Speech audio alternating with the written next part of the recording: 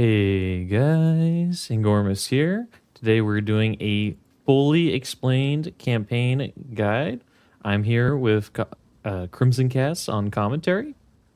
Hello, everybody. I'm Crimsoncasts, PoE2 speedrunner and speedrun commentator. Yep.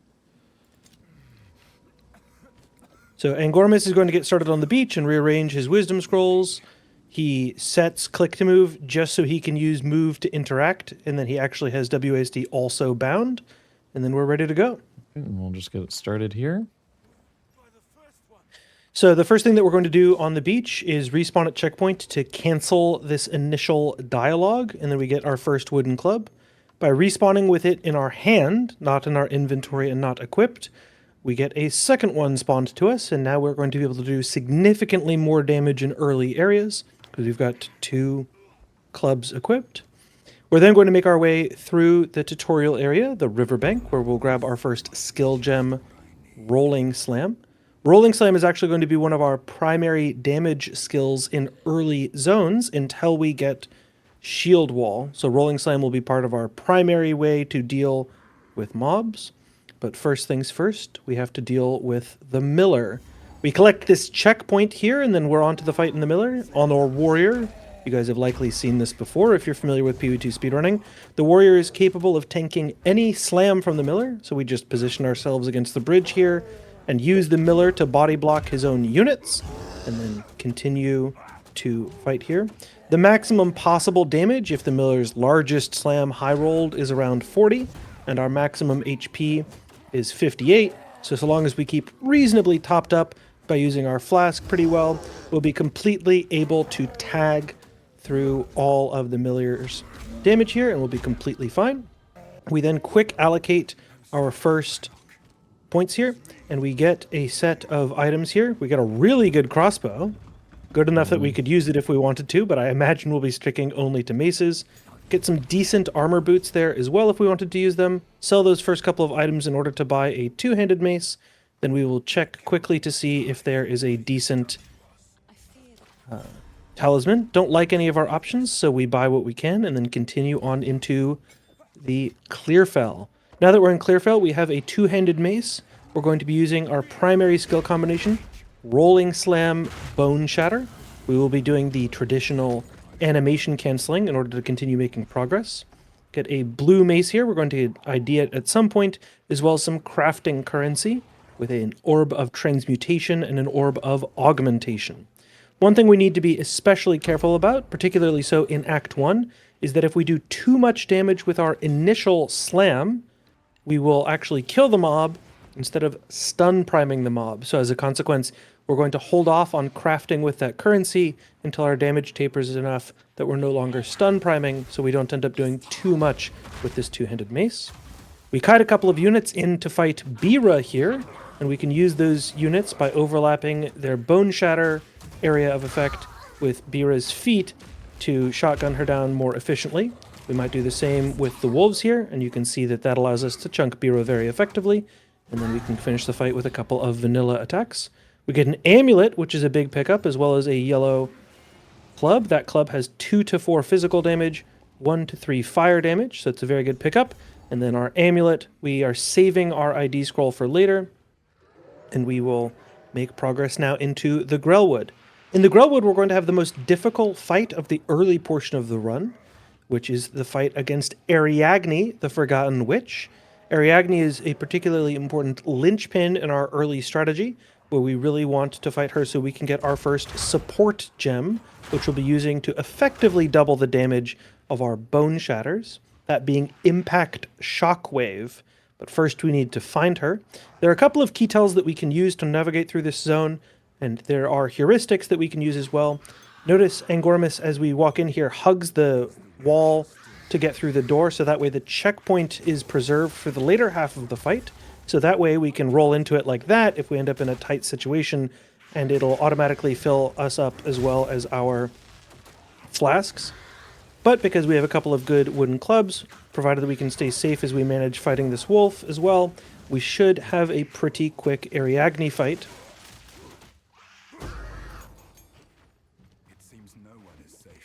We are using Frost Bomb as well Frost Bomb is used to apply elemental exposure to enemies, but the important thing in the Ariadne fight in particular is that it does cold damage and therefore chills Ariadne, which makes managing that fight a lot simpler.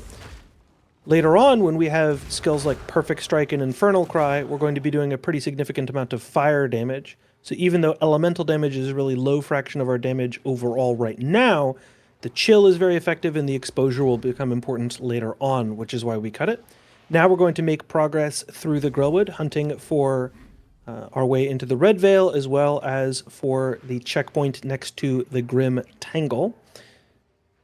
And then we should be on to our way in the Grim Tangle, in the Red Veil. Just after we grab this, we can identify the tile for the Grim Tangle. And now we can checkpoint hop back to Red Veil and identify whatever layout we're in. Angormus has a new Mobilytics guide available if you're interested in learning some advanced zone reading. The zone that we're in right now is called Hook. Hook is one of the fastest layouts for Red Veil. We can identify it from a combination of wall shapes, and you can check through Angormus's guides on Mobilytics if you want to get a really well-written visual guide for how people read this layout. Now, Angormus needs to be particularly careful. He does not have a chest piece in this zone, but there are a couple of things that he can do to manage this mob more effectively. One is he's obviously using the area damage from Rolling Slam Bone Shatter to great effect. He can also grab some boots just to have a little bit of extra armor. But the next thing that he can do is that he wants to focus the ranged units first. You'll notice that the melee units can't attack him if he's out of range, so instead he just walks around making sure that he kills the ranged units first and then goes after the melee units. So when he clicks on this next Obelisk, I want you guys to keep an eye out on his target priority. He's also going to kill a couple of extra mobs in here in an effort to hit level 4, just so he can have a stronger flask for the second half of this.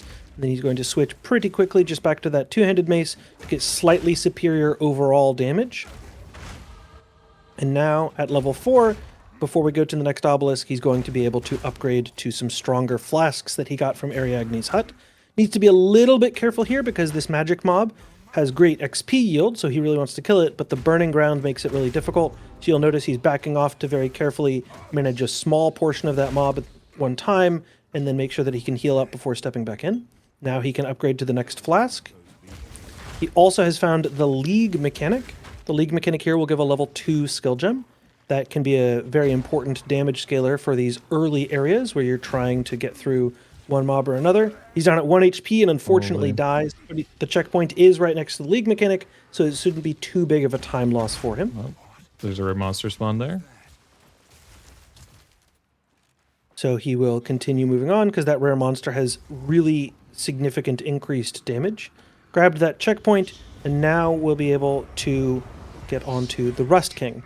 The Rust King, like all of the bosses that we fight until about Geonor, is going to be a boss that we fight by getting his additional units to walk underneath his feet.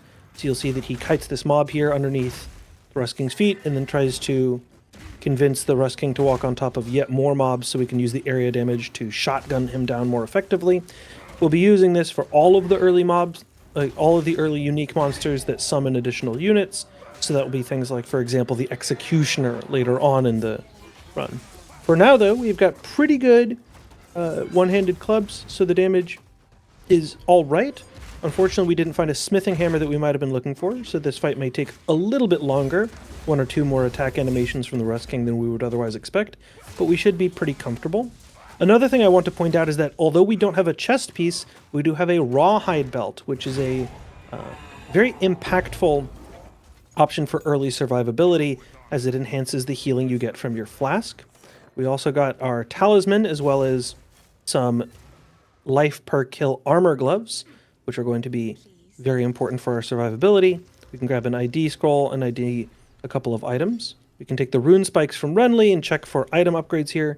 We'd really like to be able to afford some of these smithing hammers, so we sell a few items in order to be able to do so, and we can check to see if either one of those is particularly good. Looks like we've got stun build up, and we rolled flat damage on both of those. So now we have the opportunity to gradually upgrade our damage over time, where we can switch into 1 smithing hammer or 2 smithing hammers in order to make sure we have the correct amount of damage to stun prime, but not to kill other mobs. We now avoid talking to Una and go all the way into the Grim Tangle, where now we can go home, back to Clearfell encampment and make sure that we talk to Una here. She'll then join us in the Grim Tangle. We can sell these and make sure that we spend all of our gold with a control click, buying as many wisdom scrolls as possible, and then we can progress into the Grim Tangle. We're then going to do a simple trick where we talk to Una and then body check the checkpoint like that, and for some reason that allows us to pass through the vines before they open. In previous patches, people would go out of their way to make sure that they reset a checkpoint after talking to Una, but it turns out that just touching the checkpoint is enough. We then grab a fur plate from the ground, just for some extra survivability, and we're going to clear the League mechanic here, which gives us a very important level 3 skill gem. Angormus needs an abundance of level 3 skill gems throughout the run, and getting more of them early is extra helpful. He'll need them for skills like Pounce, as well as Infernal Cry, and later on Shield Charge, as well as, of course, upgrading Rolling Slam Bone Shatter. So the warrior in particular really likes to have extra level 3 skill gems, and so that League mechanic is particularly important for us. So we can now continue to make progress through the Grim Tangle. We need to be a little bit extra careful here if we get into tight corridors, but while we're feeling confident, as Angormus is at the moment, we should be able to take off our chest piece. We've now found our way to the Rotten Druid. We summon Exposure under him, and now that we have Smithing Hammers, where a pretty significant fraction of our base damage is fire, that Exposure is going to help us additionally. And now we can also use Maul with our Talisman in our back pocket for Rage Generation, which allows us to get significantly more damage from our Smithing Hammers. By alternating very carefully between just vanilla Mace Strikes and 1 or 2 Mauls, we can stay at max Rage the entire time and bring the Rotten Druid down quite effectively.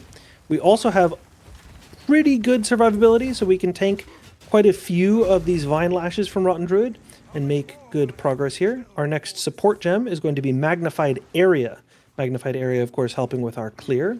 The warrior, especially when you have a couple of good smithing hammers as we currently do, has decent single target among all of the available classes. Only a good crossbow is about as good in Act 1 as maces are. Maces are probably better, in my opinion.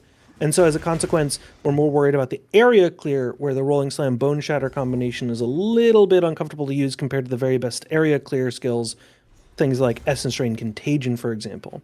So we're alternating our support gems here with Impact Shockwave and Magnified Area to make sure that we have better options for survivability early on. We get caught in an awkward mob, just happens, and we reset at checkpoint, and now we're going to continue progressing through this zone. We're going to use our light radius along the edge of this zone to do what I call painting the edge of the zone. We say wall hug, and people put their shoulder directly against the border of the zone, whereas what we really want to do is sort of use the edge of our light radius to coat the edge of the zone.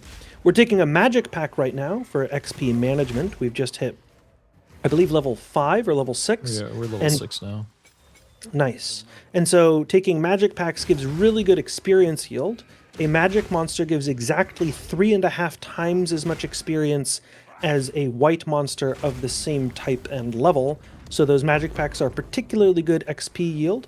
We also take the most important League mechanic of Act 1, that being the League mechanic in Cemetery of the Eternals, where we get an all-important Regal Orb. That Regal Orb can be used a number of different ways by different builds. I personally, as someone who races primarily on crossbows, am used to saving it for early Act 2, but I believe on Warrior the meta is to save it for your level 16 mace. I use it on the level 28 shield, usually the level 16 mace you can get by on one level 16 apex. It's not a big deal. Got it. So because you don't need that level 16 weapon to hold out as long, since you transition to shields at level 22, it's better to hold it for your shield that you're going to be using through late Act 2 and all of Act 3. Now we continue progressing through the cemetery, and we recognize that that bottleneck right there is the way into Asinia's dungeon. We want Asinia's dungeon to be level 9 for a reason that I'll explain in a second, and so we're actually going to go and find Draven's dungeon first, forcing it to be level 8, and then working our way through Asinia's dungeon when it's level 9 and doubling back to reset it. We also grab an Iron Ring on the way, continuing to take experience as we're able to with these large AoE damage doubled Rolling Slam Bone Shatters, and that means that we will be in a good position. We also got survivability affixes on our Iron Ring, which isn't the best. We would have preferred damage, but it is an Iron Ring, and so therefore it has plenty of survivability on its own. Now we make our way into Tomb of the Consort. In Tomb of the Consort, there are going to be a number of projectile spamming mobs like this. However, the most threatening unit, the Eternal Knight, is actually particularly easy to manage on melee, so this zone is a little bit less threatening for the warrior than it might be for some other builds that do projectile damage. Continuing to make our way through, though, we find a Researcher's Strongbox, which is just about the best thing that we could have found. And we will take the Ambush Support Gem, as it is traditionally called. I'm going to call out right here that you do not want to open that chest until after you clear this mob. And the reason that you don't want to do that is because if you open that chest before you kill the mob, then the mob will not respawn, and so you won't get your support gem in the case of a death. Now we're going to ID this, and we get 8 packs of monsters and 100% more rarity. So provided that we can survive this extreme density, we should be able to get a ton of currency here and have good chances for getting early alks or exalts, those rarer Act 1 currencies. So we're going to have to be very careful here because we want those rewards. Additionally, those 8 monster packs means that we're going to have pretty good XP yield in here. We're already pretty far ahead on our target XP yield, and so we should be just fine. If we can survive, we ID that hammer. It has split physical damage and accuracy, so it's not exceptionally good. We toss it out of the way, and we can continue making progress. These bone tornadoes being raised by the Risen Rattler, I believe, are very difficult. We have to reset here because we do not want to be frozen, but fortunately the checkpoint is right next to the strongbox and we can retry. Get pretty similar mobs there, 80% more rarity, 7 packs instead of 100% more rarity, 8 packs. So they nerfed the box for us, and Angormus should have a better go of it the second time around. And it's worth noting that if there was no good modifiers on the box, you'd be able to just spam reset at checkpoint, because it's right next to a checkpoint, and roll for the modifiers you want, because every time you reset an instance, strongboxes re-roll what modifiers are possible on that box. Another thing to point out here is we gamble on some boots. Don't get movement speed, but we do get life as well as an armor base that we like, so we're happy with that for the time being. We're also we're also in our first item level 8 area. So one thing that you can understand, for example, is that there are different prefix modifiers that give flat damage in Act 1. For example, the item level 1 modifier Humming maxes out at 1 to 10 lightning damage on two-handed weapons, and the item level 8 Buzzing gives a cap of 2 to 27 lightning damage. So as a consequence, you get a rough 2.5 to 3 times multiplier in your flat damage modifiers when we get to this area, so checking for those extra maces can be particularly important, as well as gloves and rings. Now we're fighting against Assinia. The reason that we reset this zone on Warrior to be higher level, again, we wanted to preload Draven's area, then come back here at level 9, is because now Assinia has a guaranteed rare drop, which can optionally be a Forge Maul. Now that this is a level 9 area, we have a chance for it to be a level 11 base item, because 9 plus 2 is 11, and that gives us the opportunity to perhaps get the best possible max win.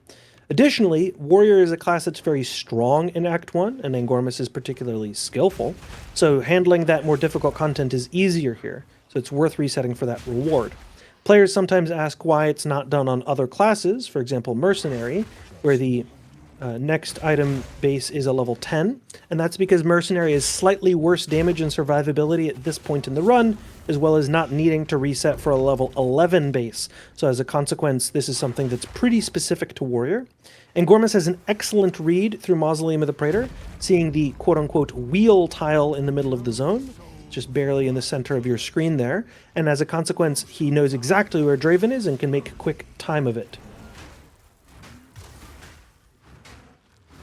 Now we fight Draven, once again using our Rage Generation in order to make our way through. We also have 215 HP and 28 ES, which is slightly above average life pool for a warrior at this point in the run, but not exceptionally so. Warrior is able to use this additional survivability to face tank Draven here for slightly better DPS uptime, which is a really good opportunity for us to save some time here. We also get some yellow boots, which we identify, and they do not have the all-important movement speed, and so we continue wearing the ones that we already have.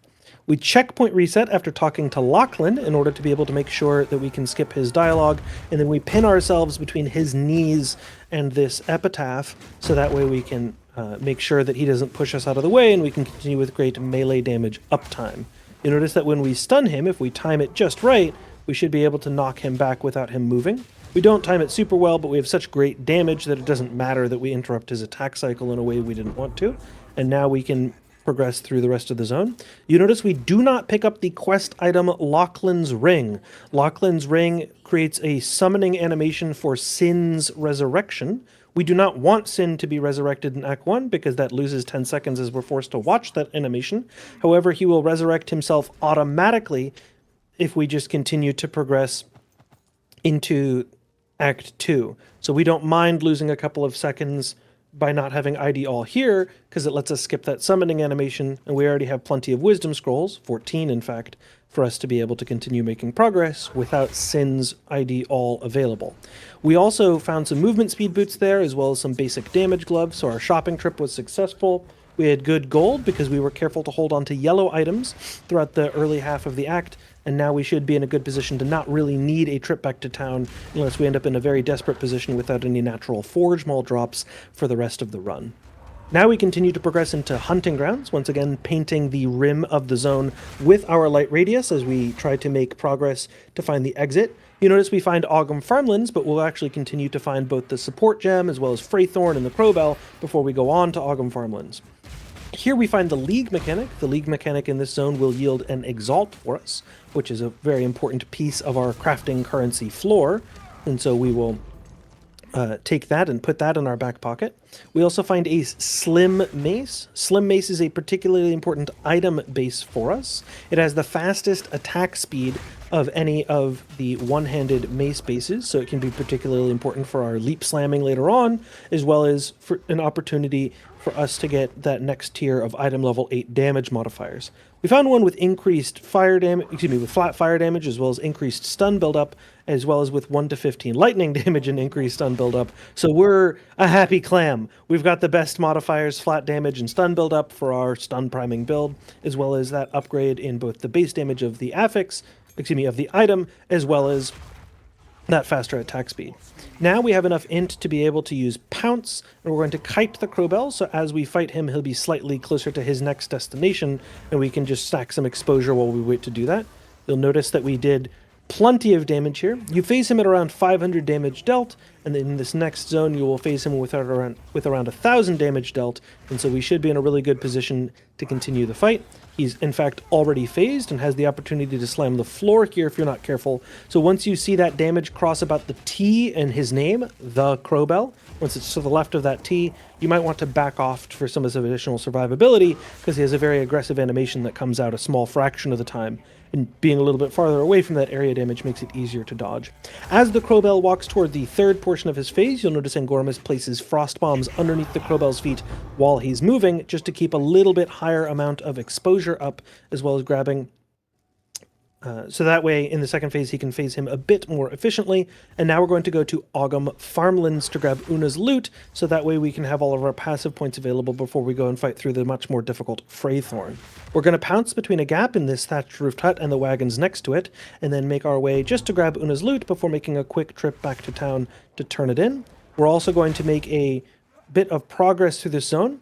We see a wagon tile that we recognize with a solid tile underneath it, and that means that we now know that the exit to this zone is to the left and bottom side of your screen.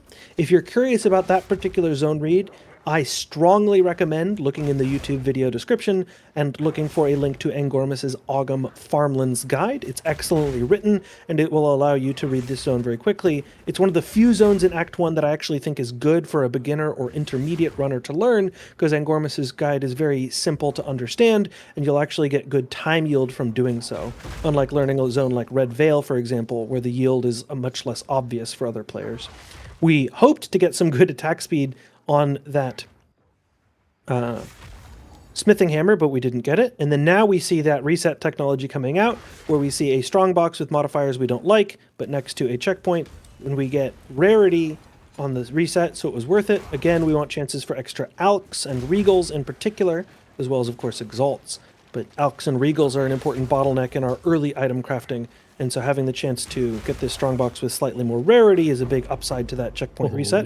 We got 2 Regals and an Elk, so we hit essentially the maximum possible win. And now when we continue into Ogham Farmlands, we can use the waypoint here to checkpoint back and get and turn in Una's loot, as well as making sure that we can go back to Freythorn. Turn this in and get a couple of passive points, shop for an upgraded flask, and then now we should be able to make progress into the next couple of zones there as well.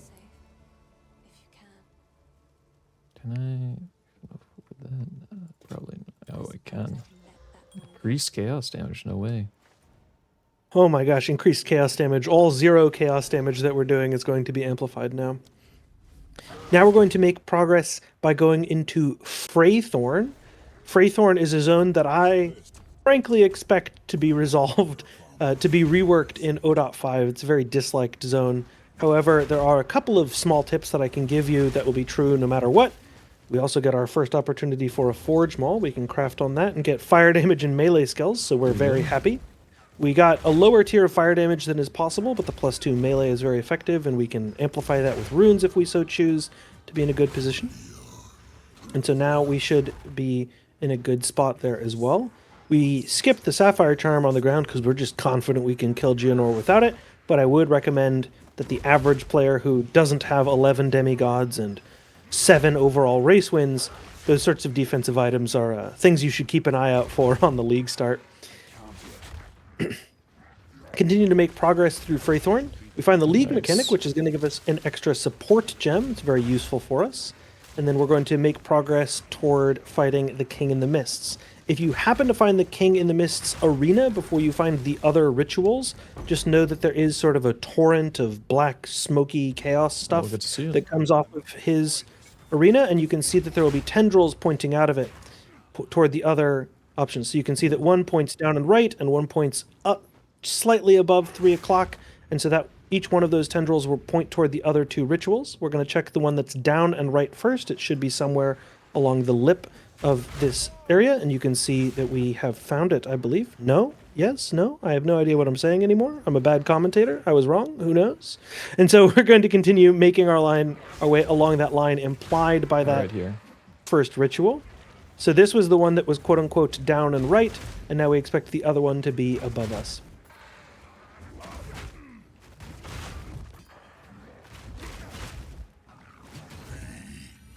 Rolling Slam Bone Shatter makes quick work of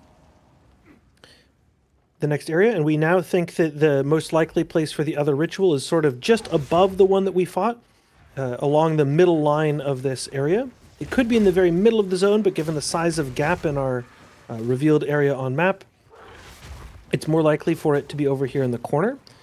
Turns out not to be, and so we're going to double back into the middle of the zone. Like I said, in the future, we expect this zone to be reworked in 0.5, and so there's a strong possibility that you guys do not need to use this trick, but we will find out in the future. Looks like we're in the worst possible case. Oh, it's pointing down, right? Ah, so it is in the far down corner there. We got the one to the right. Got it. We got tricked by our own tip. On off the platform.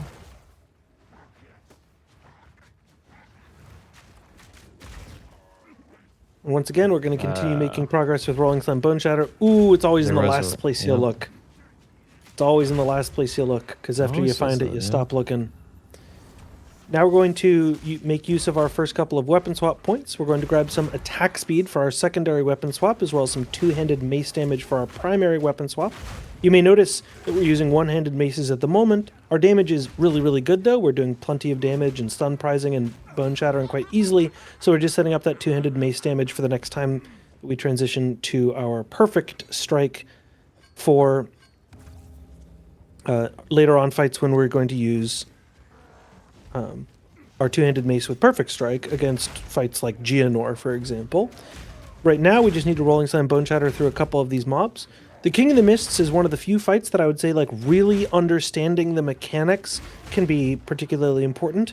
For example, the curses, there's a difference between the one that makes you need to stand still and the one that needs to make you keep moving, as well as the fact that I think that these totems are underestimated by a lot of players and how impactful that they are. The slams do a really consistent amount of damage, but especially in phase 2, he will do a lot of damage by summoning these totems that you should keep an eye out for dodging. So now the King of the Mists is going to regen all his HP in one go. And then we should have a pretty simple fight. He threatens us with this large purple orb.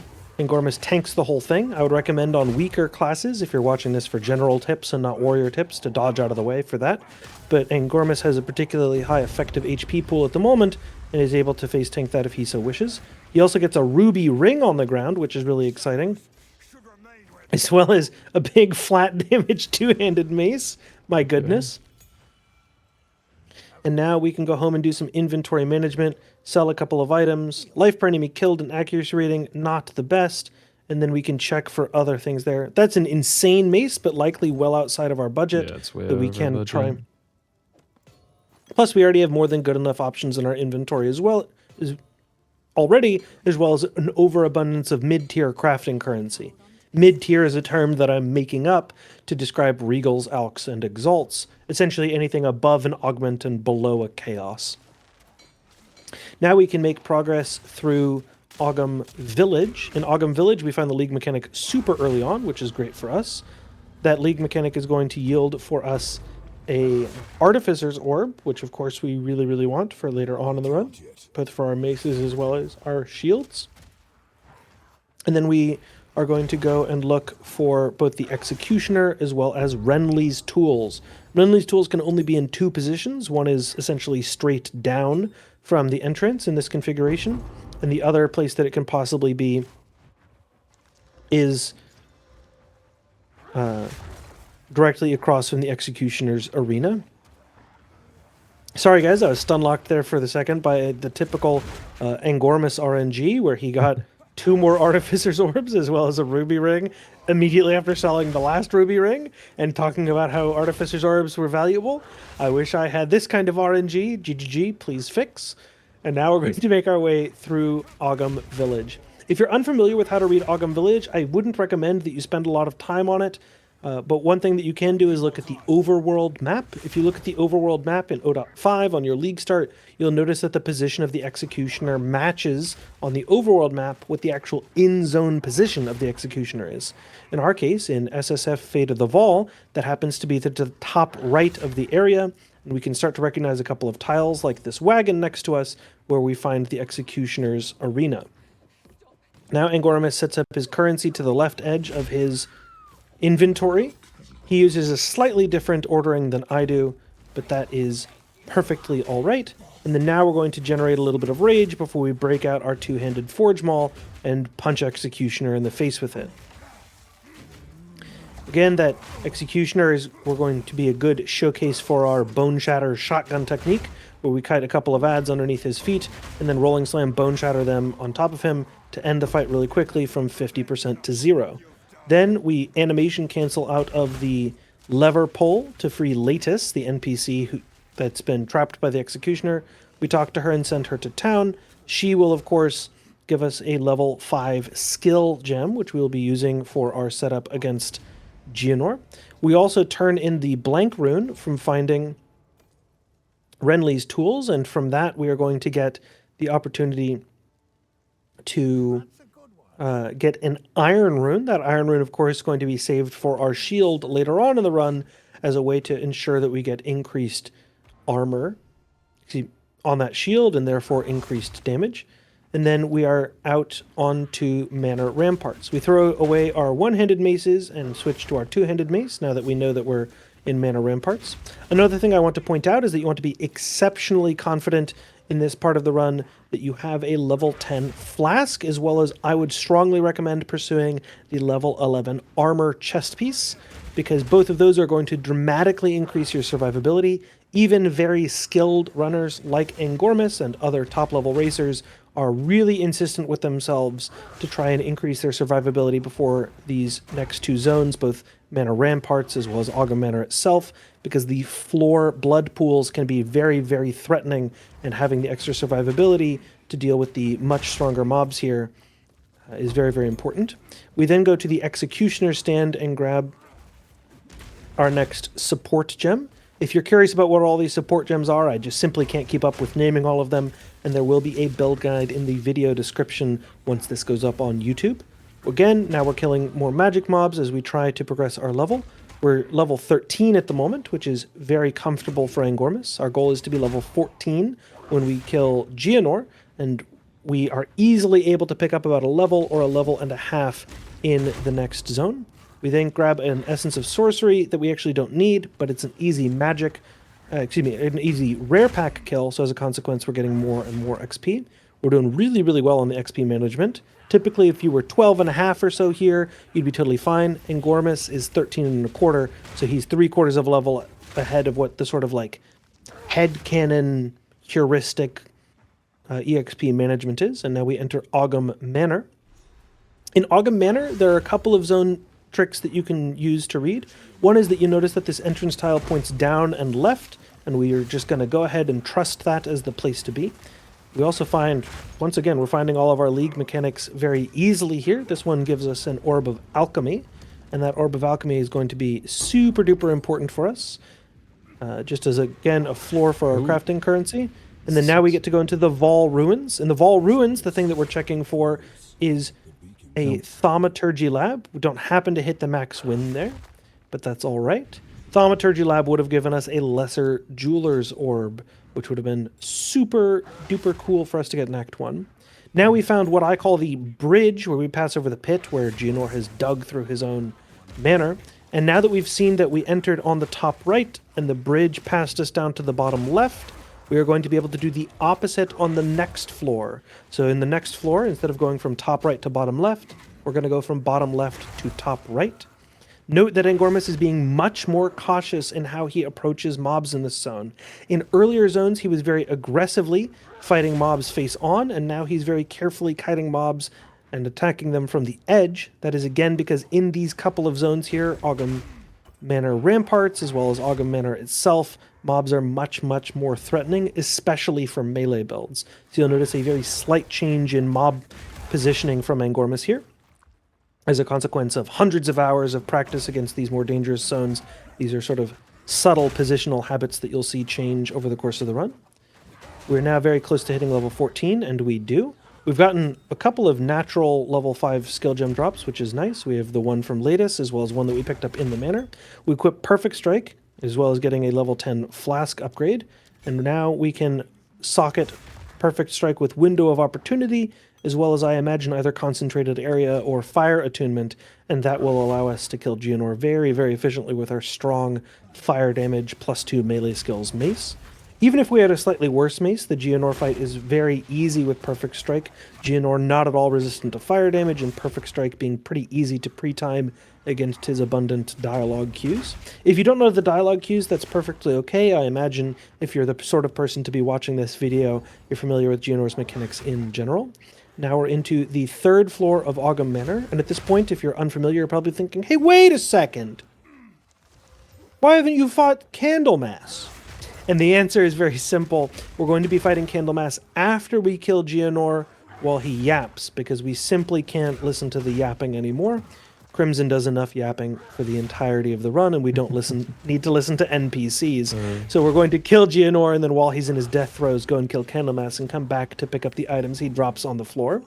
Now we're going to load into the arena here, and you'll notice that Angormus has a couple of opportunities to position Geonor during this fight. Kiting him closer to the wall helps with his positioning to be a bit more consistent. Angormus may not choose to do that, but I would encourage you to stand with your butt to the elevator or the wall if you can, like this, to make sure that you have the opportunity to get Geonor into a position that's consistent every single time. We also spend some time doing some skill and inventory management, so that way everything's nice and crispy clean during the dialogue for Geonor here. We also hit him with the 423 at 60 MLG no-scope, and get the stun off. And you can see that that does in fact increase our crit strike damage multi, and Geonor is now phased. Now we're just going to dodge roll underneath his sword as Geonor tries to hit us. We're just flexing on the hose here. We can open our inventory and show the people how much currency we have just to flex. Look at this. Look at all these We got 3 Alks. We've got a Chaos. We've got 3 Regals and 2 Exalts. Well, I'm rich. I'm rich. Call Ange. The order's coming in on the stock market, boys. And now we have phase 2 here. Right as the wolves' hands touch the ground, the front 2 paws, we can put down a Frost Bomb just to chill him and apply some exposure. You'll notice we get a huge stun off. Now we Infernal Cry to get 30% more fire damage on the next fight here.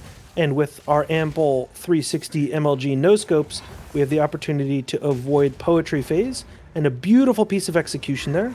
We're then going to go back to Clearfell encampment and use the waypoint to get back into Ogham Manor, just so we can be next to a checkpoint that's easier to travel to Candlemas. Now we're going to fight Candlemas. We cancel the Psalm of Madness because, again, who listens to NPCs? We already have one in the Discord call with us. And the Frost Bomb applied underneath Candlemas's feet, very important. You'll notice that Candlemas is fire resistant, and so it's going to be very important to get that exposure off. We now hit him with another 360 no-scope, and that should be just barely enough fire dot to kill him. No, we need to hit him with a couple more vanilla mace strikes. Now we'll get Candlemas's essence for that sweet, sweet plus 20% HP, as well as a very nice double res belt. I believe 25 max life on it as well. Sorry, I'm barely literate. Gold res too. The 2 best resistances for us at this point in the run. Now we go back into Geonor's arena, where hopefully he's finished yapping, and we can pick up the items that we want. So we get a Cinderbark Talisman, as well as some low-level currency. Those Riveted Mitts have an opportunity for us to do... Oh, no. and we go back up the elevator there. We're elevator enthusiasts. Shoutouts to the Otis Elevator Company for not sponsoring this video. Oh. Holy, I'm lift locked. Oh no. So now we get our Orbs of Augmentation, as well as some Riveted Mitts on the floor. We get a Cinderbark Talisman, which we have the intelligence to equip if we so desire. Check for some item upgrades here, do some little bit of inventory management, upgrading our flask and selling some rings, trying to see if we have any opportunity for upgraded items. And we get 1 to 13 lightning on the gloves. Type 6-7 in the chat to protest the Angormus RNG, my goodness. And it has life and lightning resistance too. And life per enemy hit with attacks, my goodness. We continue to make progress into Act 2, and we're into the Vasti outskirts. The Vasti outskirts is one of the zones that's a little bit more ambiguous on the read. I frankly wouldn't recommend learning the racer level solution very early on in your league start planning, unless you're planning to be a competitive racer. You can probably just wall hug around the edge of the zone. You can get the best possible layout, as well as 10% attack speed, double eye level flat, 2 socket, 30% increased stun build up, and a unique armor. My God, Angormus, we got to keep typing the 6-7 to protest Angormus's RNG, my friends. Twitch chat is absolutely flooded at the moment. If you can't see it on the YouTube VOD. If it's every run that's unethical, that's just the baseline. It's no longer unethical. That's yeah, but only you get this every run, man. I mean, I don't know, skill gaps, I guess. That's right. These high skill random drops that Angormus gets. That's right. Of course. How could I forget? Do I have rarity this run to justify it? Shoot. I don't have rarity. Rarity is a stat I'm looking a lot for, but I didn't get any this run that's worth keeping on gear. So now we're going to make our way through the zone. You can see the macaroni, that little elbow shape in the edge of the zone there. That macaroni shows us that we have found the real exit hallway. Yeah. Over my mouse, I'm hovering over some thin macaroni. We're looking for this girthy piece of macaroni right there. We want that handsome macaroni, boys. We love a pasta, not an impasta. Now we're going to go and fight Wrathbreaker, who... his aura loss must be studied. 0.1 Wrathbreaker, very scary. 0.4 Wrathbreaker, not scary at all. We hit him with the 360 MLG no-scope perfect strike. And then we continue just to clear a couple of extra mobs, pick up some items off the ground. We find a Raider plate, the level 16 pure armor chest. And so we have a couple of opportunities there. We're then also... using special click commands on the vendors to do particular things. You'll notice that if we alt-click on Sin, he will respec passives for us. And if we control-click on him, he will identify our items. So as a consequence, we can just sort of drive by ID all as we enter the zone every time, which helps us with our vendoring being more efficient. We're then going to check for flask upgrades. We're going to use a regex in order to get some opportunity for item upgrades there. We check for increased movement speed boots, as we're now in the item level range where we can hit plus 15% increased movement speed and don't happen to hit the option there. But we do craft ourselves a nice level 16 mace base, as well as grabbing an additional level 5 skill gem. So we're now in a very comfortable position to continue into Halani Gates, into Mawdun Quarry and Mawdun Mine. They called it a mine. A mine! Oh no. Shout out to the YouTube comments for appreciating my Lord of the Rings reference. Please timestamp this and tag me in the YouTube comments. And now we're going to continue into Mawdun Quarry. Mawdun Quarry is a zone that you can memorize quite easily if you're a racer. There are actually very few base layouts available, but if you're just league starting, I want you to think of it as being a series of squares with narrow hallways between them. So now we're in this larger open area where the exit is most likely diagonally across the square, and you can just wall hug your way through it, or you can proceed directly through the middle of the zone. The other thing is that it is, as you likely have recognized from your own league starts, absolutely juiced to the gills with the quality currencies. So we're going to get a lot of armor scraps as well as blacksmith's whetstones in here. Of course, both of those are offensive quality currencies for us. We then hit level 16 and upgrade to our next mace base. So we're doing really great there as well. And we should be into this next little narrow hallway zone, and you'll notice it'll open back up in a second into one of these bigger square zones. Another 360 perfect strike against Tough Eye, who always bleeds and prevents our recovery. Should be enough for us to progress. We then find a spiked club. We're fishing at this point for one-handed maces with +2 melee skill levels. Melee skill levels being a suffix is an opportunity for us.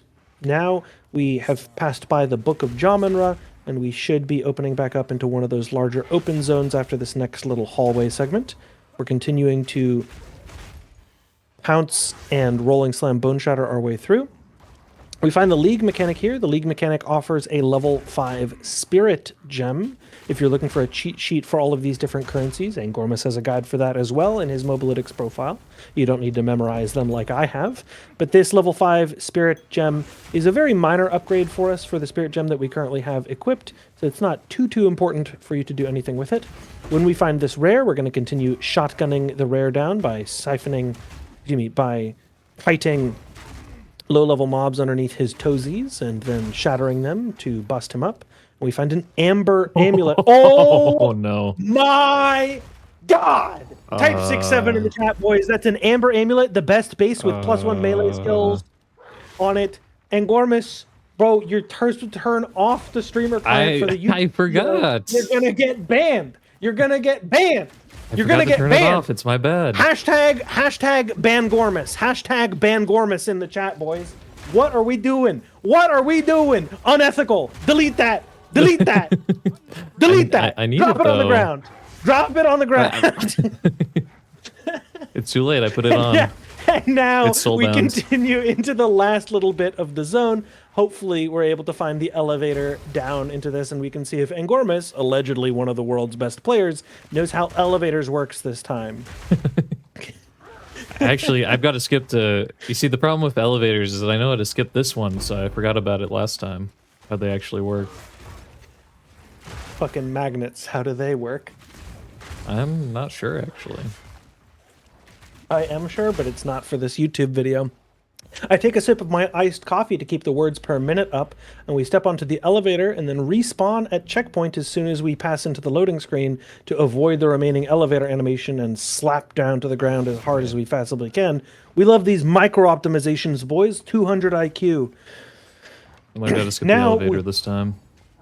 We are down into Mawdun Mine, which they do call a mine because it is one, and we follow the train tracks. You'll notice that we found a checkpoint next to the elevator and then another one far to the right of it, and that tells us to hug the left edge of the zone. If we found them vertically in line, we go straight up.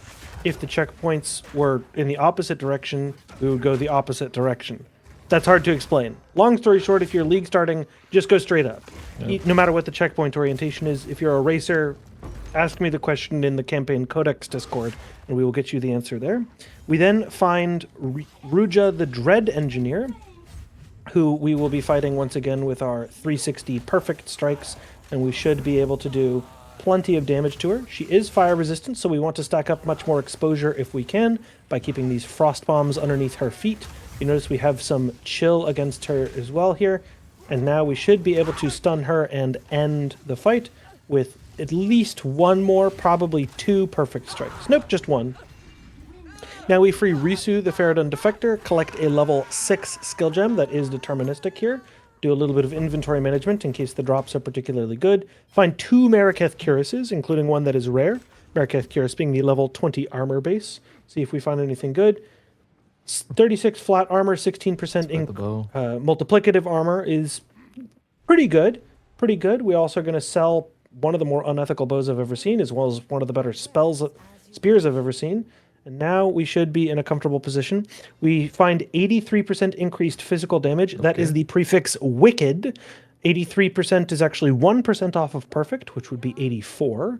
And that is the best possible modifier for a studded great club to have for us. And so we are very, very pleased. We also have a couple of blacksmith's whetstones. Those whetstones are going to give us multiplicative item damage. Every 1% of weapon quality gives us 1% more item damage. So as a consequence, we can do more damage with this weapon if we so prefer. And now we proceed into Trader's Passage. In Trader's Passage, there are a couple of key tells. These stairs that we're about to pass over are in fact one of them, as well as the position of the early level 6 skill gem. So we now already know which zone that we are in, and we can find another level 6 skill gem and proceed directly to the exit. You may be curious, since this is a 100% run, why we will not fight Balbala, and that's because Balbala is one of the worst fights in Act 2. She's super highly mobile and super highly evasive, both of which are difficult for us as a melee character with no accuracy available, as well as relying on a slower attack in Perfect Strike. And we will instead be ascending using a Barya that we obtain in Deshar. It turns out that if you kill the 2 vultures on the side area of Deshar, you're guaranteed a backup Barya, and that Barya is much easier for nearly all classes to obtain. The later Ascendancy also offering, of course, better items as well as better XP yield from the trial itself. And so we will be ascending at level 28 and skipping the Balbala fight here altogether. We now continue through Trader's Passage. We know where the exit is, so we're going to work our way all the way over to the side area here where we will find our way through. Again, we're just continuing to Rolling Slam, Bone Shatter our way along, and we should be in a position where we... I saw the blue pack through the wall, so I wanted to go for it, but it is up this way. See. Got it, got it, got it.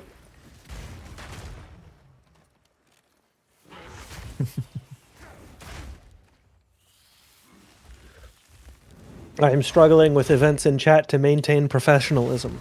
Surge to... We now find our way through the 6 Sisters, a final point of interest that confirms our read of the zone, and now we are going to fight Proximal Tangibility Mob. That Proximal Tangibility Mob, of course, not offering any threat to us as a melee build, as we are always proximal, and therefore they are always tangible. And we progress into Halani Gates. I believe we're at level 18 and a half now? 18.6. Nice. So we should be able to upgrade to our level 6 skill gems. We're going to fight our way through this zone very aggressively and quickly. Asala is going to get caught behind us on the mobs that are about to jump off of the walls, those sort of terracotta-style soldiers, and that means that we will therefore need to use a fancy checkpoint reset in order to make our way through the zone. So you'll notice Asala is still behind us. You can see on the little overlay map that she's still fighting the terracotta soldiers back there. And so we're going to go grab a checkpoint later on in the zone, and when we reset at checkpoint, she will snap to us. This can be used for any follow NPC that's important in the campaign. Asala is the main trick that this one is used for. We then find the League mechanic in this zone, which will be another Exalted Orb. So we're going to have a very, very satisfying amount of mid-tier currency to roll those early shields, and we should be very happy at this point with our options. Pick up those Bronze Greaves off the ground. They have flat mana, which is a prefix, and therefore precludes our ability to augment movement speed on them. And so we throw those on the ground and continue to clear the mobs here, the Bloodright Guards. A little bit threatening, but no trouble for us. Open the Vault chest and get yet another Exalt. Now we have the checkpoint. If we checkpoint reset, we can grab Asala, and you'll notice that all of these impaled corpses around us are guaranteed to drop martial weapons, in particular maces, actually. So if you needed an extra backup mace, if you didn't have one that you were happy with at this particular point in time, then you could do that. Then you can use these corpses here to guarantee yourself a mace base upgrade if you didn't have one already. And we proceed into the second half of Halani Gates, where Angormus continues to get... What? That's your, like, fourth Natty Regal? No, it's my third Natty Regal. Huh? What? That's pretty normal. Four Regals by Halani Gates is normal? Yeah. Admins, he's doing it sideways, okay? Is that not your experience? It's not my experience, no. Have you tried No. disenchanting? How much did Jonathan Rogers pay you to promote disenchanting?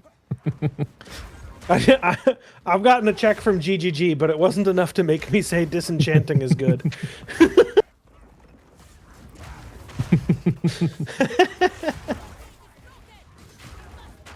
I mean, don't you guys have phones? Like, disenchanting is good. Hey, don't steal the joke from chat. Someone in chat said disenchanting is PoE2's don't you guys have phones? Now we're going to fight Jamanra the Risen King. We stack Frostbomb underneath his little toesies before we enter into the arena, and then we face tank a fire damage slam because we're perfectly survivable at this point in time, and so we will be totally fine to continue into the next zone here. These little sand crabs not very threatening to Angormus, who is the fastest player in the world with the fastest Act 4 PB and the highest number of race wins and the highest number of demigods. Unfortunately, I'm not at 12 out of 12 because I had work during the last race, but it is what it is. Had to let someone else win.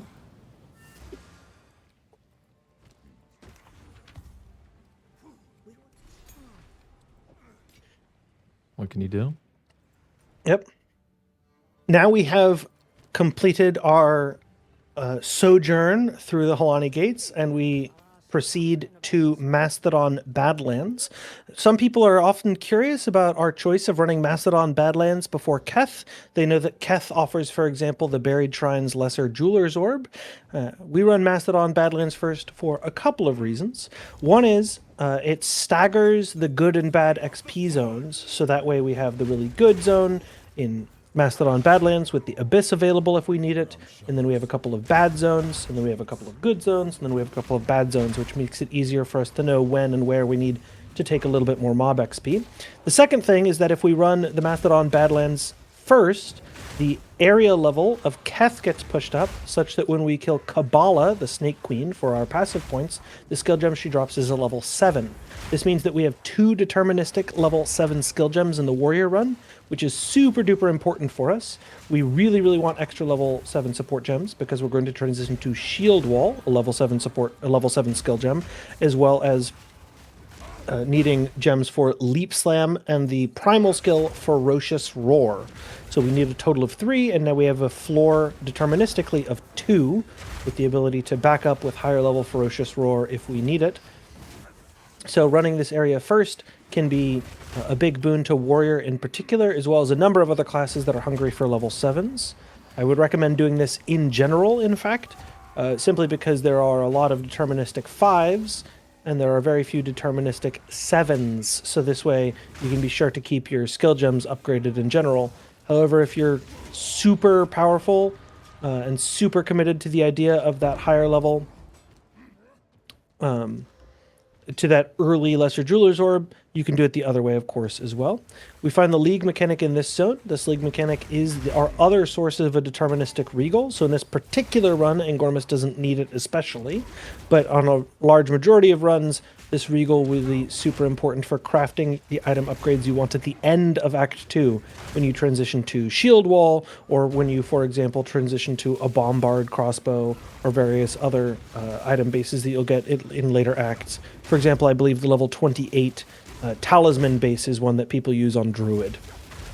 So it can be super important to pick up this opportunity here as well. For another Regal Orb, we ID a helm and get Light Radius, Angormus's favorite stat, and we throw it on the ground in excitement because it's just such a lovely item that we're so glad exists. It's actually like getting unethical. I can't wear that one. Like getting a belt with thorns, you know? Now we're going to continue through Mastodon Badlands, searching for the Bone Pits. Again, we're just going to continue progressing our way through here. As we enter into Bone Pits, you may notice Angormus doubles back a little bit just to take more XP, or are you searching for Lightless Passage? I get the Lightless Passage waypoint while I'm on the way, because it's a pretty big zone already, and if I get more XP at this level, I'm not too upset about it. And there's also a level 2 support gem in this zone, if you happen to run across it. Oh, right here. Nice. So this will be a level 2 support gem, as well as a potential talisman upgrade for us.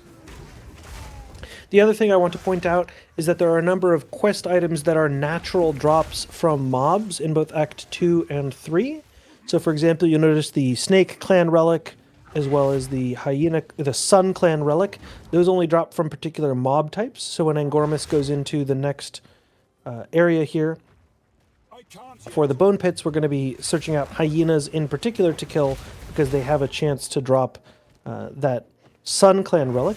In Act 3, the equivalent would be the Sacrificial Heart, where there are particular mob types that are guaranteed to drop the Sacrificial Heart. So you'll notice Angormus will be looking for, in particular, the big hyena units. The taller ones have the juiced chance to do that.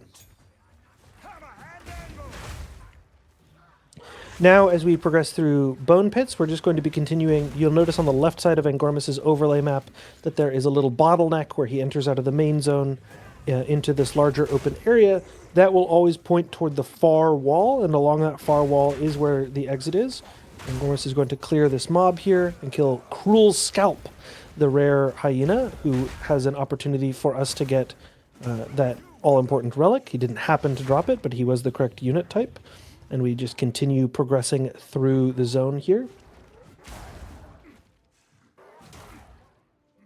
Worst case, I'll just end up resetting a checkpoint, farming some hyenas here. We happen to get the layout where the checkpoint was not directly out in front of the entrance, so you got to go up in the way opposite of the checkpoint at the start of the zone. Now, as we fight our way through here, you'll notice that Angormus is going to position next to the larger mage, so that way he can kite Ekbab, the Ancient Steed, on top of him and hit the combined Perfect Strike and Bone Shatter combination to do damage onto both of them at the same time.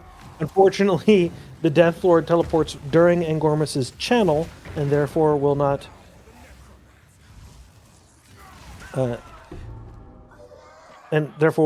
get hit by will not get hit by those perfect strikes there. And then now we grab some low-level currency, and we're going to double back into the zone in order to get more options there. One thing that you may notice is that Angormus is picking up additional talismans. There are a number of reasons to do this. One is that the talismans that occur in Middle Act 2 have faster base attack speed, which for his later war cries as well as his pounces have the opportunity to significantly improve the smoothness of combat. 1.40 at base attacks per second instead of 1.15 base attacks per second is a pretty significant increase to your Warcry speed, which makes a lot of the boss combat as well as Warcry, as well as Shield Wall combat against mobs in later acts a lot comfier. The other thing is that there are a couple of circumstances where for rage generation it can be super important to use just one or two extra swipes of that bear paw, and so having the faster attack speed for those reasons, as well as the better base damage multipliers, can be super important there as well. We find the League mechanic on our search for the Hyena Clan relic, and we will get an Exalted Orb from that. So we should nice, be I got particularly it. fine. Attack speed. Nice. So he got the faster attack speed base with the faster local attack speed modifier, and therefore will be in a pretty good spot here as well.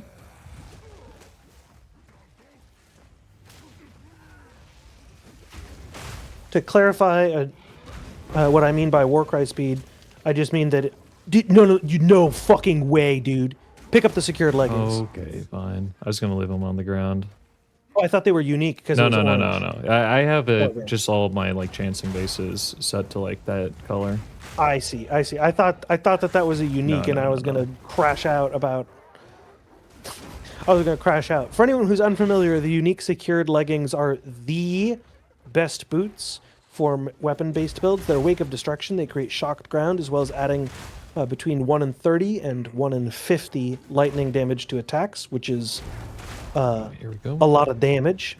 Now we got the Sun Clan relic, and once we deal with this fellow who's trying to punch us in the face, we can go back to the Ardura Caravan, where we once again drive by, click on Sin in order to get our items ID'd. We do a little bit of inventory management, but we move the caravan to Keth first, and then while it's loading the zone, we can talk to Zarka and do all of our inventory management by selling things here. Make a little bit of progress, check for charms if we want them, for example. There was a stone charm. Look for the opportunity for a better shield, and continue making progress into the next zone. Now we have the Sun Clan relic and a couple of support gems available. I'm going to go ahead and throw away a couple of socketables into our inventory and make progress into Keth. So as we enter into Keth, Keth is a large, open, rectangular area. We're going to search through the first third of the zone for the probability of finding the League mechanic here. League mechanic in this zone drops a Gem Cutter's Prism. That Gem Cutter's Prism is going to give us quality on our shield wall, and shield wall quality gives us multiplicative base physical damage on the skill, which is super important because obviously a more damage multiplier, no matter how small it is, gives us a lot more damage. So that Gem Cutter's Prism particularly important for Warrior, not quite as important for most builds where quality is not as impactful as it is on shield wall in particular, but we're going to search through the zone for it no matter what. We also get a Ruby Ring with increased lightning damage and 1 to 12 lightning damage and lightning resistance and item rarity. So we've got lightning, lightning, lightning, and rarity. Bah God. Yep, pretty good. It's called Empyrean Grip. It's named after our friend, Empyrean Gaming. Shout out to you, boy. Like I said, we're going to make progress through the zone here looking for the League mechanic. We've that's now a found the fun League fact. mechanic. And this is a horrible, horrible set of modifiers for us. These Blood Right Guards doing a ton of damage, as well as getting stunned by the small beetles that like to pile on top of you, so it does really significant damage. Here we're just going to do a quick switch to shield wall. All I do is in, alt click, control click all these nodes, get rid of the two-handed damage nodes, and then we're going to drop our two-hander. You should have this all prepped ahead of time with like gear in your stash. I have a shield that's 106 armor, and I have a plus one-handed melee weapon. I don't have enough armor scraps that I feel comfortable using them on this weapon. But typically you would be able to do that. You do have enough regals that it is a judgment call in this particular run if you want to regal this shield, because it has the opportunity for the max win. But in general, if you only had, say, 2 regals, I would hold off for a better modifier here as well. Like I said, though, it is a judgment call. Angormus now going to stack shield wall. His first couple of support gems on the skill are going to be rapid attacks, as well as doing a gem swap between magnified area and concentrated area. So that way he can do larger AoE against weaker mobs with magnified area, and against bosses in particular, where the positioning of the enemy is more consistently manipulatable, he can use concentrated area for increased damage. When we get the Lesser Jeweler's Orb, we're going to switch to Fire Attunement as well, and that will, of course, give us the opportunity to ignite enemies, and so we should be in a very good position. Kabbalah the Constrictor Queen will now go down against our shield walls, and will be pretty good here. We get a barricade power shield there as well. Has a tiny bit of flat armor, but it's a really low roll, so it's not worth crafting on. And we continue to make progress through the zone. Now we're going to be using a combination of totems as well as war cries to shatter our shield walls. Please note our shield walls do more damage if we shatter it than if we let the enemies shatter it. We also pick up the other Kabbalah clan relic. Like I said, those relics drop from particular unit types. So if you're looking for the Kabbalah clan relic, you want to be killing extra snakes.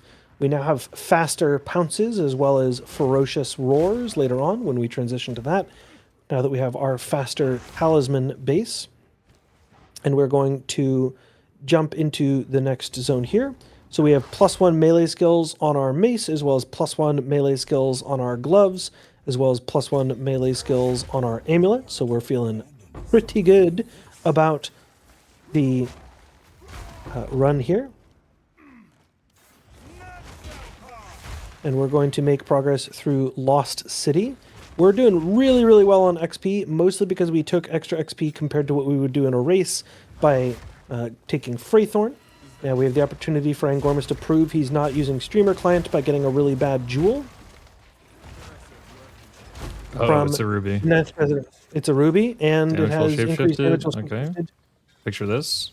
Melee damage. Global damage. physical damage and melee damage. All right. Global physical damage and melee damage as he's dealing a physical melee damage build. I'm sorry, what? No, typical RNG. Typical. At least for me.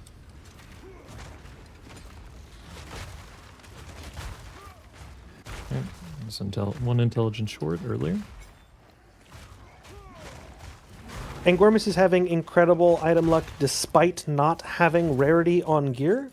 Rarity on gear does make a significant difference in your early currency drops in particular. For example, if you have, I'm making these numbers up, don't take these as gospel, but if you have, say, 25% increased item rarity at the end of Act 1, you probably will find natural regals and exalts, and underneath that, then you will... you'll probably have significantly more difficult time finding those regals, exalts, and alchemies early on. Angormus now has Ferocious Roar equipped. Ferocious Roar is a primal skill that is a meta war cry. It by itself is a war cry, and other war cries can be socketed into it. It's very important to understand how this works. It generates maximum rage. The thing that's important for us is now we have both Infernal Cry as well as Ferocious Roar, and therefore we can stagger our Warcry cooldowns. Warcries done in proximity of our shield walls completely shatter them. So as a consequence, by having one Warcry always off cooldown, we can deal a little bit less with needing to place totems, and we also have maximum rage up more often. If you're in a situation like this, it can be better to do a shield charge because it moves you as well, but typically the war cries are just always better. We're going to go back for the elemental offering in the stone. I happen to know where it is in this one. It's straight out here.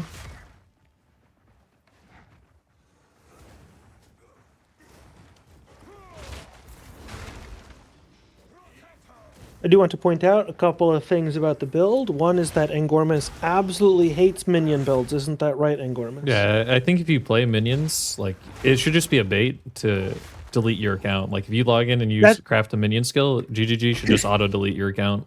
That's crazy because you're playing Pounce right now, which is a minion skill. Look at this, dude. Boys. Look at this. Look at that ring.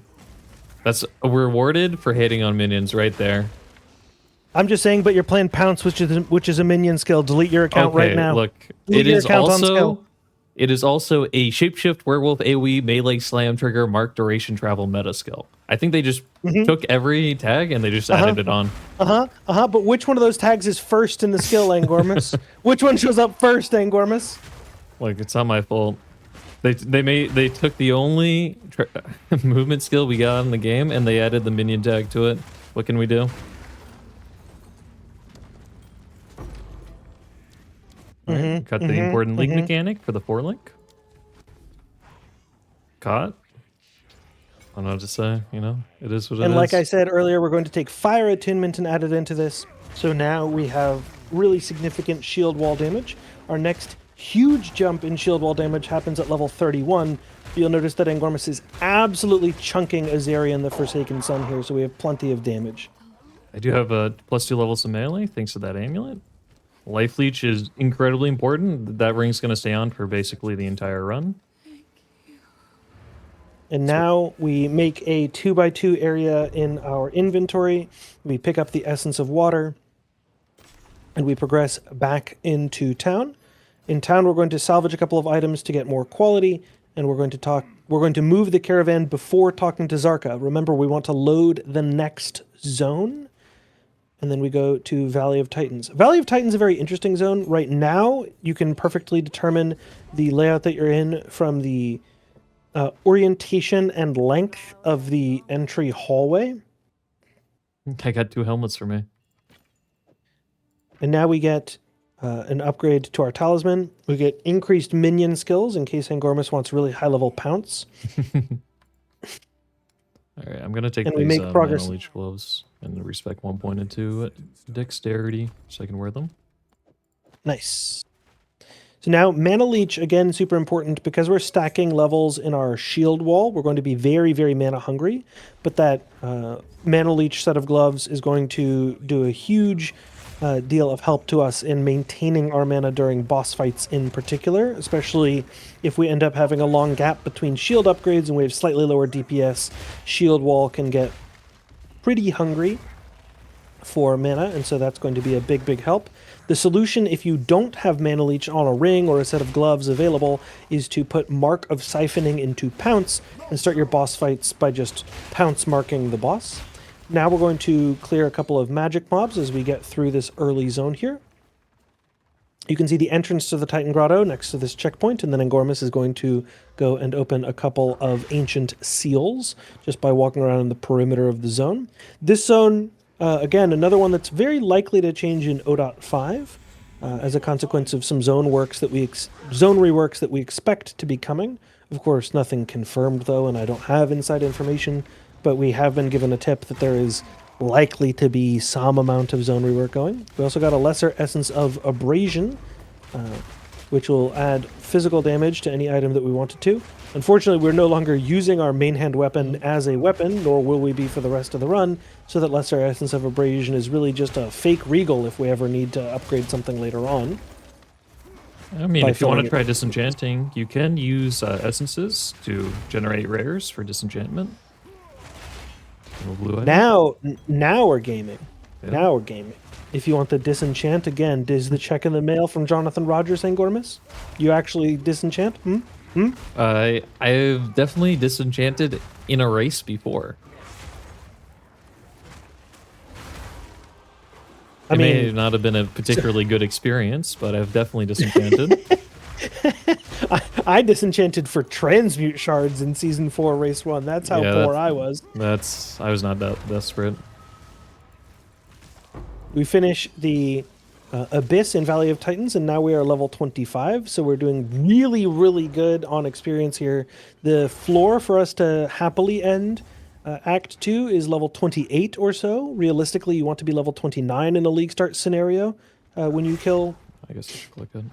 Jamanra, and so the fact that we're already level 25 with multiple zones left in the act as well as our ascendancy, we are very, very happy. We're well above target here. And so now we can go and search for our favorite League mechanic in the entire run, which is the Valley of the Titans League mechanic. It offers a deterministic random unique. In principle, it's possible to get an Astromentus here, but among realistic options that are very good, Wake of Destruction is the level 16 pair of armor ES boots. We could also get a Blackheart, which is an iron ring that gives chaos damage, life regen, and intimidate on hit. We could also get something like a Gold Rim or any of the various other low-level twink items. For example, a Crown of the Victor, which gives life on kill and mana on kill, as well as item rarity and +1 all skill levels could be important. So there are a number of like max win conditions here. More realistically, it's just 1,000 gold for us on League Start. We get a Slim Mace and a Brisk Wrap? Question mark? Question We mark? got two. We got two uniques. We don't even know which one is the deterministic one there. I guess we just got good luck.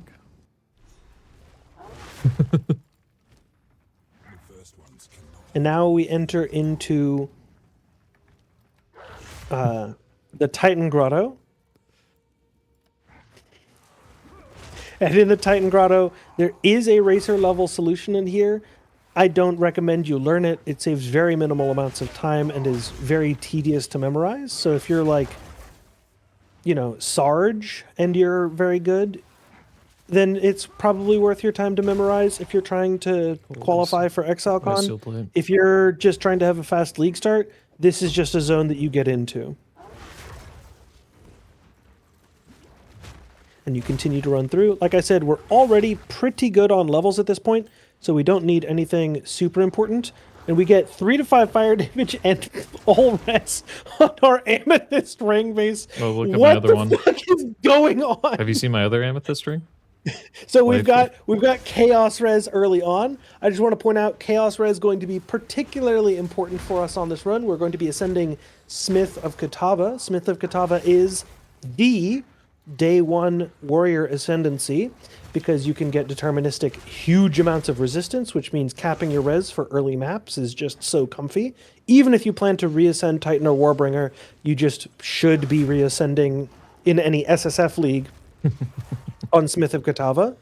And so having Chaos Res available on our rings when we can easily cap our basic elemental resistances is super value. And we already have other good mods like Life and another Regal Orb. Just another one. Yeah. Just another casual Regal Orb. We don't need... I still have 4. We don't need more Regal Orbs. It's Well, we're pretty getting good. them anyways because Yeah. we're Angormus and we can't help ourselves by doing nothing but abusing the streamer client. Hey man, it's not my fault I have the streamer client. It's everyone who's watching me's fault. It's you guys back at home, the viewer. It's your fault. And now we're going to fight against the against Zalmarath the Colossus, who some Pee-wee 1 lore enjoyers very aggressively told me is in fact not a Titan. He's a Hiveborn. How could I not recognize that? I'm an idiot. Shout out to, you know, Pee-wee 1 lore enjoyers who aggressively tag me in Twitch chats. You know who you are. Now we fight How could he do Zalmarath. that? We do not abuse the armpit trick because we are an ethical runner who does not streamer client abuse. And we get back into our Durek caravan where we will assemble the Horn of the Vastiri from Zarka. And that Horn of the Vastiri will allow us to dispel the Sandstorm and progress to Deshar. Quick level check, Angormus. We're 25.7, excuse Yeah, me. 25.7 right here. Cool. Well above the XP curve needed. So you could, in a race setting, be as low as 23.5, and instead we are 25.7, so we're 2 levels above the absolute desperation floor, and at least a level above the sort of comfy place, so we're doing quite well. Going to check for a level 23 flask upgrade. Shout out to Jose, a racer from Season 2, Race 2, who made great use of his flask everywhere except for where it counted. Ooh, nice. And we find some 15% increased movement speed boots and are going to make some progress into another zone. And into Deshar we go. In Deshar, in the first little bit of the zone, we're going to go out of our way to check both sides of the area for an Artificer's Orb. Angormus is already Artificer's Orb rich, I believe, and may not go out of his way for it. I still go for it on the league start because you'll need it in early endgame. If you don't get a lot of the Artificer Orbs, and if you use any in the campaign, you end up a little short on Artificer Orbs unless you want to scrap for them, and I don't like scrapping for them, so I like to go out of my way for the deterministic drops. Like, if I hadn't gotten the one in Mawdun Quarry on the way, I would have gone back for it, because that zone's also, like, good experience. I'm totally fine with, like, on a league start situation, just getting more experience on the way through. Because I'm, like, taking, like, slightly inefficient routes. It doesn't really matter. The most of the time you gain is by just being very strong early on. And now we get the Artificer's Orb that we were just yapping about, and we have 6 Artificer's Orbs. It's going to help us fix our resistances. Again, for early maps, having these extra Artificers is super duper important, and we can reset at checkpoint to avoid a very awkward... not reset at checkpoint, we can cancel the character select and then cancel it. Yep. In order to avoid the sprint stun that we just fell against that mob there. Turns out, And if now you log out into character select and you log back in, not only do you stand up from heavy stun, you also lose all the amulets. So it's also a bleed immunity flask, it's a freeze immunity flask, a chill immunity flask, and an ignite immunity flask, all at the same time. Also, I just want to point out, binding enter /exit enter as a keybind, like an auto hotkey script that makes you force log out, is explicitly allowed by the GGG Terms of Service. It is the literal example that Chris Wilson and Mark used in the very first forum posts written about allowed macros. So literally Chris and Mark themselves have told you that binding an exit macro is allowed. So this is not cheating. GGG explicitly condones it. Oh, I do it manually. I do it manually as well, but if you wanted to bind, like, you know, F4 to an exit keybind... Probably should. You can't.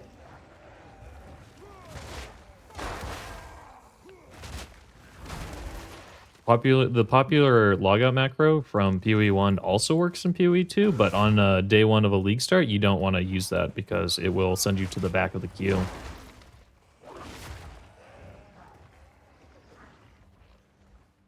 We continue to progress through Deshar. Like I said, we're going to be searching for a couple of things in here. One is the vultures on the side of the zone, where we will want to fight them so we can get our backup Barya. The other one is that we're now in a zone where we can start to get pretty good later item bases. There's a cascade of breakpoints for elemental resistances at level 23, 24, and 25. You can get increased fire, cold, and lightning resistances, now able to roll up to 20, with the modifiers of the storm, of the drake, and of the narwhal, which are the names for 16 to 20% fire, 16 to 20% lightning, fire, and cold. And now we can go and find the letter from Liluma, which we can turn into Shambrin for an additional 2 passive points. And now when we fight these 2 vultures, we'll be able to get our backup Barya and go ascend after we get into the next zone. Like I said, we will be ascending Smith of Kitava, which we're doing primarily for the resistances on our day 1 run here, so we should be just fine. You notice that Barya is also level 28. When we get to Ascendancy, I will point out that you need to be extra careful in how you use this. So we get some quality and throw that on Shield Wall, and now we're going to progress through the Path of Mourning. Path of Mourning is a zone where I strongly encourage you on a fresh league start to just open your overworld map and take a look at what direction the exit points. Learning to read this at racer level isn't particularly difficult, but just looking at the overworld map and trusting the direction it tells you to go is good enough to get you through there pretty quickly without needing to study zone layouts. This is the Shifting Vases encounter, and you get 4 rare items and a level 2 support for clicking it. It's pretty good. So it's a bunch of gold, importantly. Then we ID a bunch of items here. Oh, that's pretty good. 43 life, 15% lightning resistance. The overworld map trick is generally accurate in all zones. Right now in 0.4, there's a bug that can occur in some rare circumstances affecting it. But in 0.5, that bug is fixed. You can shout out a couple of different speedrunners, including myself and Angormus, as well as a few others, for giving lots of examples to the level design team of a weird bug. And that bug is confirmed squashed in 0.5, so you can trust the overworld map. If you don't want to study layouts, you can just look at the overworld map and it will point generally the correct direction in every zone. One thing I do want to clarify, though, is that exits to the map can only occur in straight directions, and so your overworld map could sort of split the difference between the exit being on, like, the top of the map and the right of the map, and then it's a 50-50 whether it's on the top or the right. However, in general, you can just trust the overworld map in 0.5 and you'll get it right most of the time, much more than in previous patches. If you're curious about the details of map generation in Path of Exile 2, there was a technical talk given at ExileCon by a level designer named Reese, and so you can go and get that information if you want to like really understand how map generation works. There's some interesting things about how the procedural area art works as well, and so I actually think that that talk is one of the more entertaining ExileCon talks from 2023. Come across the lightning resistance here. There is a high level pathfinding technique to use to get it approximately 80% of the time on the way. You know, slightly went off path here, but in general, you know, you come across it pretty often if you go this way. Otherwise, you'll have to just run back through the bottom, like you could just run through the bottom of the zone and then run on back to the top of the zone.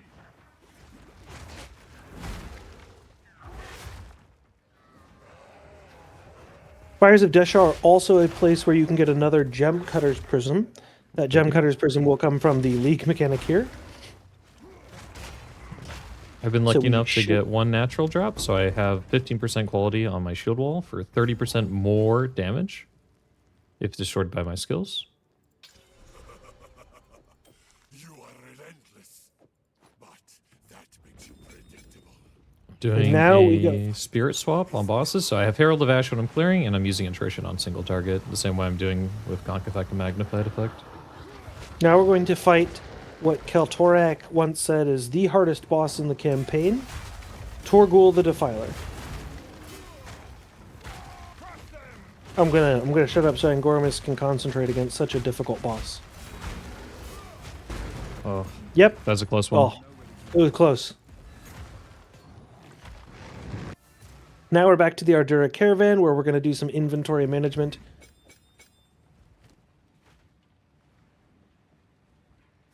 If you're looking for I have to talk to layout, Zarko, yep. if you're looking for a guide on League mechanics, there are, I believe Angormus has a guide on Mobilytics. I know that there is also a guide on Max Roll from Havoc. And then if you want to know in which zones you can trust the overworld map, in 0.5, the answer is all of them. The answer is all of them. So, now we get our skill points here.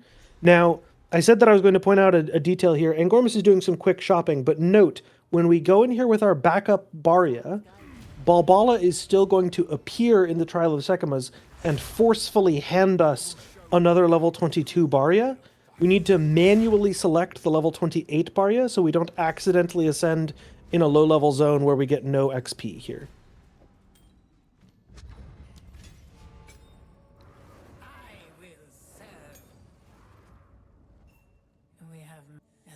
Like, you can just take the urn, and then you can just choose later and attempt the trial. Oh, wait, what? Okay, I could have sworn I'd let me do that before. Oh, no, I can just exit out of there, yep.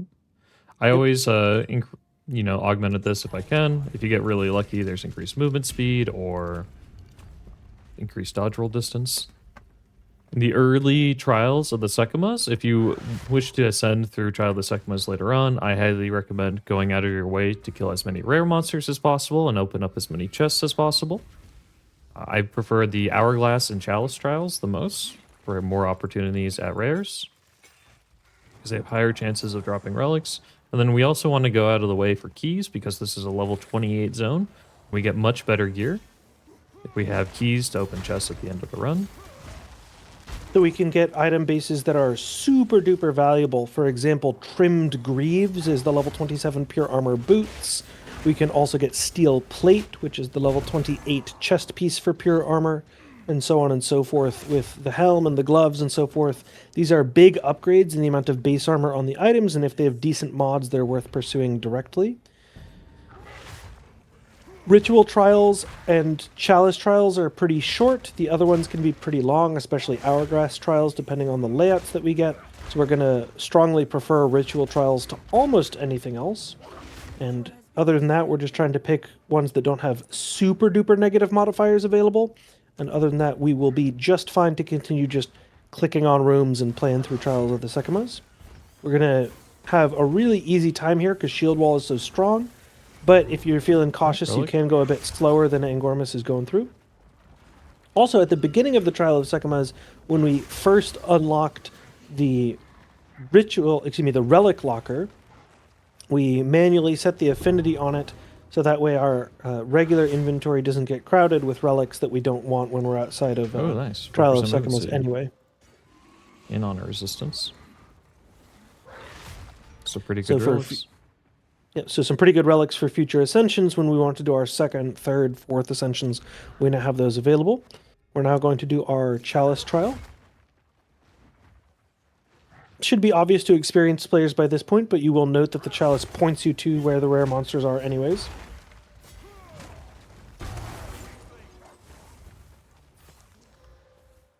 Increased maximum life and number of relics dropped. Not too bad, not as good as the other ones, of course. And then Stone Surge going to be here as well. We drop a plate belt. On the plate belt we get lightning resistance and charm charges. Not the best, not the worst. We're going to alk it. We get mana regen and fire res. Not really worth it. Not too bad. Skip trial. Not I'm too going to bad. choose the Hourglass trial, even though it's slower, for the more rare monster kills.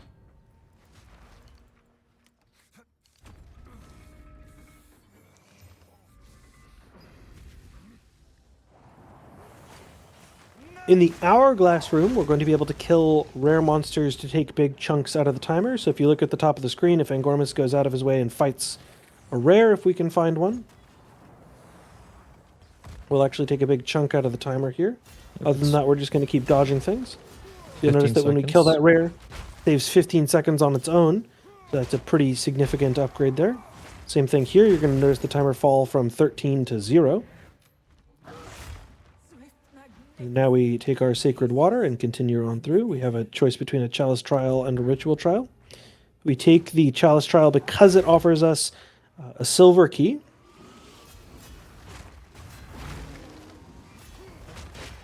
Then you'll notice again, every single time that we're pressing that Ferocious Roar, we are getting maximum rage available, and that's just a more damage multiplier. Later on in the run, we will be able to switch this out to be able to use Fortifying Cry as well. There's a pair of Trimmed Greaves on the ground, which, like I said, is one of the best possible item mods for us. Don't happen to hit on either the Transmute or Regal for either a valuable resistance or increased movement speed, but it was worth checking because it would have been a big base type upgrade over the previous option.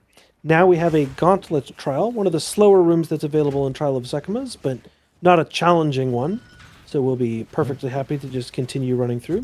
Dodge rolled a little bit early there in our attention to dodge damage from the Rasp Scavengers, so things It's also should worth be just noting fine. that these fires and traps that are projectiles, if you just shield charge through them, you count as having your shield raised, so you don't actually take damage.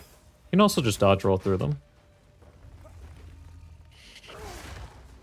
Another thing to be said is that if you're confident in your boss combat in the last room, which I frankly believe that you should be, in your early ascension, if you're playing one of these meta league start builds, that you can just go ahead and take some honor damage to move a bit faster if you're confident in your final boss combat.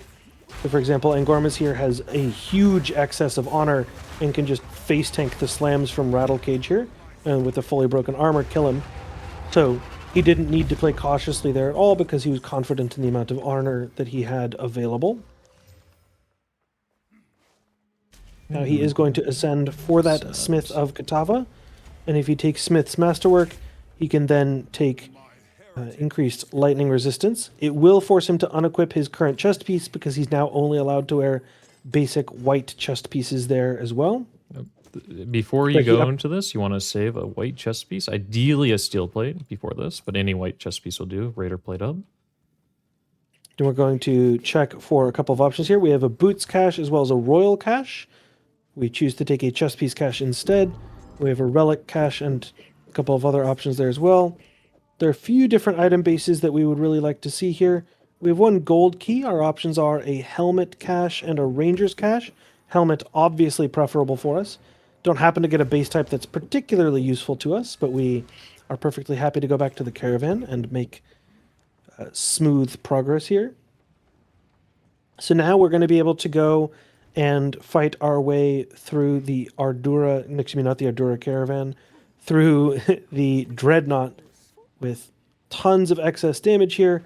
Again, we're still looking for a real endgame shield, so we're going to be shopping pretty aggressively from zone to zone. We happen to hit nothing good on that shield, even though it has lightning resistance, which is one of the better modifiers for us. That's like a pretty decent time to do like a roll down, see if we can get something better on our gold. Now, what we're doing, you may notice that we're not crafting on all of these bases here. We just happen to know what is and is not a prefix. And so we're going to go out of our way to try and look for something that has big, flat armor on it. So, for example, that has base armor. We don't happen to hit any of the modifiers that would make it super duper meta for us, but it does have 70 max armor on it. So when we put our armor scraps on, as well as our iron rune, this is more than good enough to get all the way through the end of Act 3 if we needed to. If it had, of course, hit multiplicative armor on top of that flat armor, then that would have been an exceptionally good shield, 200 armor plus, and it would have been great. So now we're doing really well on levels, I believe. We're level 28 and a third or so. Yep. Yeah. Which is just great. Like I said, we are more than happy to kill Geonor at level 29 flat. More realistically, at this point in the run, we're probably going to take at least a level and a half between the front and back half of the caravan if we clear the mobs that just walk into our path. So we're probably going to end closer to level 30, which is well above the Desperation floor, which is 28 flat, and also well above the Comfy point, which is 29 flat. So we're doing really, really well on the XP management here, going through these extra side areas and making sure that we take those magic mobs. Our Leaguestarter XP management is really, really easy.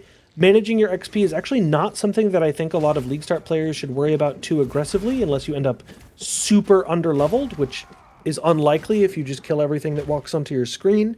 But in the case of a race, people worry about XP management a lot more. I would actually say that a lot of Leaguestarter players are overly concerned with XP management as a variable. It's actually not something I think about all that much on Leaguestarts because it just frankly happens automatically. Again, we're going to continue to transmute and aug one-handed maces. We're searching for anything that could have +2 melee skills on it. And other than that, we're just going to be able to continue making progress. We now hit level 29 in the first half of the Dreadnought Vanguard. So we would be perfectly happy to kill Geonor at this level already. We will, of course, be able to take increased number of rare monsters and magic monsters through the rest of this area. We ID that ring, and oh my god. I'm just going to sell that. My god. 2 to 3 fizz, 1 to 15 lightning resistance, and some other junk stat that we don't care about. We actually have such unethical RNG that might not even be an upgrade for us. Yeah, I actually prefer my ruby ring with resistance and lightning damage already on it. It's plenty good enough. And it has rarity. I'm not going to give up my rarity. Nice. So now we can switch away from using a bunch of our other skills, and now we're going to be able to be super mobile with the combination of Leap Slam and Pounce. You'll notice that as we get through these areas, we're going to be leap slamming over junk mobs when we don't want to take the XP. We will want to be taking XP very aggressively until at least the end of Act 3. It gets a bit easier to take XP through Act 4, which is a much more XP-rich act in general than Acts 2 and 3. Especially the first half of Act 3 is a little bit sparse on mobs to kill. And then now we are at 29 and a little over a half. So like I said, we're well above the point at which we'd be comfy with our XP management. And we can now move on to fighting Geonor. Once again, we are moving our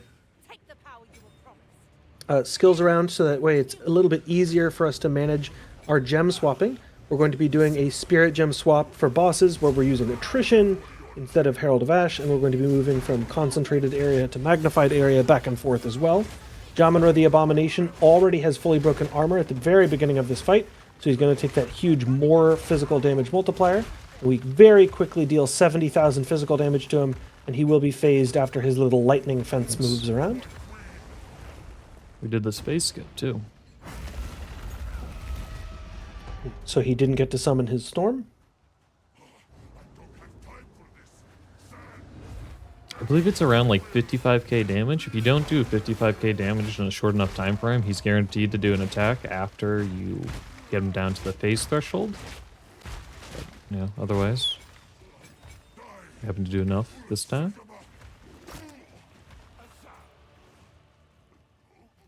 And then Jamanra the Abomination goes down. Just out of personal curiosity, I know we're not racing, but I am curious for the slash played, if you don't mind.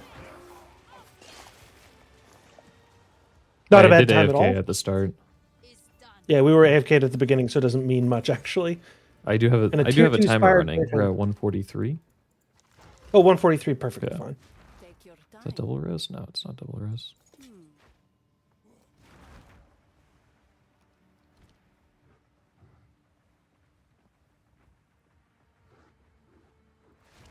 It is time whatever it takes for honesty. Now we are going to work our way through Act 2. One little interesting trick that you can do here is you talk to the Hooded One. If you exit to character select and re-enter, it forces you back to the waypoint, which is faster than walking to the waypoint. So that way you can get back out of the caravan as quickly as possible. And into the Sandswept Marsh. We're then going to do a little bit of inventory management and continue on our way into Sandswept Marsh. Sandswept Marsh has a couple of interesting updates available for us. From burning sands to steam. So the first thing is that we can run into Root Dredge. A nice thing that's implemented in early Act 3 for us is that there is an overabundance of deterministic level 9 skill gems. We get one from Root Dredge and Sandswept Marsh. We get another one from killing Mighty Silverfest. We get another one from the Chimeral Wetlands League mechanic. We get another one from killing Chimera. So that way we can sort of upgrade the floor of our skill gems. We can upgrade all of our minor skills, things like Infernal Cry and Ferocious Roar, up to level 9, alongside, of course, our main damaging skill, like Shield Wall.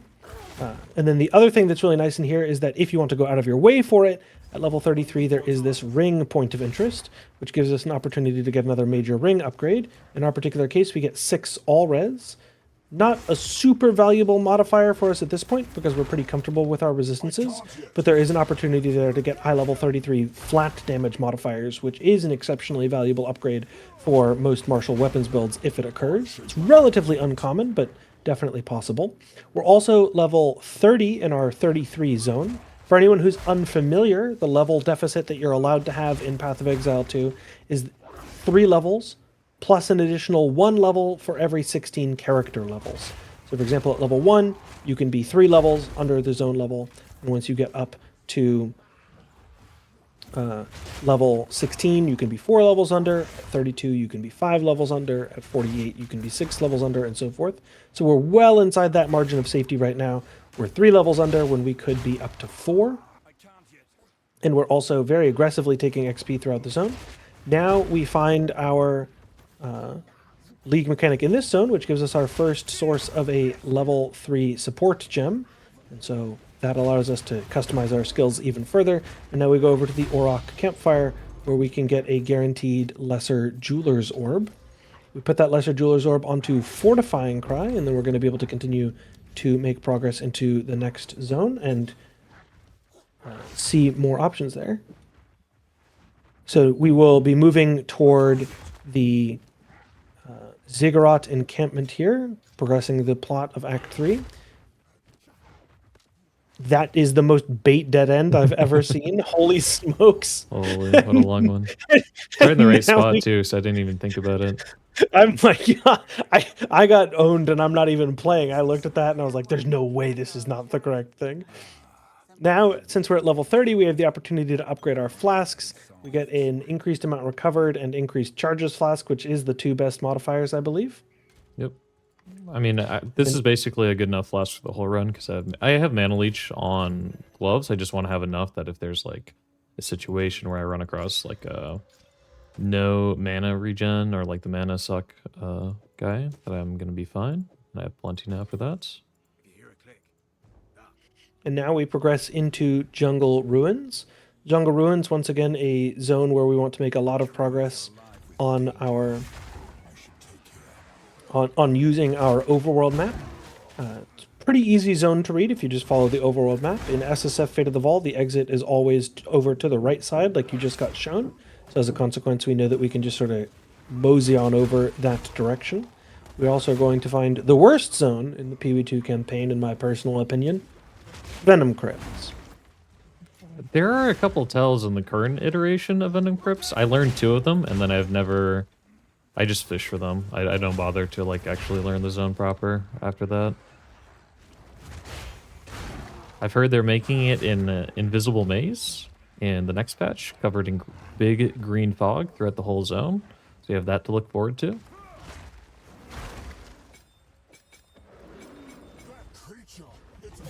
I'm going to do a double support gem swap and a spirit gem swap here. I put in close combat for single target to have bigger damage.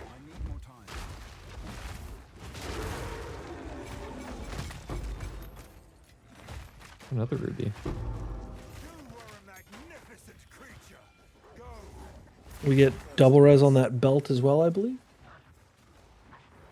It's double res, but mine has life and the same resistances, so I'm not too worried about it. I'm basically capped all resistances outside of cold, and cold is the least important resistance in this act early on. Now we find the jungle grave, where we find the ravaged corpse of Servy's son. She will give us a choice of 2 different rare belts. This is actually a fun fact for you guys as we go into the early portion of Act 3. You are guaranteed to get 1 rare belt from Servy's son right there. You're also guaranteed to get 1 rare pair of gloves from a field vendor in Jungle Ruins, 1 pair of rare boots from a field vendor in Infested Barrens, 1 rare helm from an abandoned field vendor in Chimeral Wetlands. So as a consequence, you're guaranteed to get all of your accessories up to date, and you're ready for Harvard Law with Elwoods. They come from these chests around these different vendors. That's the glove one. It's also a chance to, you know, buy some items or sell some items, potentially getting 20% movement speed. No luck here, though.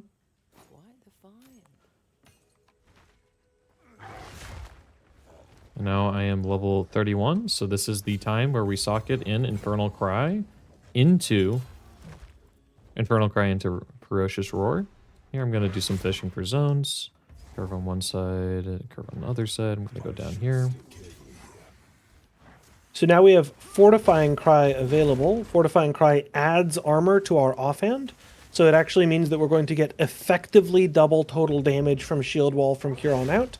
And that means that now we have such a huge power spike in our total damage on tree that we can spend a number of points available in the next couple of levels where we have such dramatically huge damage, fixing other quality of life aspects of the build. So Angormus' choice is going to be to progress a little bit toward the mercenary area in order to get a couple of attack speed nodes, as well as to get some movement speed nodes to reduce our penalty taken from wearing armor, as well as increase our movement speed overall, and that will significantly improve the playability of the build. There are 3 different rewards here. I would never take the mana regeneration rate. You can make an argument for elemental ailment threshold. I always take stun threshold.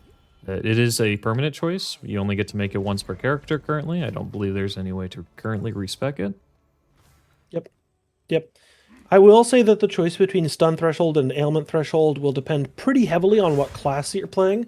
Some classes early on in their tree have a big amount of ailment threshold or stun threshold, and you can balance it out with the option that's available from here. So that way you can, for example, in the mercenary area of the tree, it's really easy to get stun threshold and really hard to get ailment threshold. So as a consequence, you can balance things out there, but it's also just a personal choice. I know a lot of players are more frustrated by dying to stuns than dying to bleeds, and I know a lot of players are more frustrated by dying to bleeds and ignites than they are by dying to stuns. So it's a pick your poison situation, or rather a pick your antidote situation. I do the stun threshold because in a worst case situation, you can exit to character select and log back on in and be immune to the bleed that you had on you, or the freeze. And there's our 4-mod pair of boots, deterministically from the ground there. We don't happen to hit the max win, which would be 20% movement speed or big resistances there.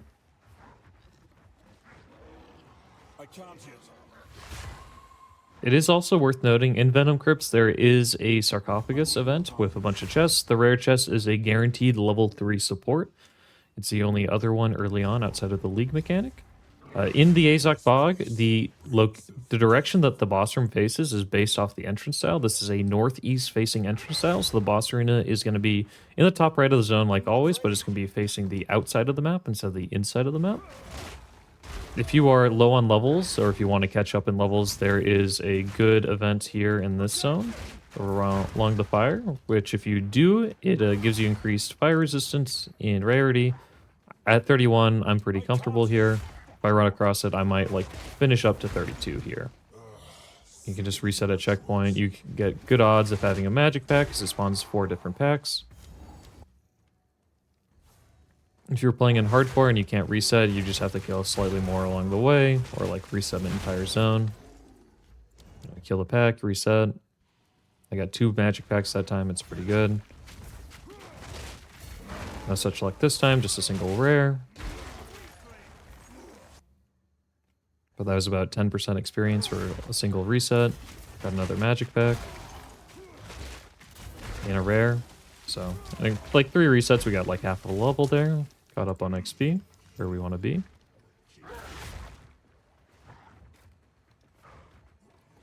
The boss is right on over here.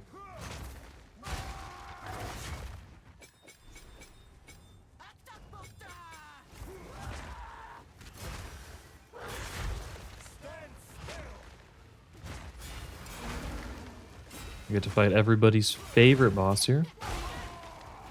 Motorcycle Lady, who we deal with in 2 shield wall casts. And now we get another pair of bolstered mitts, and we can go back to town and collect our favorite charm from Servi. All more mana leech. We get a frozen charm. Frozen charm is particularly important for the later half of this act, where in Jaquani's Sanctum, as well as in Utsal, there are a number of mobs that would really like to freeze us. So as a consequence, that freezing charm comes in clutch during Act 3 specifically. During Act 4, it also becomes important.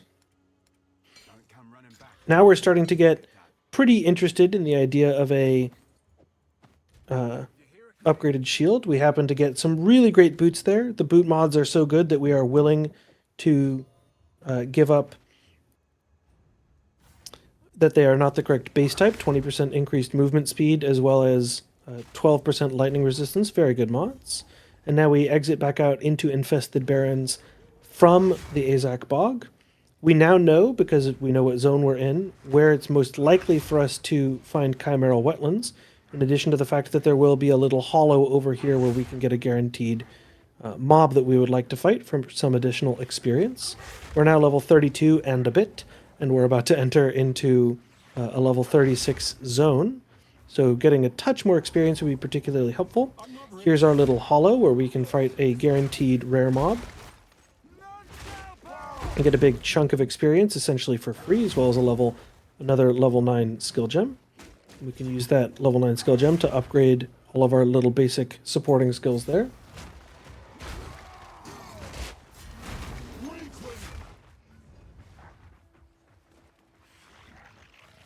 And now we will enter into Chimeral Wetlands.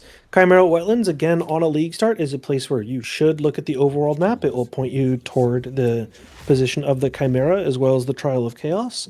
But all else failing, you can see that you can just wall hug your way around here. It's pretty decent XP in here, and there are a number of interesting minor points of interest. For example, the Toxic Bloom, where you can get a guaranteed amulet, as well as the Field Vendor, where you can get that aforementioned rare helm. And so as a consequence, it's not too bad to just go ahead and get lost in here and kill a bunch of mobs. Plus the environmental art's really cool in here, and I don't mind staring at it for an extra minute or two as I wander around. Yeah, generally in any League start, it's just always worth it. Like, you don't have to take the most efficient path. It's just fine to like be going for experience most of the time. Most of the time you gain in a League start will be just from having like knowing your build, knowing your tree, knowing like what order of gems you're gonna cut, just knowing how your build plays out. Yep. And bear in mind, Angormus and I are both very serious racers, and neither one of us has speedrunner brain turned on during the League start. So like, you certainly don't need to, I promise. Now we're going to almost get the stun off against Zyclusion. Absolute bait from Zyclusion there. Zyclution now going to go ahead and fall down. We're going to get the stun off really, really nicely here, and we should be able to get Zyclution stunned and killed before he can progress. Now we get our Inscribed Ultimatum as well as another level 9 skill gem. Now, I must dispel a myth while we are in Jaquani's Mechanarium. There are two different sounds that are made by quest items being generated. One is a big clanging sound. The second sound is a little sound that sounds like the quest item dropping and falling down stone stairs or something, a little rattle sound. The clanging sound is proximal. The rattling sound is directional. Every single time I mention quest item sounds are directional, people say no, they're proximal, and I get all the actually people in chat. There are two sounds. I am referring to the much quieter second one as being directional. Okay? That's why we mute the music. The clanging sound I wouldn't need to mute the music for. Speedrunners mute the music in these later zones in order to hear the smaller rattling sound of the item falling down the stairs.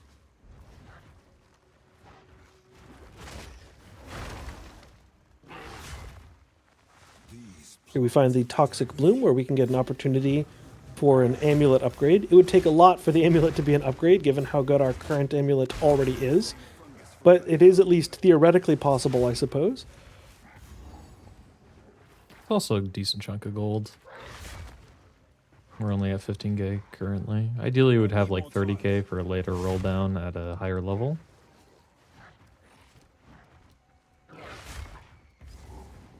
And now we find the Trial of Chaos. What I like to do is when I have a full inventory like this and a zone like this, I just put everything in stash tab and I move on. I can sell later on into town for when it's worth it to be in town naturally. Trial of Chaos is very straightforward on most builds. You should have a pretty good idea of the limitations of your build. For example, Angormus can just like check his current resistances and see if, for example, the lightning runes thing would be particularly dangerous. He has 68% lightning res, so he's totally fine and can take the lightning runes perfectly safely. If I had one less lightning resistance, it would be pretty dangerous, but, you know, thankfully I have 68. If he had one more, then it would be doubly safe, so. Yep.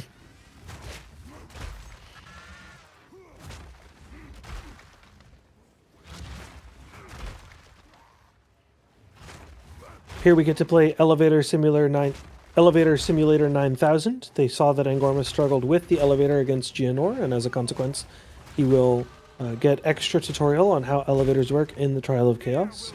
Shout out to the level design team for making sure that Angormus gets the remedial education he needs in elevator functionality.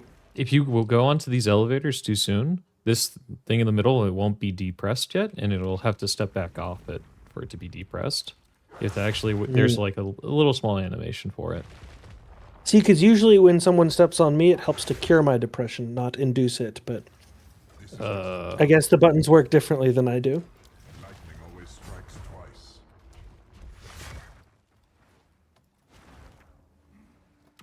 The Vale do love their mechanisms. I love baiting Twitch chat into a crash out. Professional streamer Crimsoncasts. I mean, actually professional. Oh my gosh.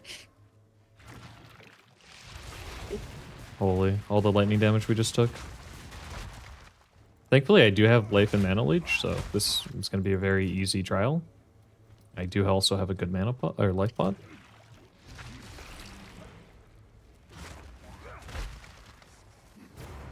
There is still a timer going on, but there is a bug when you open up your skill tree during this trial that the timer goes away. The 90-second unskippable counter, unlike the hourglass, where if you kill rare monsters, you at least get to go through it sooner.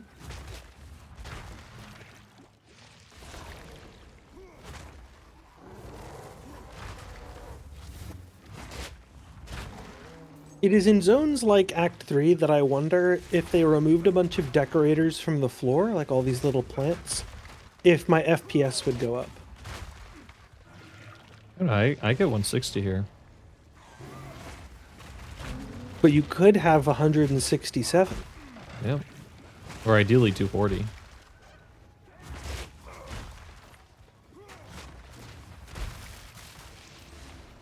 Ooh, there's a rare here. It's at the very end of it, so I might not even get to kill him. Yep. Spawned in the last pack. I'm not ready.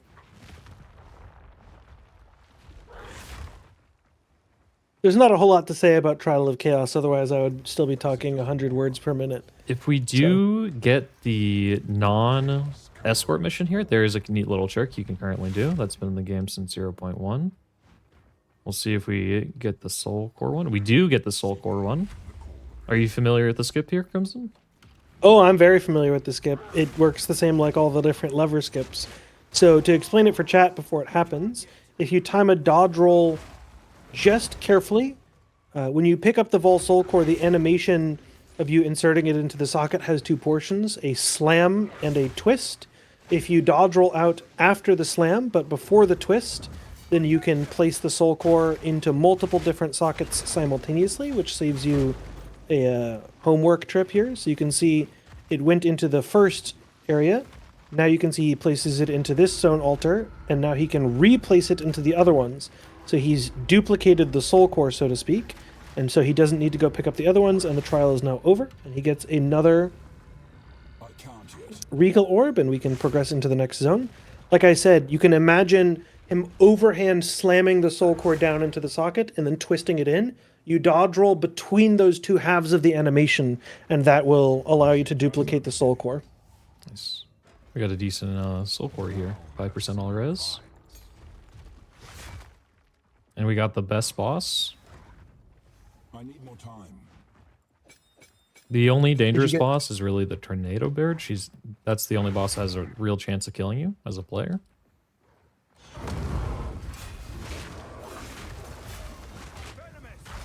Oh. Alright. We're gonna be waiting a little bit.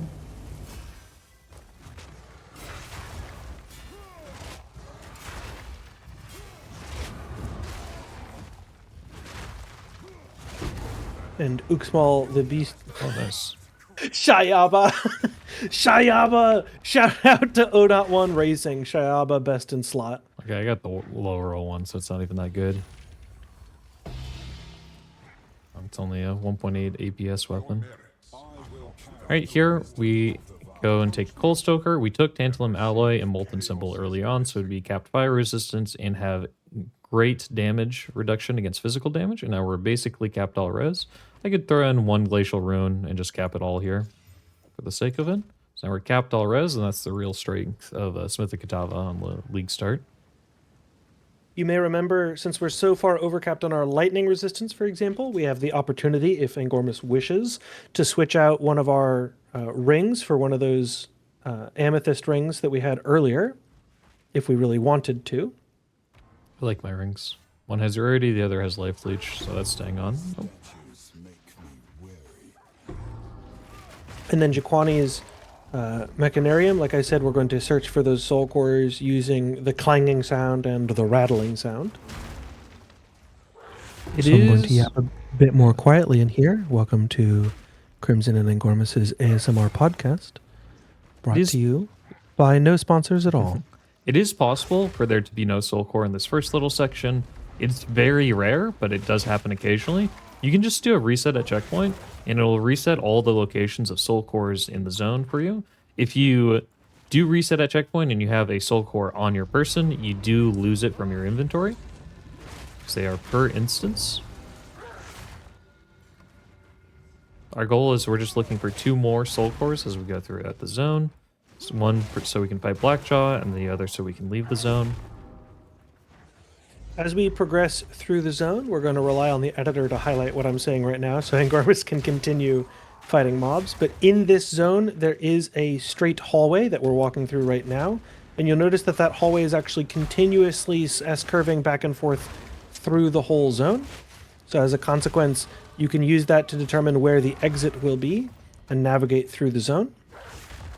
But Angormus is going to be pouncing over roadblocks as well as searching for soul cores, and in this case looking for an Essence of the Mind, Nice. as well as another Gem Cutter's Prism. We now have max quality on our shield wall, which is delightful.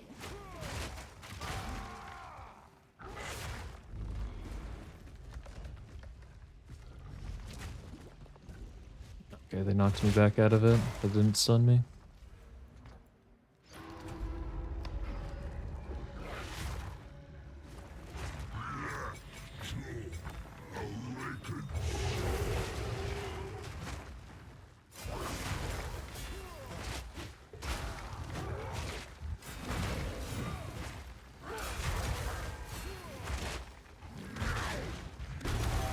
And we kill Blackjaw the Remnant, where we get the Flame Core. Blackjaw, by the way, is an interesting feature of lore. I will leave it to you guys to look it up why exactly Blackjaw is interesting in the lore.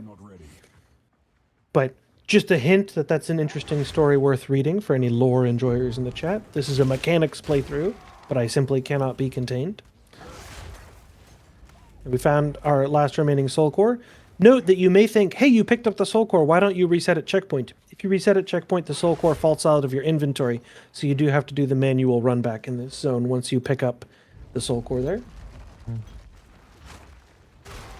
Do we have Mana Leech? I think that's still too much. And now we're into Jukwani's Sanctum. Jukwani's Sanctum has a very fixed layout. I'm going to refer to it as a squared off U shape. The generators are at each opposite tip of that U shape. You'll notice that top speedrunners, including Angormus, will go ahead and collect the checkpoint on one side generator, and if they don't find the soul core on that side, they'll go ahead and progress to the other generator on the other side of the map. That will allow them to use that checkpoint reset trick to make progress through the zone. We also find a Researcher's Strongbox. We get Quantity and Cursed by Winter's Hags. Winter's Hags, of course, not being a positive modifier, but also among the bad modifiers, it's one of the least threatening. So we're perfectly happy for it to happen. Then we need to hunt down one last Volguard who really wants to run away. This guy might be the only PoE2 monster I've ever seen who has will to live. That man has absolutely evasive maneuvers. That's right, his You love artist. to see it. He is also an evasive monster, so he did evade my attack. Oh, nice, I got the second soul core up here. Beautiful. So like I mentioned, if we reset a checkpoint after picking up the soul cores, they will fall out of our inventory. But in the meantime, we're going to be able to do quite a bit with our... not quite a bit. We're going to be able to put one soul core in and then just checkpoint hop. We can't checkpoint reset, but we can checkpoint hop. Zaki! These stupid monsters push us off the generators every goddamn time. Fix your game. Zaki! All right, thank you. I just had to get it out of my system. Yeah. Please type Zaki in chat to let him know that we actually love Zaki. This is a Zaki appreciator chat, but Except we do for, have to nerfing the occasionally blame monkey. him. I can't believe he nerfed the monkey. Bring him back. Oh, they did. They did buff the monkey after the... They did rebuff the monkey, by the way. Oh, they did? I can still tank Yeah, him. so what... So the lore on the monkey nerf, if anyone's curious, is that there was a bug where the hitboxes for the area damage dealt by the monkey slam overlapped incorrectly. And so if you got caught in those overlaps, you could take twice as much damage as was intended. When they fixed the overlapping of the hitboxes, that resulted in the monkey doing less damage than intended. When evidence was shown to Zaki, this was promptly justified, and there's actually a patch note, I believe in early 0.4. After that fix, there was a buff that came out in early 0.4 that said, all variants of monkey have been working out and now deal increased damage. I guess that's just one of the benefits of Smith of Kitava, is that by wearing armor and having Molten Symbol, converting physical damage taken into fire damage with max fire res, you're just still able to tank a monkey slam.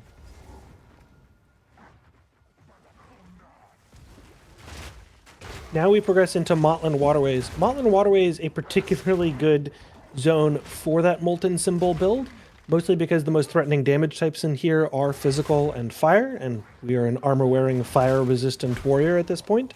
So this zone will be less threatening than it otherwise typically would be. This zone also just a little bit clunky for a lot of builds. For Warrior in particular, it's hard to place shield walls on some of the narrower sort of stone bridges that go across the middle of the zone. In terms of zone reading, it's actually relatively easy. So I know that a lot of players don't like this zone, and I completely understand why. But I encourage you to just, you know, appreciate the small positives about Mountain Waterways and reframe it in your mind to be a zone where it's so easy to know where to go. And that's the positive. We're focusing on the positive. Hashtag laugh love. It's actually personally my favorite zone in the game. It's probably my favorite. I would need to think. I'm still hoping that we get an Infinite Waterways event where the winner... it's not an XP race, it's a most levers pulled in X amount of hours race.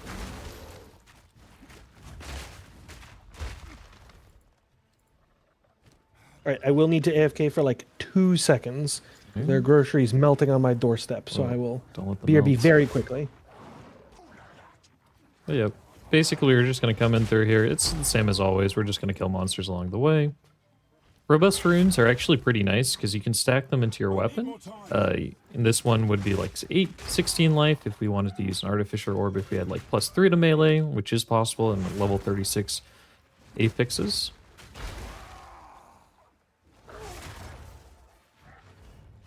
Someone in chat is saying, chat doesn't understand sarcasm. I am not being sarcastic. This is my favorite zone in the game. In 0.1, in 0.2, it made all the difference in some races for who could be a winner and who could not.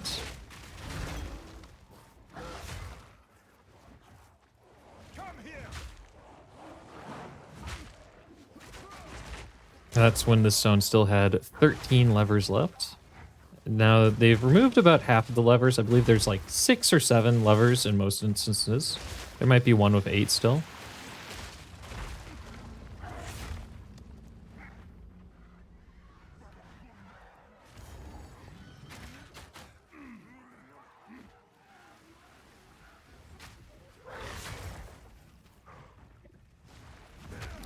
We're just going to make use of our movement abilities to cut some corners throughout the zone, get over monster packs, hit levers. If the monsters are already in the lever before you go to click it, you have to fight them because their like hitboxes will block you out from actually pulling the lever.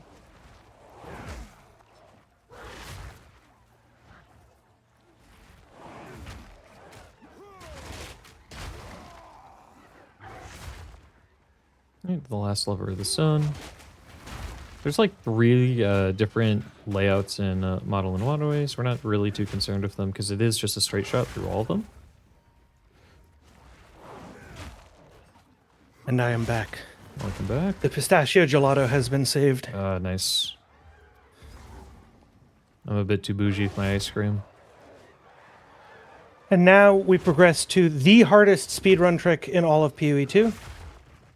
I believe it's called the Rise QT skip or the Angormus portal skip, one of the two. So what happens is if you open the portal before clicking on the lever, No way. you can then spam click the portal, and that will prevent it from opening your minimap. Okay, we did it. Oh my god. So a round of applause, claps in the chat, boys. That was a tough And that's real tough. You know, he opened that portal and then he spam clicked it. Highly technical trick. Unbelievable. Unbelievably technical trick. Still looking for +2 or 3 levels to a mace here. Not coming across it. I like alching plate belts because armor's the best stat early on in the campaign. No such luck though. Take off our chest piece to avoid the movement speed penalty from it. For anyone who's unfamiliar, depending on what base physical resist type your chest piece gives, it gives between a 3% and 5% less movement speed penalty. Now, I want to... 1, 2, 3, 4, 5, 6. So we got 6 in this first section here. So it's a typical layout still. 1 tile, 2 tiles, 3 tiles, 4 tiles, 5 tiles, and then 6 tiles. So if you know if the exit's to the right, we're going to have to check this location that we speedrunners call spot D on the map. And if it's to the right, we won't have to do that. Or to the left, sorry. Alright, it's to the right. We're going to have to go down here, double check. It is a water spot. So I believe that means the exit is on the left. We can use the location, the exit, to also determine where the location of the Molten Vault is. This is a sight reading technique. Sorry? Yeah, I was going to say, so no, I'm happy to let you keep explaining. You're doing a great job if you want. Oh. I have to think a little bit. So to explain, what Angormus is doing is counting the tile depths of various key features of this map, that first bridge, that second checkpoint, etc. And that can be used to exactly line up where the exit is. However, if you don't want to memorize a very simple algorithm for doing that, what you can do is you can know that you just go down right until you cross a bridge, then up right until you find a checkpoint, and then you can just search around in the second half of the zone. It's pretty simple for you to know where to go. Now he's found the exit toward the Apex of Filth, and he's going to be able to backtrack here and find the Molten Vault, which should be pretty simple. Has to be a little bit careful of these Drowning Orbs, because his attack speed is a little slower on Shield Wall than it might be on other skills, so he's standing still for a little bit longer than you might be if you were playing some faster attack speed skill, like Lightning Spear, for example. We're not going to do the Molten Vault early on. We just want to grab the waypoint the same way we did for the Lightless Passage for later on in the game.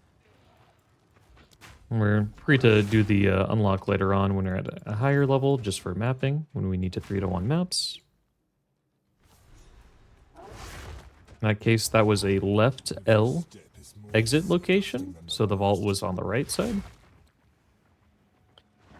Apex of Filth is one of the least enjoyed zones by casual players, but it's really simple to learn how to navigate the zone. Angormus just passed through a bottleneck with a checkpoint next to it. Once you pass through that bottleneck with the checkpoint next to it, you're going to be able to just go to one of the back corners after that bottleneck. And if it's not in the first one, you work your way across the zone to the other one. If you're interested in these sorts of map reading techniques, there is a layout discovery Discord called the Campaign Codex. Angormus is a very active member of that Discord, and I'm a moderator of that Discord. So if you're curious where people keep all of their notes and discover these sorts of things together, that's the place to learn it. And anyone can get you a link to that. It has thousands of members. There are lots of people in there. And now we found the Queen of Filth. Now we're working our 20% MS boots. Hell yeah, we love a 20% MS.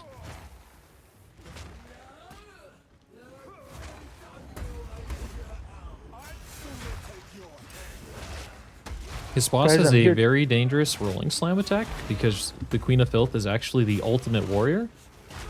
To avoid it, you just need to stay exactly on top of her. If you move outside of melee range of her, she will start to do her ultimate rolling slam. Nice. A divine in campaign, boys. Yep. The Angormus RNG continues. We're doing a 24-hour Max Divines run right now as well. We're already at 1 Divine every half hour. Beautiful, beautiful. Now we're going to talk to Alva. We can do some inventory management and then get into the Temple of Kopek. The Temple of Kopek on each floor is a triangle. You'll notice that speedrunners always check the opposite corner first. Although there are 3 corners, because we've looked at the game files, we know that the furthest corner is the most likely. It's a 50% chance to be on the furthest corner, so we check it first. It's just a pure gamble, but we know that the odds are best for it to be over here. We run into the League mechanic on the way, so we'll be farming some XP from that. And we win our 50-50. It was on the far corner to start with. There's a mob hidden away somewhere. I count it. What incredible and terrifying wonders. The second floor is also very easy. If there's a fully blocked off from the middle to the wall section of the zone, that's the way you need to go down.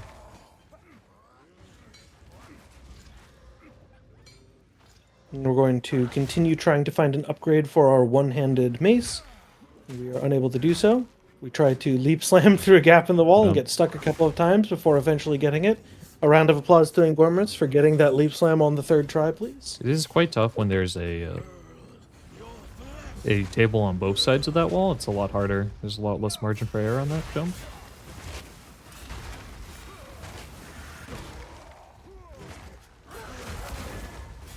Kitsuli, also a pretty tough boss.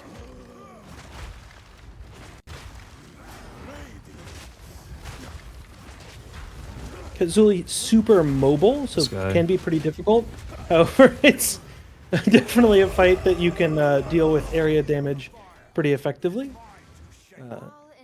We're going to start getting desperate for a shield upgrade pretty soon. Not just yet, but pretty soon. Right now, we're going to progress through the end of Act 3, and once we get into area level 46 zones, which starts at the very beginning of Act 4, we have a chance for significantly higher amounts of armor on our shield, so we're going to get pretty interested in better base types pretty soon. But for the moment, we are doing just fine. Just gonna go stash this divine real quick. Note that Angormus tends to be accessing his stash only to quickly put items away, and those inventory accesses are happening during times when he's naturally forced back to town. You want to avoid teleporting to town as much as possible, and so you're going to try and do as many chores as you can while you're naturally forced into town. Utsal, by the way, is the same basic layout as the Drowned City, but because you tend to be railroaded into Viper, you're going to be totally fine just following the road in this particular zone. So you see Angormus right now is on a paved road that leads down and right from where he currently is, and so that's going to allow us to continue progressing through the zone. Like I mentioned much earlier in the run, there are particular unit types associated with the overworld quest item drops. So since we're looking for the sacrificial heart between both Utsal and the Agorot, we're going to be looking at killing those taller Goliaths. In particular, the taller Goliaths that have a big canister-looking item on their shoulder are the ones that are most likely to drop the sacrificial heart. So hopefully we can get you guys a highlight of that and you can see what the unit type I'm talking about is. And then now we're going to go and fight Vaparnapawatsi. We are once again going to be doing some skill gem swapping there, as well as swapping from Herald of Ash to Attrition. This is all just a misunderstanding. Which one of you activated the game? And then you can see that we have Ferocious Roar fully socketed, as well as Fortifying Cry fully socketed, and we should be good to go. Vaparnapawatsi is particularly mobile as well as evasive, and so as a consequence this fight can be a little bit challenging, especially on melee builds.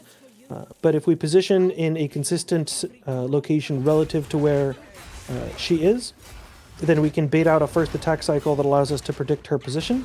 And Angormus should be able to get a stun off, and so we have a good chance of being able to just chunk her down before she starts her first evasive movement. And you can see that she now escapes into her little cage of Legion splinters. Oh, nice.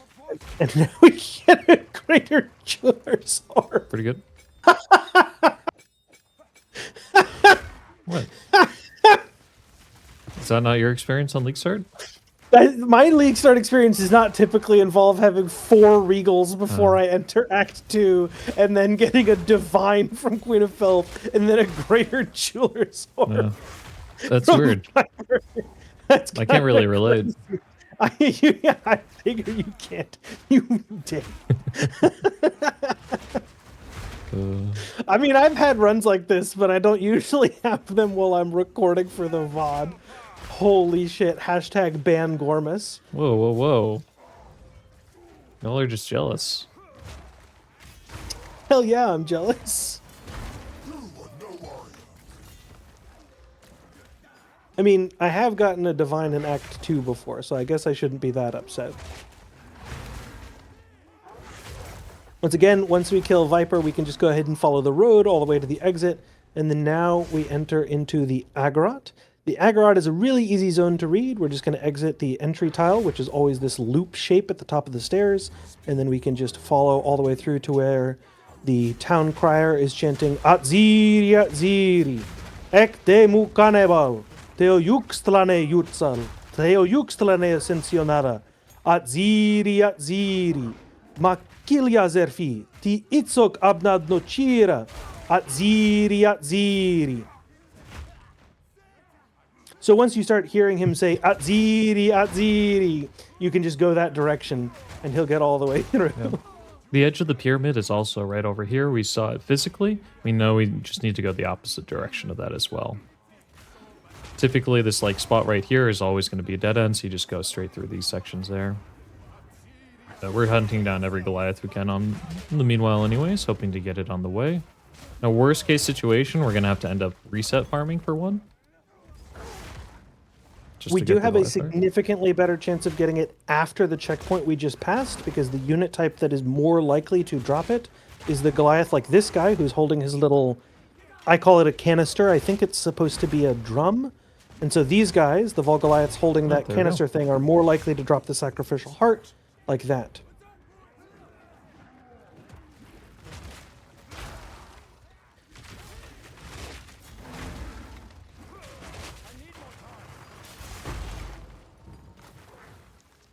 Ooh, 16 strength. No life, unfortunate.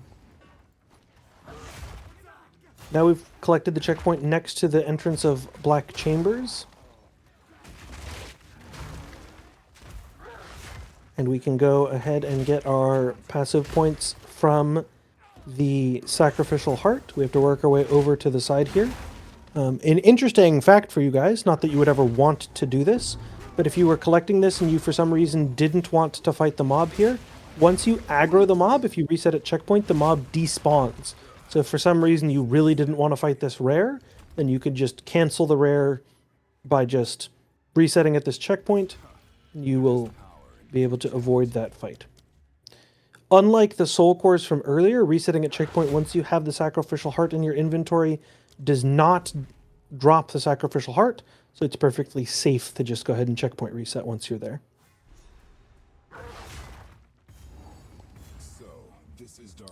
Now we can go into Black Chambers, where Angormus, like most speedrunners, is a left side enjoyer. There's no inherent advantage to it. There's a camera advantage to it in this layout. You have a better view going upwards than going left, in my opinion. Yep.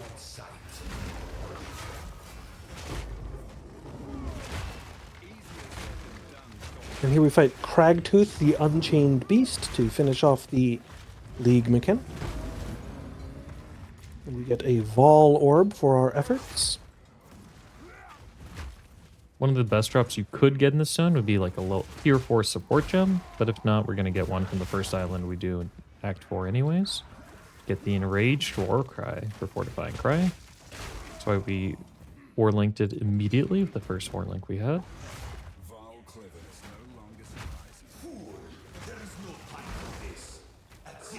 As we continue through this zone, we are about to hit, I believe, level 40? 39 here. 39, got it. That's So we're a little bit under-leveled compared to what would be the absolute limit of safety. Like I said, our margin of safety in here would be 5 levels. It actually doesn't matter too much if you're 1 or 2 levels outside that margin of safety, so long as you catch back up pretty quickly, because the XP penalty is very small compared to your level deficit at first, and much more punishing the farther you are outside that zone of safety. Put down a couple of shield walls at the beginning, and then we're going to go ahead and be able to break them with our first cry here. You'll notice that we go Ferocious Roar first for the rage generation, and then we're able to get the stun off on Doryani and prevent him from summoning his little laser pedestal.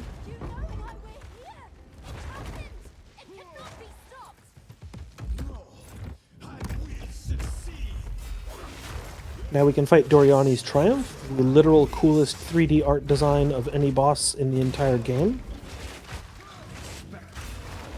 And because we have that Fortifying Cry, we're going to be doing huge chunks of damage to Doryani's Triumph. And so you can see that even though we've been spending a lot of time on travel nodes in the last couple of levels, and therefore haven't progressed our damage very much, we're still able to comfortably clear this late Act 3 boss, and now we're going to be able to start picking up both mobility and attack speed nodes. So this knowledge of when and where our power spikes are, in our case we know that at level 31 we have an enormous power spike, and therefore we can spend a couple of levels fixing our build for quality of life or for defenses is particularly valuable. If you end up league starting a build other than Shield Wall, that's perfectly fine, that's fantastic, you should play whatever you want, but just keep in mind that knowing when those power spikes occur can be particularly valuable for you in planning when and where to take which bonuses on your tree.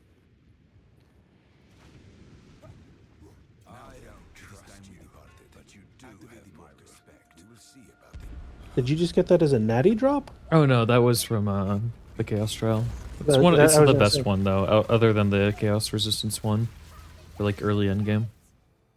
I'm pretty happy with that.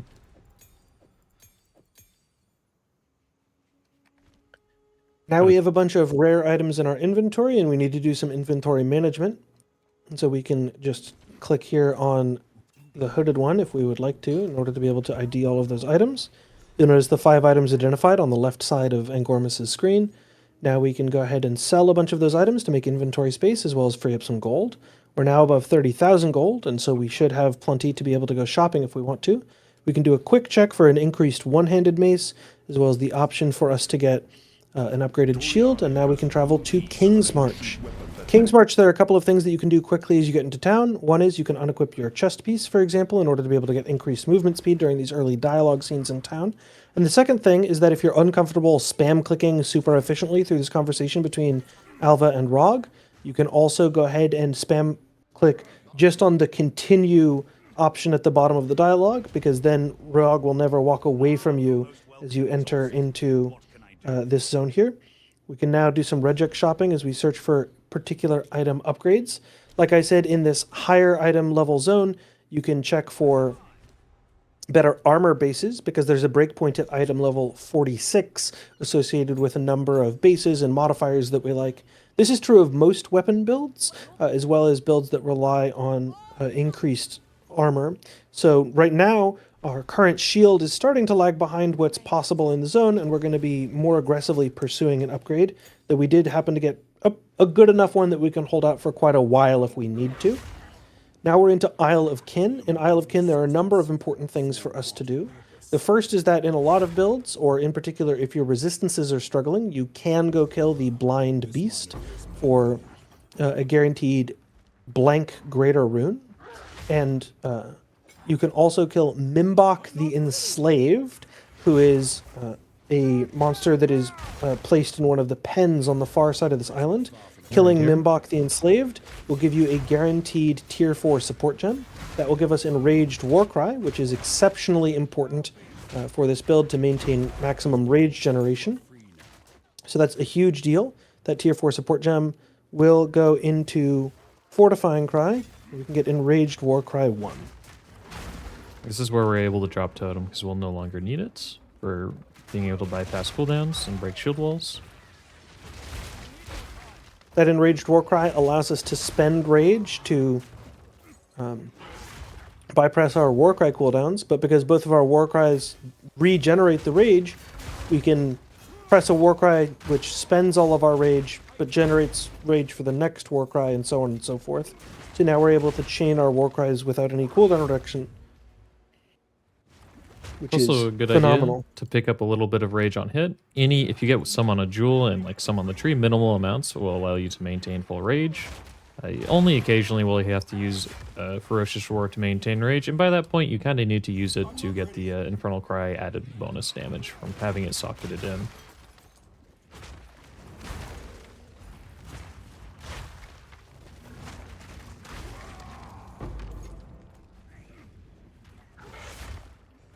Just gonna go look for the Blind Beast over here.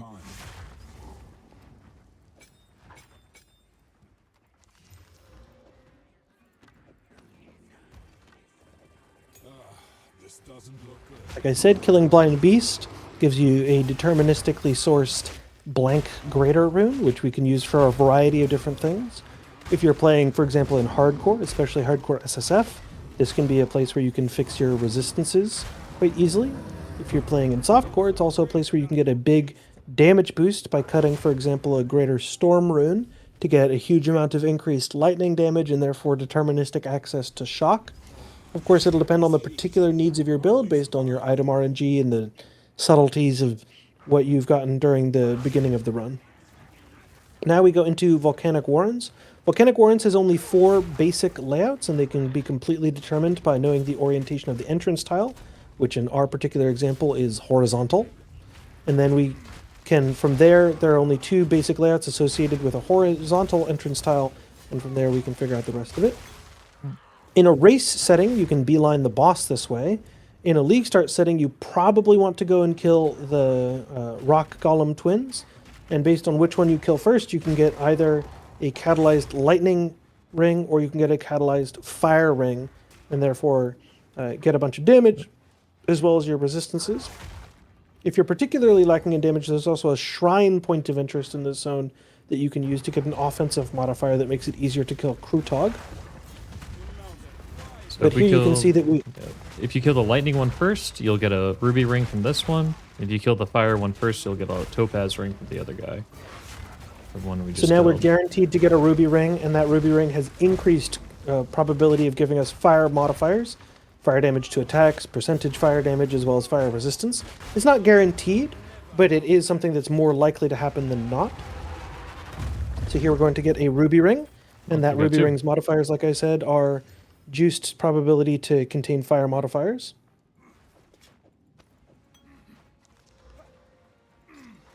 Increased charges and increased recovery rate, not the modifiers that we are looking for. We do a gem swap back to magnified area, and now we are level 40. We're still 7 levels under zone level, but we will be catching up over the course of the act, although we are outside of that margin of safety at the moment.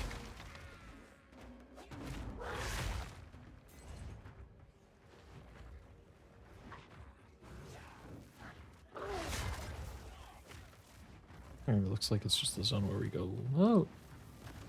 Oh, surely it's go left.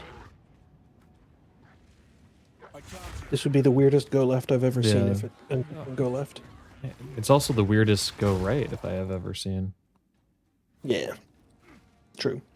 Typically this Very- bit, oh yeah, this bit right here, it's usually connected up right around here, and it's just not until we get all the way down here. There is an environmental clue. You can look at which way the lava is flowing. The lava is flowing away from the boss. We want to swim upstream in the lava.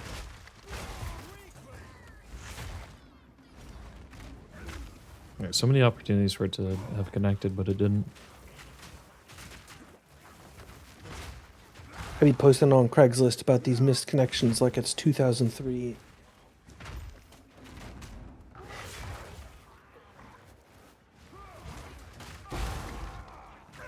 Huge damage, my goodness.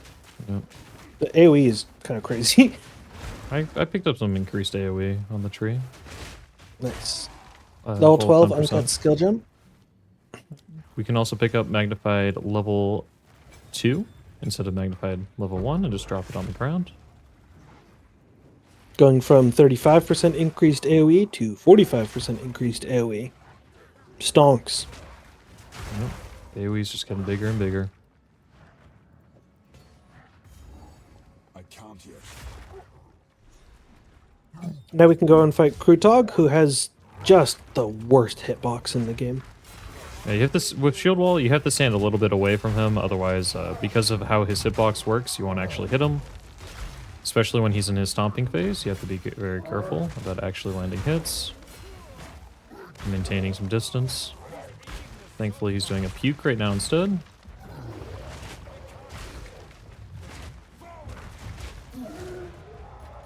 Right, and And we get a pair of detailed maps.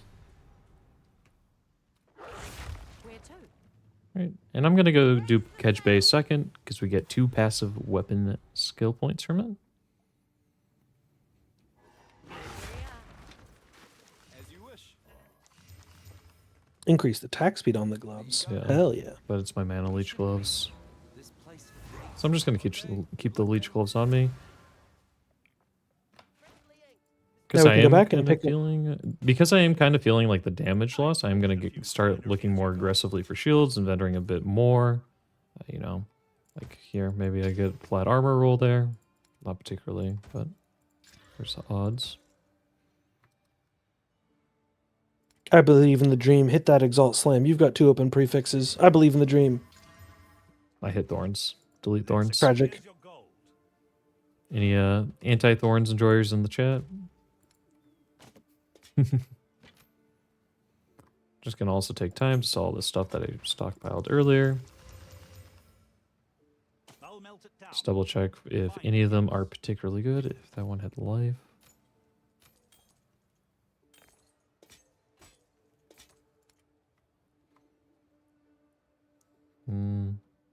Keep this blue one to Alk later. Sell the rest of this. I'm also starting to feel it. I only have a level 23 flask still, so I'm just going to double check with Rog if he has something better for me. And he does have at least like a base and level improvement. I'll gladly take that off your hands. Come back anytime. If we get Alex later on, we might use those.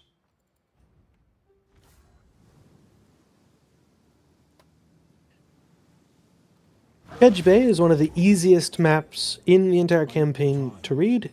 It's a line. So Just like the water.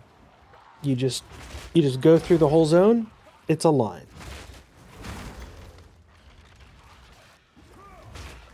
We are going to continue, like I've said many times throughout the run, prioritizing magic mobs. We also get a chance at some good boots there. 15% increased MS, number of good modifiers, but we don't want to lose out on on the 5% MS from our better boots.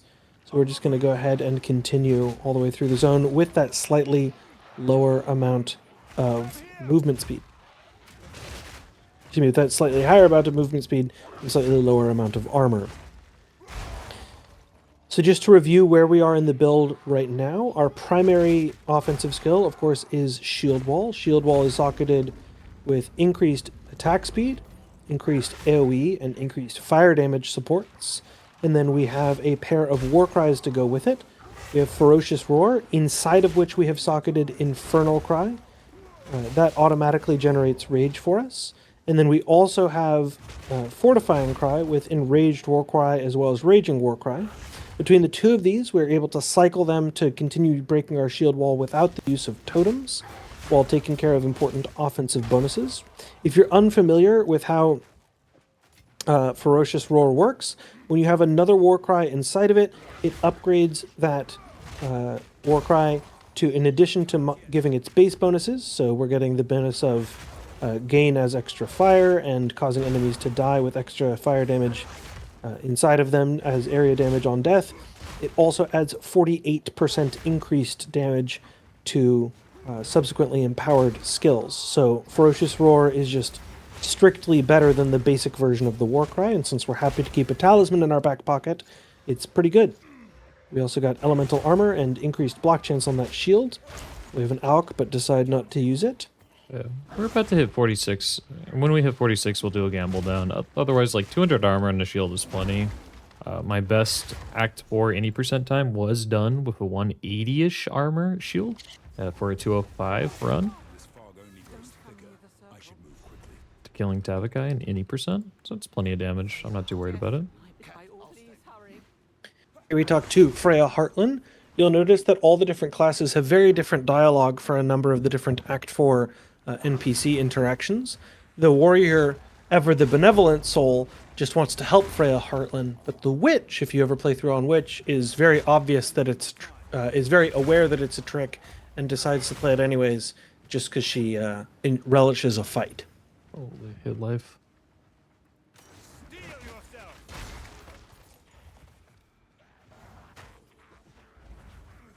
Going to go ahead and continue through the zones. We're just looking for those Veresium spikes at the end of the zone by killing Captain Heartland.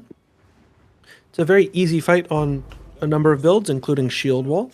Oh no, wait, what's happening? I'm busy looting. What's happening? Oh no! Wait, no! Okay, I got the checkpoint. Oh, what? No way! Vast. That is a environmental one-shot. Do not stand. You get a warning from your character dialogue. Do not stand on that boat after you loot the chest. Shout out to my boy Dead Rabbit, one of my favorite streamers, who ended a hardcore SSF run by pausing to read chat in the middle of that boat. And then got mad at chat for not telling him that he was going to die. One of the best stuffs I've seen.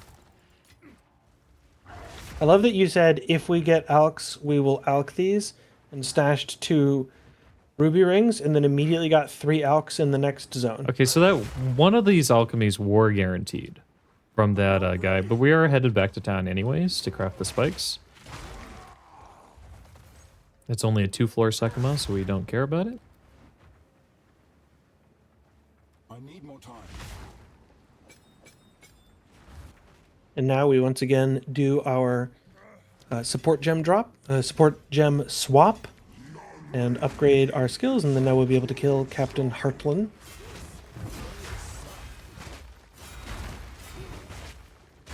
I'll be honest, I don't really know what this boss does. I don't really need to. He I think he has dies. some dangerous attacks.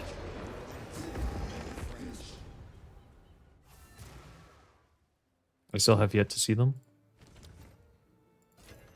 There we go. Let's equip you I for the would journey. study this bit, but I need Fire to resistance, nope. I love that you're having good RNG in every way except for getting a giant shield. Sounds pretty It's frankly typical. peak content. Alright. Here. Nope. They were in here. I'm having plenty of luck. I can afford to waste one of them. I did get Mana Leech on a ring. I'm going to stash it for now because I do have Mana Leech on gloves with some modifiers on them that are useful. Gladly take that off your hands. Great flask again. And we're just going to click the well. Make sure to feel the weight of the well as we go back to Journey's End. We're going to take the waypoint in because it brings us right back to Tujin, where we can just click one of these Quarry totems with the spikes. Obvious trap is obvious. So now we have our finish of the tutorialization of Delirium. So we're going to get a couple of liquid emotions here. There are tools that are available actually in Path of Exile 2 for you to just quickly plug in all of the emotions that you get from this interaction and see if there are any cool notables available to you immediately. So if you're curious for like a value upgrade while you're leveling, that is totally possible. Yeah. You can get a chance to daze on hit, and that's probably the best use case for a shield wall warrior. I typically just save these emotions for like early mapping when I get a better amulet. So in most cases you won't have access to like a +1 melee or anything like that.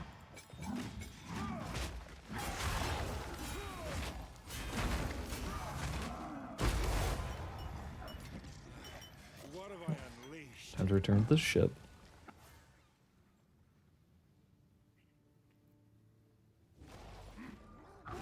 Where to? Right, and we're just going to continue on through to Whakapanu Island, or Whakapanu. Whakapanu? Whakapanu, one of the worse zones to read, frankly. The only tip that I have to give you guys about what's going on in here, though, is that you can completely ignore the shark interaction. It offers no meaningful permanent upgrade, and so as a consequence, you can just ignore it if you would like. I believe you can get a tier 4 support gem from it if you are lacking in supports, but for the most part I believe everyone I know skips it. There is a sight reading technique for this zone, but it is pretty advanced. We hug the side counter of the waypoint opposite of it, looking for a tell. Whakapanu is so disliked by speedrunners that when a level designer asked in the Campaign Codex Discord, like, hey, what are your least favorite campaign zones?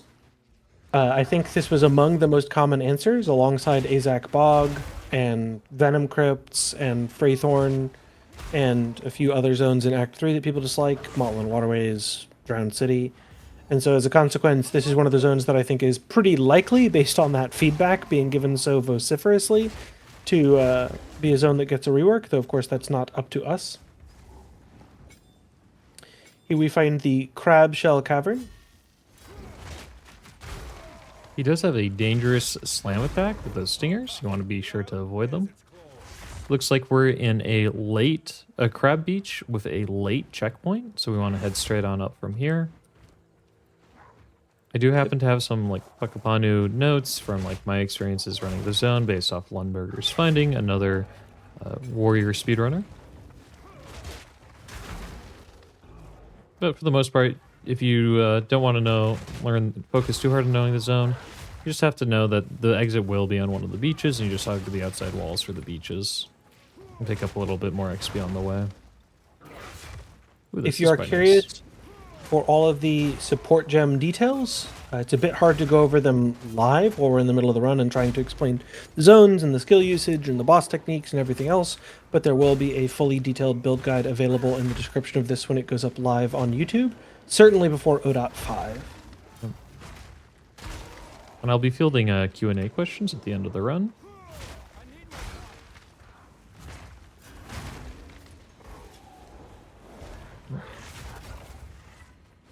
So this beach over here leads us to the beach with the exit in this zone.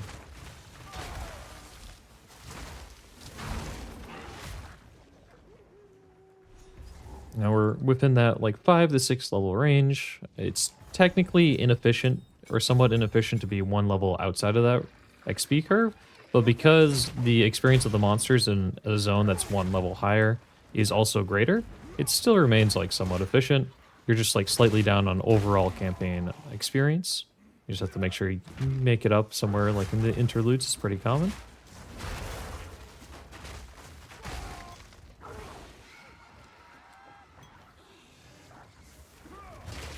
If you listen carefully when you enter this zone, you can actually hear a scream given out by the mermaid, and as a consequence you can know exactly where she is. But you can actually, the zone's really easy to read. You can just walk around in a circle. It's not a zone where it's super easy to get lost, so you don't need to do anything advanced for map reading if you don't want to. Even in races, you can do like super optimally by just entering the zone, listening, and beelining whatever direction you hear, so you'll be fine.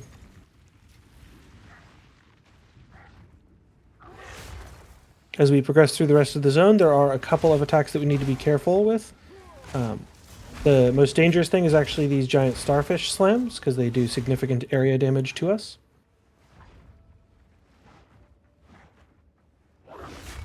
And then we are searching for the mermaid along the edges of the zone at this point. When we see a thin, straight hallway like this one, we know that we have found the mermaid. We do a support gem swap, and we now have gotten all the way over to our preferred movement speed bonus notable. And now we can double back and get a little bit more attack speed. Our resistances are still doing quite well. Mermaid is going to walk down in front of us. We have such a huge amount of physical damage that we should be able to stun her if we would like to. But we can also, of course, use everyone's favorite bug abuse and body block her if we need.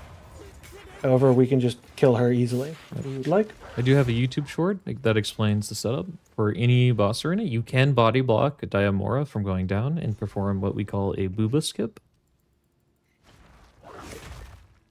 But why would you want Diamora to not go down, Angormus? Because it's like a 30-second phase plus. Raise the sails.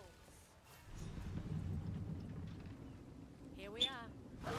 We're going to do Abandoned Prison next. I do it next because I really like the bonus from the chapel. We want to be sure to kill all the necromancers we see on site so they can drop us a key.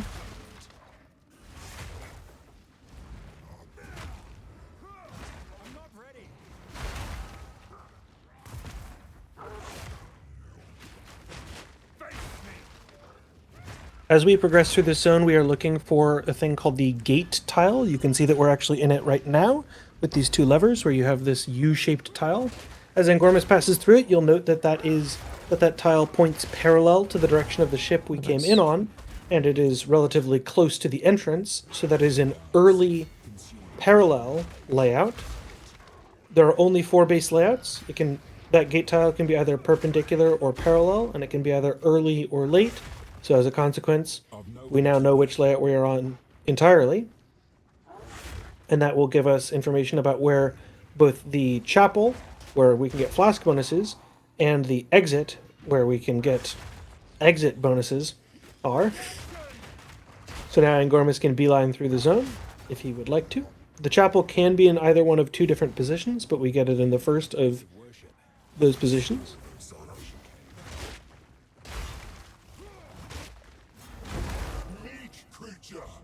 And now we can get increased life recovery from flasks. Yep. A little shout out to Zaro, our boy. He's having one of the best voice lines of any PoE game. And now we can go ahead and beeline toward the exit. I believe we're currently level 42? Yep, 43 actually. 43 and a half. 43. Nice. So we're now back on level target. You'll notice we're in a level 47 zone, and we're currently level 43. So we are once again totally within the margin of safety for XP. It's like we said, if you fall 1 or 2 levels outside of that area in late Act 3 and early Act 4, don't worry too much because it's pretty easy just because of how much density there is in Act 4 for you to catch right back up. We're not really going out of the way for an experience. We're just killing what we see on the way. So even sometimes skipping stuff. It's just like a small white pack. The most important thing is really just killing every rare and every magic pack you come across. So it gives significantly more experience.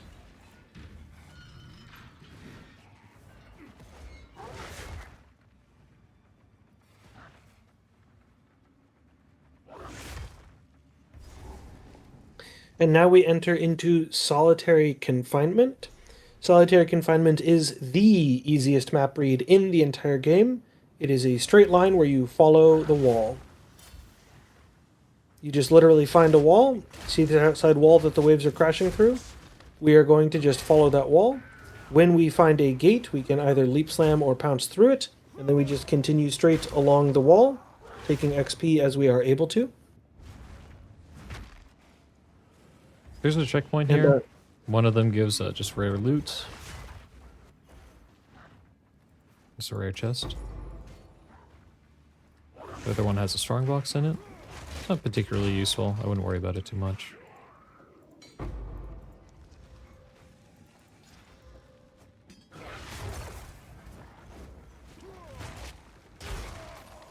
The only reason I don't just directly hug the wall is it's like marginally faster to not hug the wall if you are more familiar with the tile sets. If you just hug the outside wall of the zone, you cannot get lost though. It's a very marginal gain.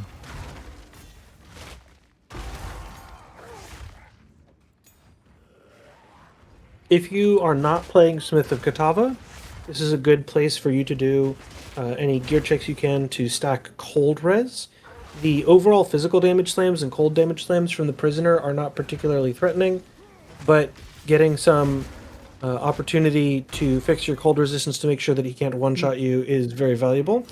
Grab a tier 2 iron ring and an iron grasp on the artillerist here. Fascinating. As well as a pair of rings that can be ID'd if we would like to. Another one of these. And another Ogham's Legacy strongbox. Oh, Ogham's nice. Legacy is probably the second best of the rare strongboxes, the best one being the Rain Festival Beetle. Yes. Ogham's Legacy continually resummons the same monster with an increasing number of rare monster modifiers. Every rare monster modifier gives increased item quality. Quality not being quality, but quality being like some variable that affects both quantity and rarity. That I'm like giving a heuristic name to. And so now you can see we've dropped a pretty decent chunk of rare items there. Next time we go back to town, we're going to have some aggressive inventory management to do. But in the meantime, we can go ahead and continue progressing toward the abandoned prisoner. Just taking every movement speed node in that movement speed wheel. It's one of the best reasons to play Warrior is that you spawn so close to it. Now we can wear a chest piece and head shield all the time without getting an 8% less movement speed modifier.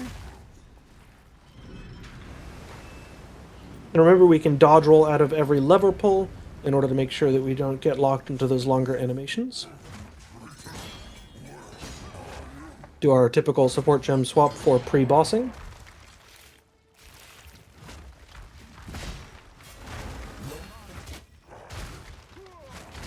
Our mana, you can see if you take a look at Angormus's mana here that he's spending a huge amount of mana per skill cast, but because of that mana leech ring, his mana is going down and then shooting straight back up, and that just shows you how important that mana leech ring is. Otherwise, you'd have to rely on your pounce and Marcus siphoning, and then you'd have to really keep an eye on your pots when you're like leveling up, making sure you're keeping up with the right level.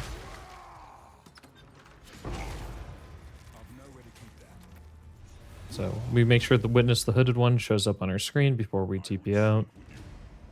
We have to talk to him in town before we're able to go to do the Erastus quest line, but we're going to go to Iafina Cora first. We just want to do a vendor session here. Here's your gold. Okay, yeah. This piece So. has an iconic history. Ooh, +3 to melee levels. At the next level we equip. That's pretty nice. Holy. I'm going from +1 to +3. It's pretty sick. A fun thing to note for you guys is people are in chat are reacting as though this is a huge deal. For Shield Wall in particular, plus melee levels is actually quite a weak amount of damage gain.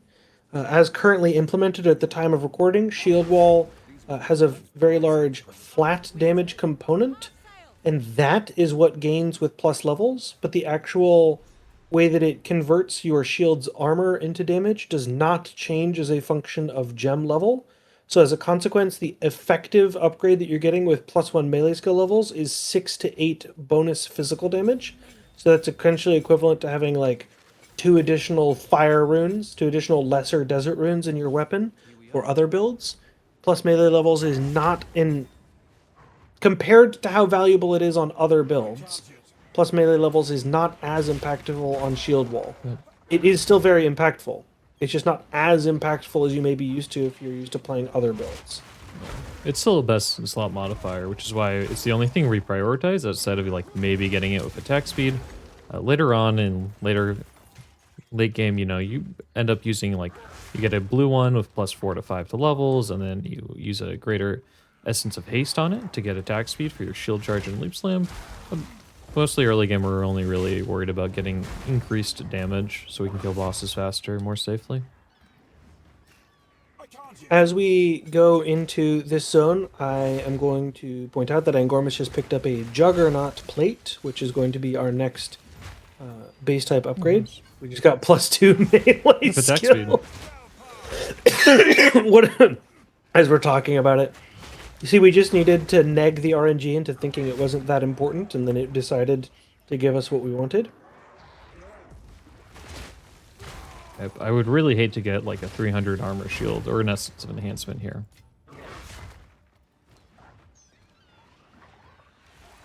Yeah, it wouldn't help the run that much. Yeah, it would be pretty terrible. To clarify, the attack speed that is local to your mace does not affect Shield Wall, but it does affect things like your Leap Slam and your War Cries. So for example, Fortifying Cry relies on the base attack speed of your mace, and therefore it'll make your War Cry speed faster on your human form War Cries. And then it'll also make your Leap Slams faster.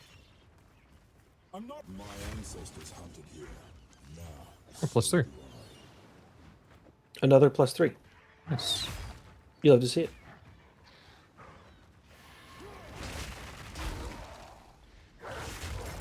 Oh, I have so many. If I get attack speed, I will. Strength is also a pretty good roll because it makes you tankier.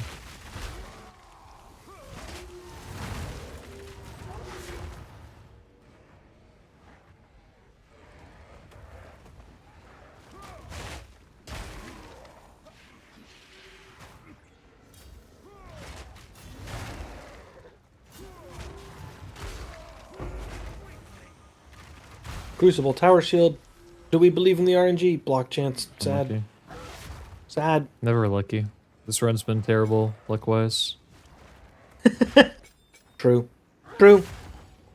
Oh, T4 support gem on the way. And the League Mechanic in the zone.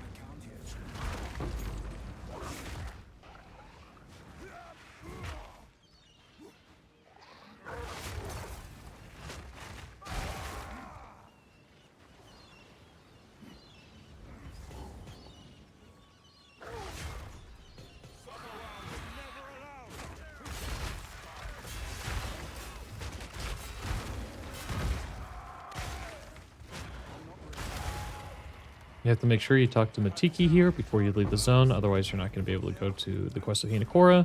The location of him will likely change with the 0.5 update, but typically it's been documented. In a normal playthrough, you're going to have to go through all of the islands anyways.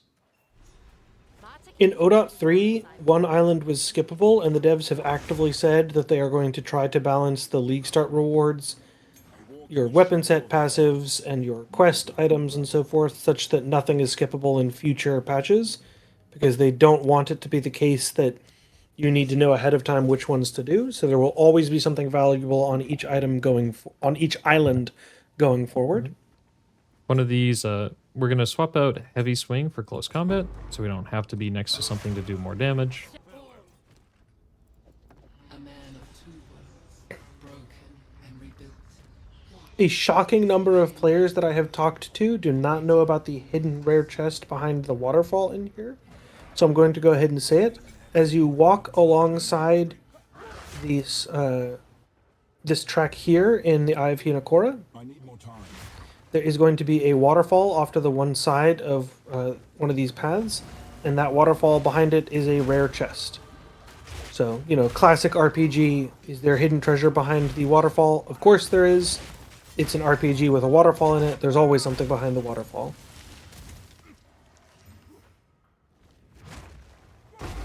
And we're hitting 45 here now. Maintaining a 4-level difference between the zone, which is less than we have to. So we're doing well on track here. Now we go into the tests of metal named after each of the Quarry gods of note, Kom, Mata, and Wakiata. Oh, they're actually named after something, huh? I wouldn't know. A trial by fire, and still I stand. Got a sneak peek of the waterfall location over there. You just hug the inside wall as you go through these sections, and you'll end up at each of the trials. I need more time.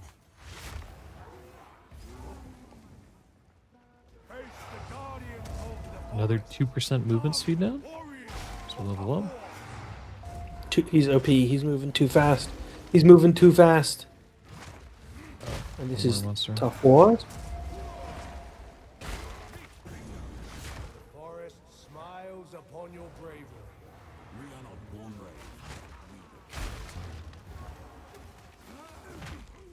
brave. Oh, and we can see the chest through the waterfall. Oh There's my a gosh. guaranteed level 12 spirit gem on top of that. If you needed that. 20 strength, 28 fire res. Imagine life roll? But it does have mana leech on it. Yeah, I already had a mana leech ring though. I was hoping for a big life roll. Tragic. Press F in the chat to pay respects, my friends. We'll be able to do that soon anyways. There's an actual spot to press F to pay respects. It's true. It's true. For our trouble, we get to increase our mana pool. So we're going to drop this chest. We're going to 100 base upgrade. If you were low on resistances here and you felt like using some Artificer Orbs, you could socket it in and also Vol Orbit to try to get a good corruption. Next time we're down, I'll show that off. The best corruption we could hope for is most likely a percentage PDR.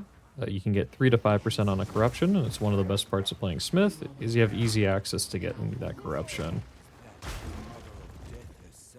PDR, for anyone who will want to ask in the YouTube comments, is physical damage reduction percentage. Pay your respects. F. And get your lesser mind rune. Oh wait, I don't want that.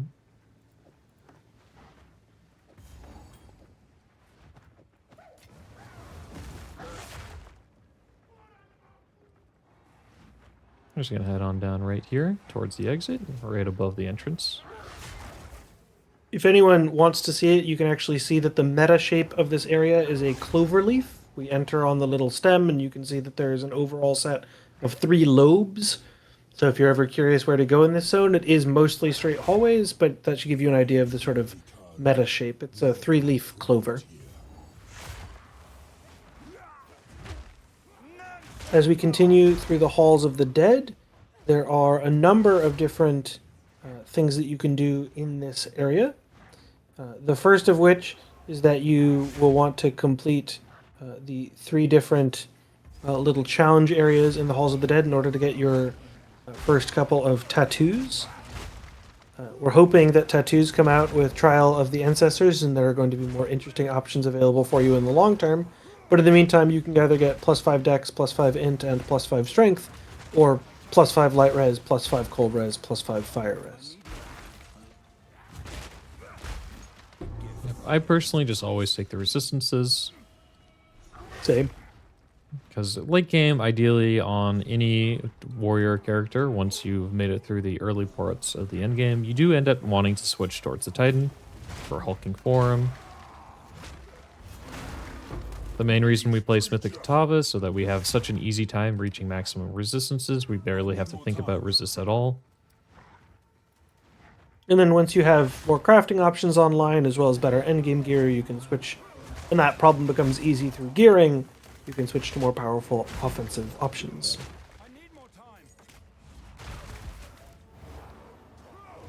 You don't have to turn them in all right away. I just do it for the sake of inventory space. The sea holds me. Ooh, Warcry speed. Totem life, oof. We're now level 46. We're immune to hinder and maim now. We're gonna go collect our Chaos Sword, I believe it is.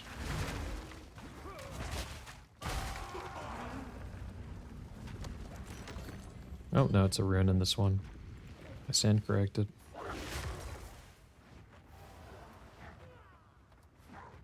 And the last of our 3 trials should be down here. I can't yet.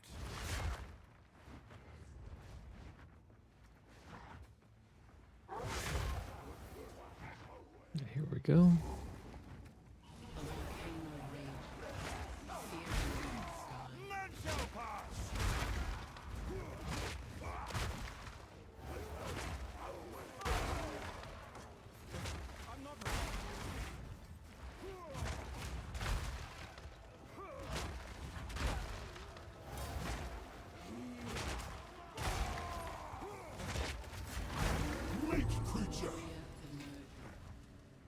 And as you can see, we're capped all resistances again. I've socketed like 1 resistance rune this whole run.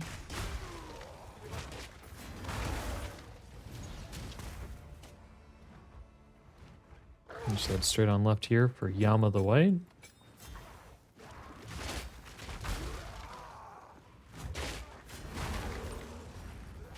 Yama the White is a fight that, if you're really under-geared, can be quite challenging. However, if you're on zone level, like we are, it can be pretty easy. Yama the White is more evasive and has some mechanics that are challenging for people who are unfamiliar, like when he summons multiple copies of you. But for Shield Wall in particular, you're going to be able to stun him pretty quickly. He has a comparatively low life pool, and you deal increased stun buildup as a consequence of 2 different things. Your base stun buildup is equal to the amount of damage that you do. However, you also get a 50% more stun buildup multiplier from doing physical damage, and a 50% more stun buildup from doing melee damage. So as a consequence, the warrior does a, frankly, ridiculously high amount of stun buildup with Shield Wall in particular, because it does physical melee damage, and it does it in such huge chunks. So as a consequence, Yama is not especially challenging on this particular build. Step forward. I believe. The mother of you will one day be well. And here we get a tattoo that gives us +2 weapon swap points, and we can see Hinakora's feet for free. All right, Didn't just even have need to take buy look a real supporter quick. pack. Good day. Where to? Okay, and then we're gonna head on over to Erastus to continue the quest. This is as close as we can get. In Erastus, a lot of people believe that there is a bug in this zone. I actually don't think it is a bug. Essentially, after you talk to Missionary Lorandis, you get sealed inside of this temple, inside of this chapel, with this bubble that's outside the arena. And a lot of people then note that when they die after going into that region, after going into that chapel and exiting out, they get sent all the way back to the chapel and have to watch the cutscene again. It actually turns out that the quest advancement flag does not end when the dialogue ends. The quest advancement flag ends once you end the dialogue. Once you kill the mob outside of the chapel. So as a consequence, if you're really worried about being sent back to the bubble, what you can do is just to make sure to be extra specially careful and full clear the mob that is waiting outside of the arena. We have a couple of good shield bases there. Nice. Neither one of them is 102. particularly good. 102. So we've got one good shield base so far. We've got two good shield bases so far. We've got Yeah, we'll a take it. chance for a better shield upgrade. And now we have 250. And then once we socket it, we should have around 290 armor. Yep, So we and get- some life too. And the most important stat, stun resistance. Actually, I really do like having armor also applies to elemental damage early on. That stat is pretty strong against like smaller hits in general. Now here we're gonna go start picking up some attack speed nodes.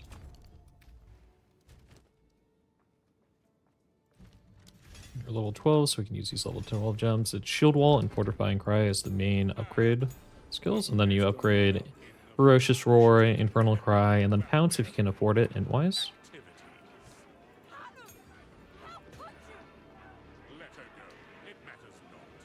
We're going to do a bigger gamble at level 54, especially hoping for an Essence of Enhancement by that point. It's another breakdown point for a tier of armor. So, to get out of this bubble, you do actually have to hit it. I use Mace Strike, but you just have to do some sort of attack. Auto attack works best. And we just full clear that pack if we want to reset a checkpoint at any point. And then you see how it says search for a way to reforge the weapon. That is the advancement of the quest state that I was referring to earlier. Then now we can work our way through out of town. You'll notice that just after that last checkpoint, we can see that there was a staircase, and that staircase pointed to the up and left. That staircase in general points toward the correct direction to go. And we that's a have shame. a possibility Ooh. of being able to do a leap slam skip there. Didn't get quite the correct randomly I believe generated this is the tile for one. it to work out. Yeah, this is the skip Now- layout. Yeah, we got the 1 in 12 skip layout, boys. We skipped 30% of the island. That trick is not repeatable unless you get the lucky layout, but when it is repeatable, it looks super cool on your stream. Another bell. What does this one do? Ooh, You strength. get a life? plate belt with strength you. and max mana.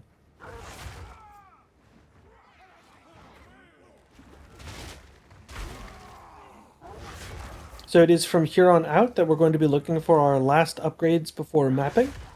In particular, there's not another really significant item base upgrade between now and maps, but we want to make sure that everything is above that level 46 breakpoint. There are also a couple of resistance breakpoints that we care about in the low 50s. So when we enter into interludes, we're going to be looking for those couple of bases that'll get us through early tier maps up through about T10s.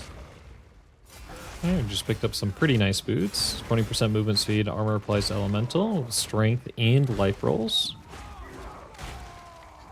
Yeah, just gotta let One thing Torvian that's fill important to up. note is that Torvian has these three allies buffing him from the bleachers.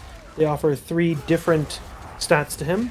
The one toward the top of the arena imbues his attacks with extra cold damage. The one on the right side of the arena gives him increased physical damage reduction and resistances, and the one on the left side of the arena gives him stun and ailment immunity. So if you're not dealing very much damage, you want to make sure that you have him break the one on the right side first. If you want to make sure to stun him, you want to break the one on the left side first, and if you're worried about getting chilled or frozen, you want to break the one on the top side first. Of course, the other solution, as I'm sure the YouTube comments are already typing, is, lol, I never see his mechanics. I just kill him before he can ever do anything.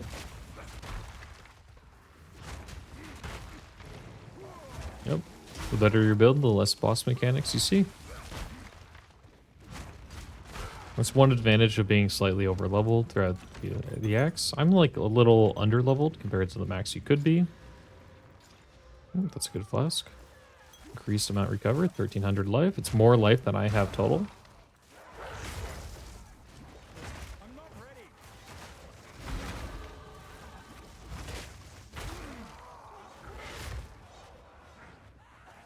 There's going to be an upcoming Yap skip at the next boss as well. There's also a shrine in this zone. I don't really care about the shrine at this stage because I already have so much damage. I'm not even going to bother to look for it. The best one we could possibly get would be like an acceleration or experience or rarity shrine, and those are quite rare.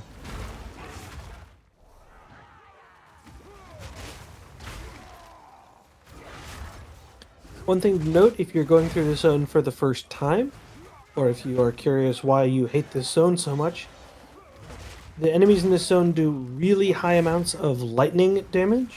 So if you have like a spare topaz ring in your inventory or in your stash, equipping it just to be able to transit this zone and then changing to your preferred setup. Oh my god. Okay. I have sun threshold on them. Nice. I got even better 25% boots. increase to miss. We love to see it. We love to see it. Remember, you're always able to type 6-7 in chat in order to protest Angormus' item RNG. Right, that dialogue pops up from the Countess, and then you just reset a checkpoint here. Make sure you have that checkpoint, and it'll go straight into the fight instead of her yapping.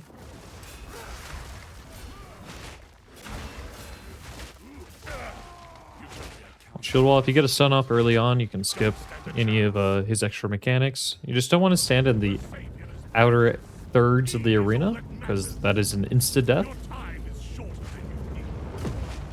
And you just want to time it for when he becomes targetable to do a fortifying cry, and he'll be dead on your screen. Boss? 35% rarity? Is that tier 1 prefix, tier 2 suffix? T1, T1. Okay, so we just have like the best possible rarity amulet? Plus melee? No, that was greedy. If that had hit plus melee, chat would have rioted. Then it's unforgivable. The number of people who thought my April Fool's video about streamer client was real is unconscionably high. Oh no, it is real.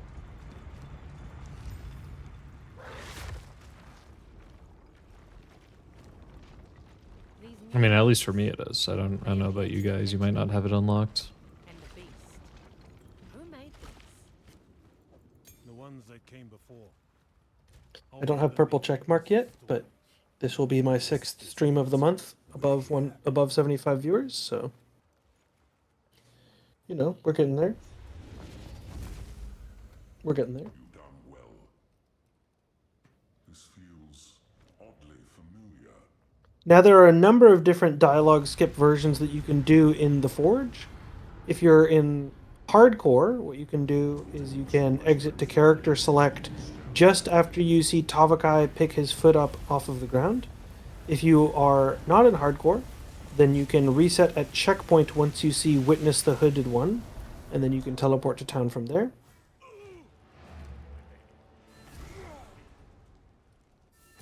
So now we can go back to town.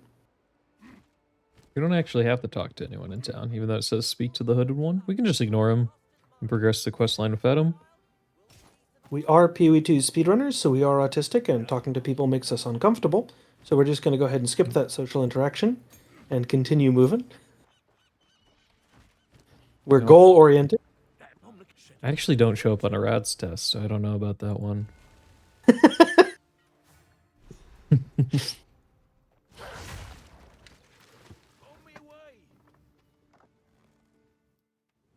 If you spam pounce here, you're going to be able to get a pounce and skip some of the RP walk. Not like this. There is a rare hit. This guy's actually quite dangerous, and he takes some time to spawn in, so usually you can just skip him, but we're doing so well on damage, we might as well just kill him. The extra loot. We do have a significant amount of rarity now. We're up to 45% rarity, which is really nice. Anywhere around the 50% mark is really good for like early mapping campaign. And that's one of the bonus parts of Smith of Kitava is because you're so strong defensively, you can focus a lot more on having rarity affixes on your gear to really get the divine or currency farm up early on. There are other defensive ascendancies that have similar benefits. None are quite as monolithically strong as Smith of Kitava. But for example, Witch Hunter with Sorcery Ward is particularly strong. And there's some options, for example, for Disciple of Vrashta that are very valuable. Additionally, in this zone, one thing that we can keep an eye out for is the League mechanic, which will give a greater Jeweler's Orb. We already got one earlier on in Act 3, so it wouldn't be the biggest travesty for our build plan if we didn't find it. But in general, it can be quite a strong benefit to your build, for your primary damage skill to get that extra setup. I'm still going to go for it because Fortifying Cry on a 5-link as well is very strong. So another, you can get Heavy Swing on it as well for 35% more melee physical damage.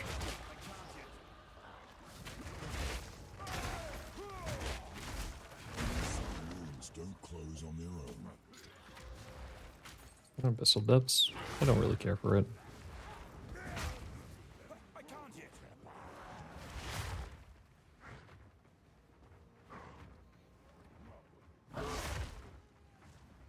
So again, we're still just looking for that set of Vale ruins.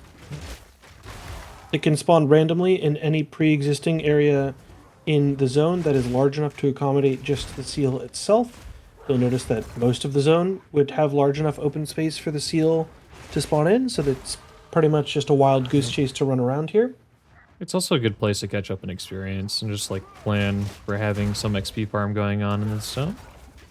So we're only level 48 right now. I'm not really too worried about picking up some extra experience along the way.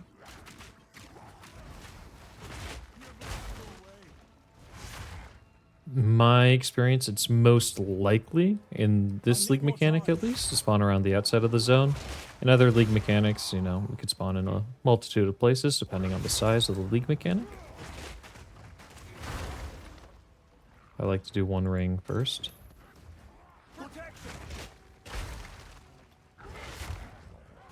Right along the outside of the zone, right here. We're going to be able to reset a checkpoint. Oh, we got a boss.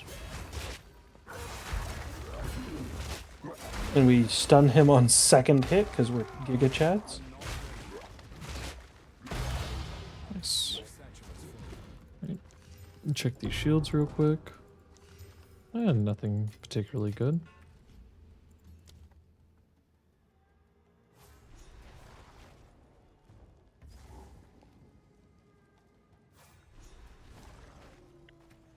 I'm just going to go 5-link our Fortifying Cry and put a Heavy Swing into it.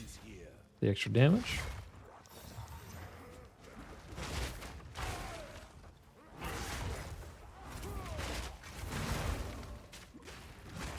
And now we are level 48 and we're in a level 53 zone, so we are now our total margin of safety compared to area level, the level at which we would take Call of the Brotherhood. Nice. It's my favorite low-level unique. Good for cold. It's good for lightning to cold convert, and so you can do meme things with Herald Device. If you Crangle it, you can underroll the conversion percentage and maintain access to shock as well. Oh, that's it's pretty pretty cool. fun. Can't say I've ever been a bow player though. I did it on my Lightning Spear Amazon Ooh, another researcher's box consecutively. with Question mark? magic monsters. Magic monsters, of course, good for the XP yield. I believe it was also rarity. Yep. And like I was saying before we got interrupted by me liking Call of the Brotherhood, we're now well within our margin of safety. Our margin of safety, now that we're level 48, 48 divided by 16 is 3. So we get 3 plus 3 equals 6 levels of margin of safety. So we're perfectly fine for both this zone and the next couple of zones. And we get a couple of those basic currencies just to push up our currency floor for the next couple of zones. Yep. And we should be good to go. We have 11 regals now. Pretty typical run. Crimson, can you confirm? 11 Regal is pretty typical. Yeah, totally typical. Yeah. Chat shouldn't be mad at all. If I look over at chat and they're spamming 6-7, they're just out of touch with typical RNG. I definitely don't have a juiced streamer client, RNG client.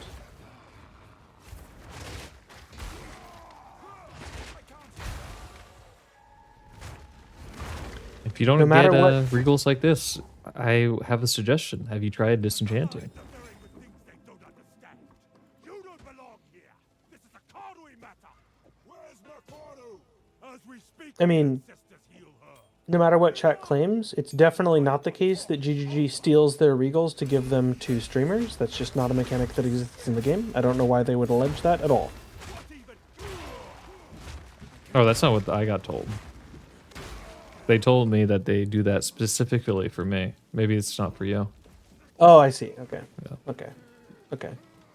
Okay.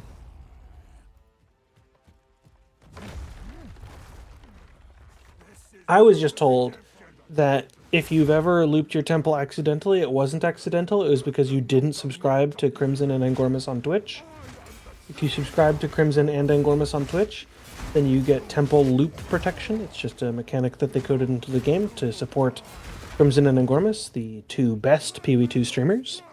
It is worth noting that that slam attack that he does channel, once it starts the channel, it is 100% of the time going off, even if you heavy stun him during it, so you still have to avoid that heavy slam. It's one of the most dangerous attacks Tavakai has in the second phase. It's likely a one-shot on most characters. Maybe not on a Smith the Kitava, but that'd be the exception.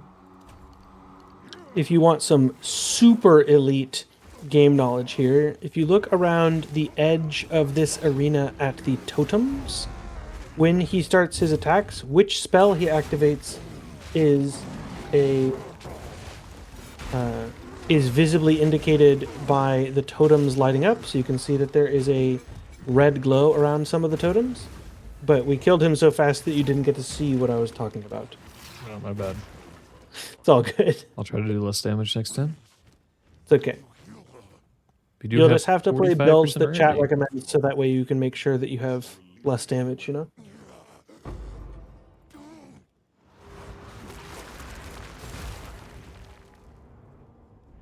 When he's doing his slam attacks, if he's grabbing from his arm, he's doing the 3 slam attack that then blows up. If he's grabbing from his chest, he's doing his most dangerous attack in phase 3, where he attacks and cleaves all over the place. He comes at you like a bad man. That's probably the most dangerous attack. Countess leads the Twilight Order.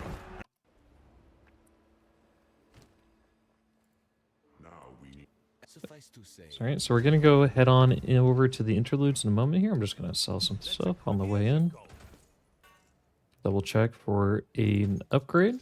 We're just looking for a large flat armor roll that I can hold onto. This shield is plenty enough for the interludes. We're just, if I get a good flat armor roll, I'm going to be able to use an Essence of Enhancement. Should I get one on it?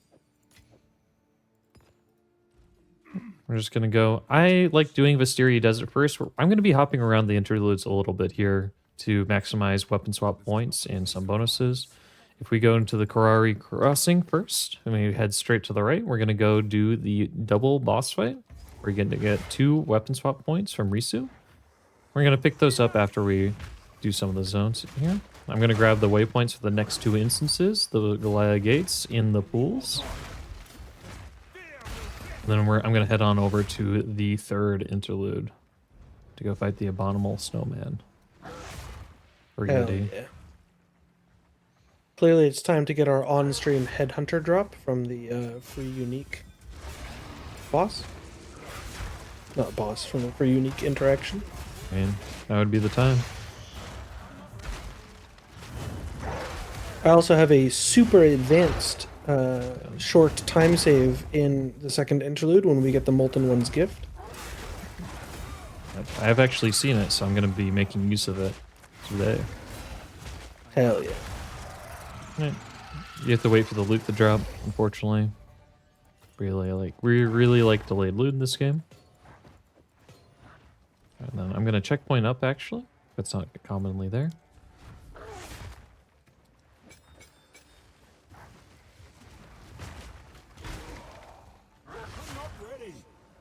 The interludes, unlike a lot of other content in the game, the layouts are actually deterministic because there's only one base variant of a lot of the zones.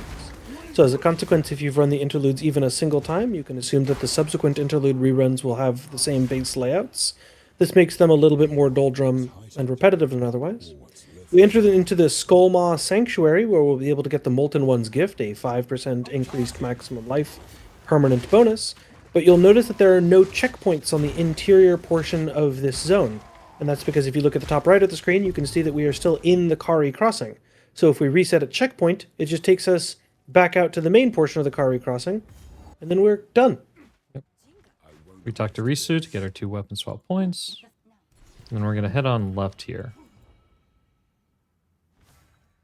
I'm just going to grab the waypoints ahead of time so we don't have to load back into the town. You could take the Wayfinder Seal if you don't know where to go.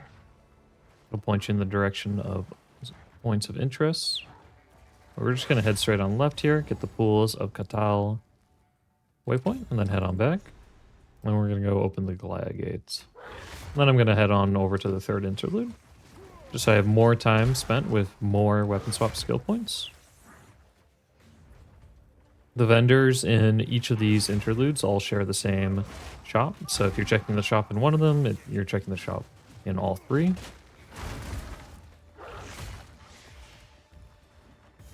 I do have a regex for the interludes that I'll be making use of. Now we're just going to go enter Act 3. From the hooded one, Mount Kier. When we go to Mount Crier, I want to point out that nearly all of the zones in the 3rd interlude here are just straight lines. So you're going to have a really easy time making your way through these zones. Got 115 armor. That's probably worth using. I'll take use of that. Could have used my Essence of the Body, but it is slightly better to use it on a body armor, helmet, belt. I'm going to save it for a helmet, though, because my helmet's pretty outdated. If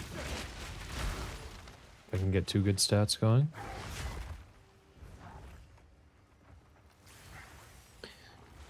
So note that as we go through the interludes, the zone levels, because we've switched from one interlude to the other, are going to be slightly different than if you completed the interludes in a different order.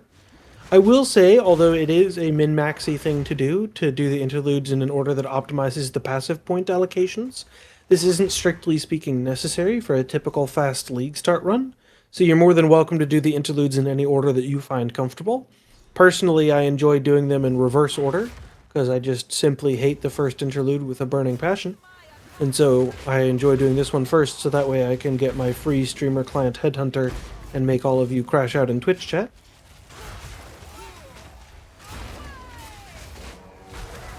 Nice. Good loot. Imagine this gold ring's really good.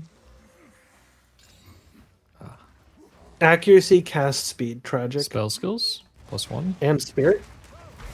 That's a pretty good one. Too bad that'll get straight vendored in SSF.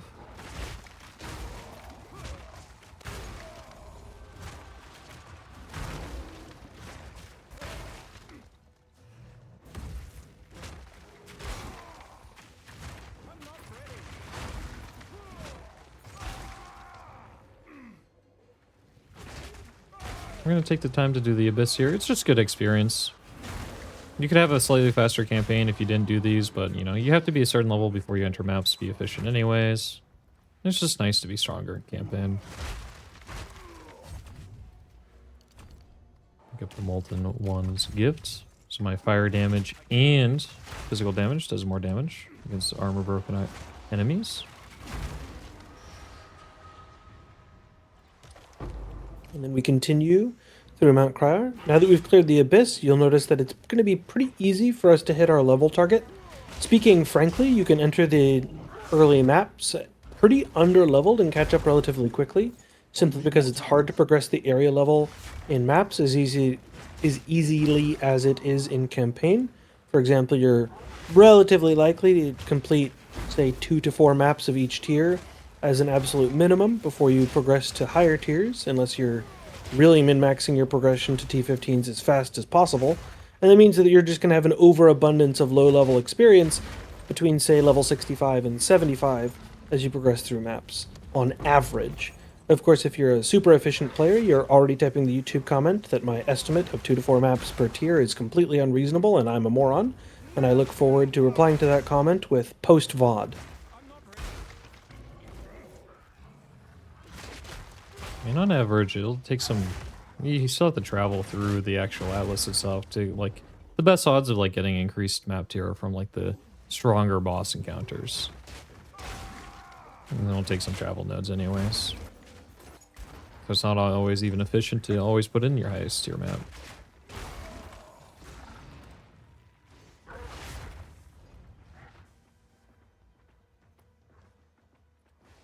I'm just going to put in my upgraded pot. It's twice as good as the one I was using before.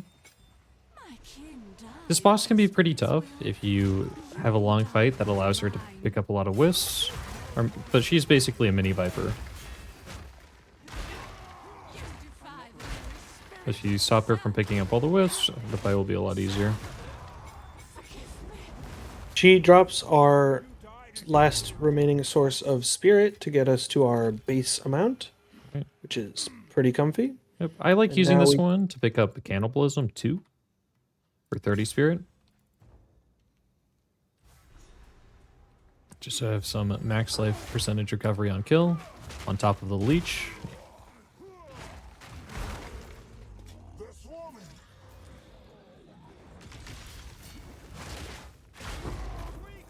Now that we're into the interludes, we're no longer going to be seeing lesser essences essentially ever, and we have a very small percent chance once we hit higher levels in the interludes to run into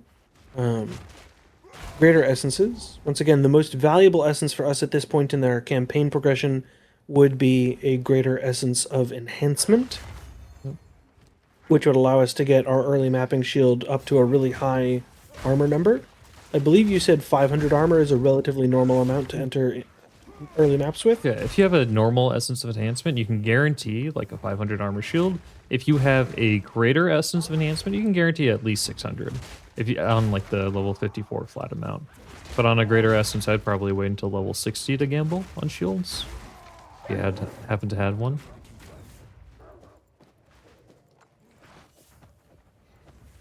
This zone reads pretty easy. You just go south as soon as possible.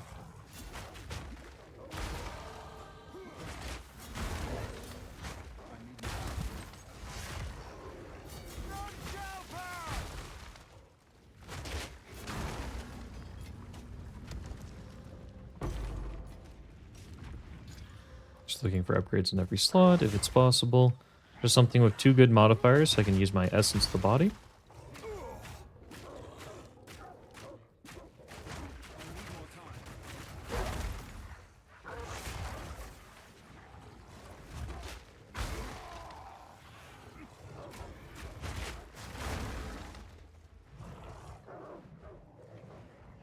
Because my shield right now is just a flat armor roll, I'm probably going to do a roll down at level 56 or so. Gold. Just got to be careful the Yeti. He's a lot like the monkey with his slams. But if you have cold resistance and some armor, you should be fine against him and be able to take a slam anyways. He's a lot less rippy than generic monkey, because in general, the amount of damage reduction that most players will have from cold resistance is higher than the amount that they will have from armor, for example. So even though his slam damage is pretty comparable to what a monkey would be at the same level, because he does cold damage, it's a lot more survivable for most players if you've been paying attention to maintaining higher resistances throughout your leveling progression. If you're going to go ahead and fight him with lower resistances, you need to be much, much more cautious about engaging him aggressively. Come on, Hooded One, let's take me to Ogham.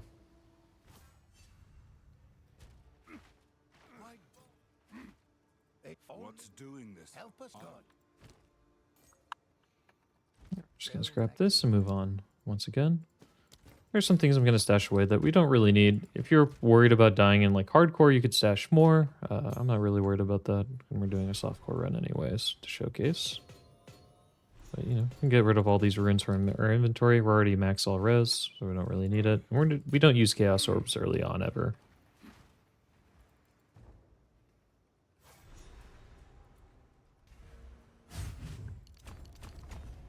Just gonna grab pile on there for more increased effect of armor break.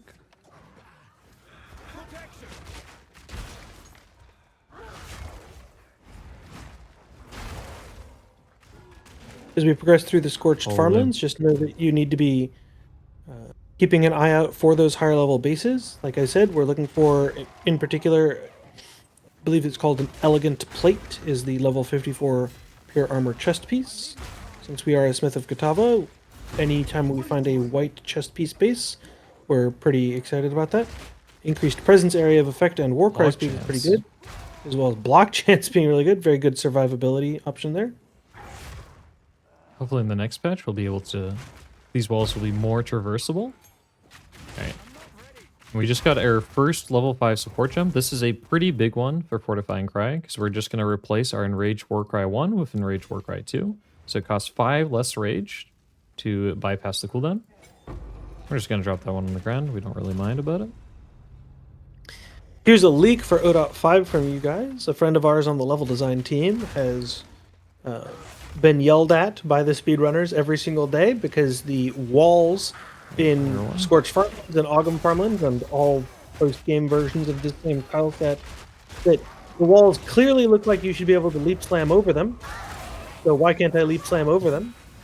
And it turns out that this tile set was one of the first tile sets developed well before early access was released, and they've since developed better tools for determining which features of terrain geometry should block and not block projectiles, and which ones should block and not block leap slams and other mobility skills.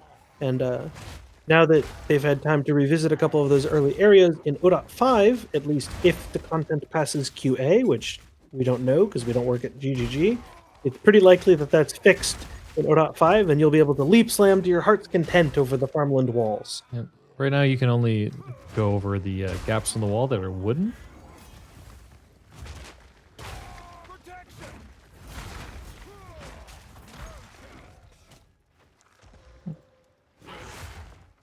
So looking at every piece of gear that drops that's pure armor, just to try to get any upgrade we can eke out.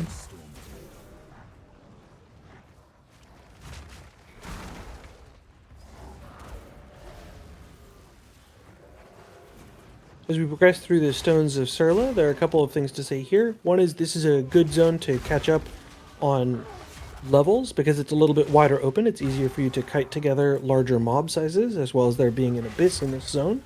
So if you're really under leveled, this is a place where you can clear a little bit of the zone and then create a new instance and clear it again if you're like desperate for levels.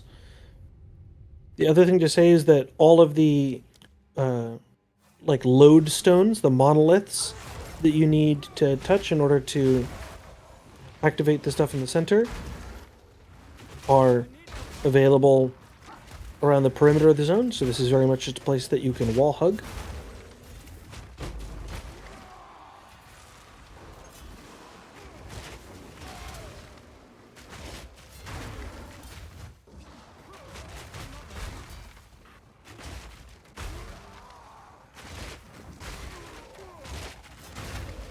Oh, wow. Good thing we're a warrior. And Smith of Kitava and so tanky.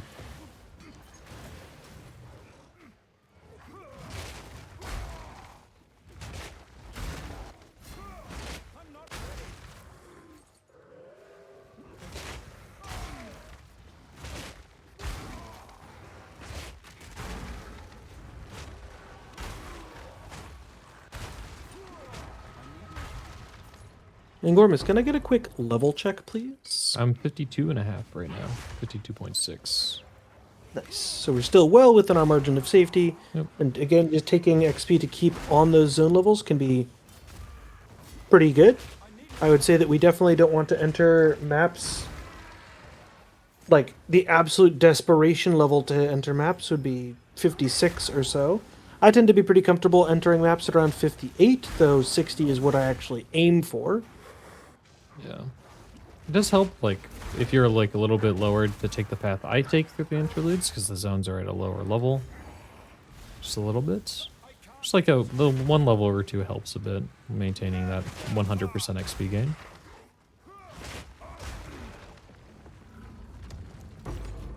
Guaranteed Exalted Orb in this zone. I can't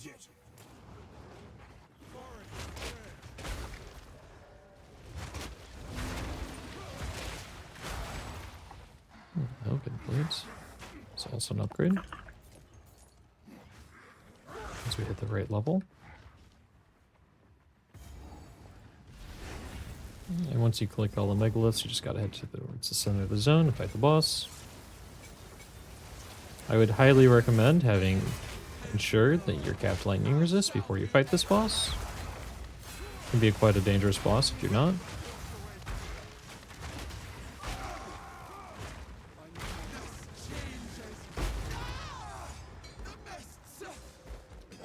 Now we're going to get the all-important blessing from the wisps that will allow us to pass through the darkness toward Holton.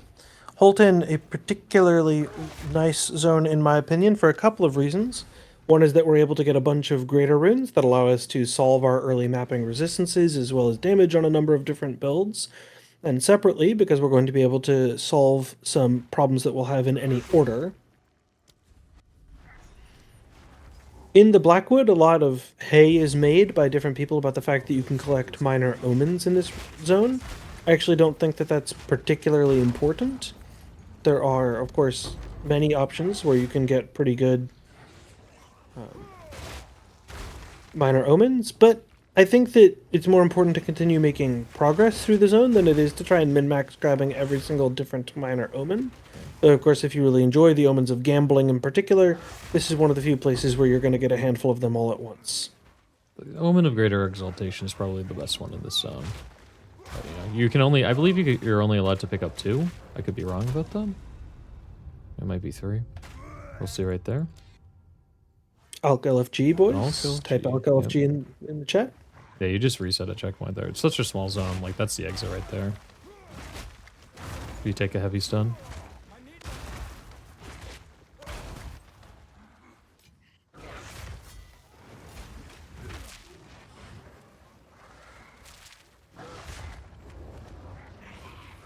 Yep, you're only allowed to pick up 2 omens anyway, so if you see 2 on the way, you grab them. Otherwise, you just move on.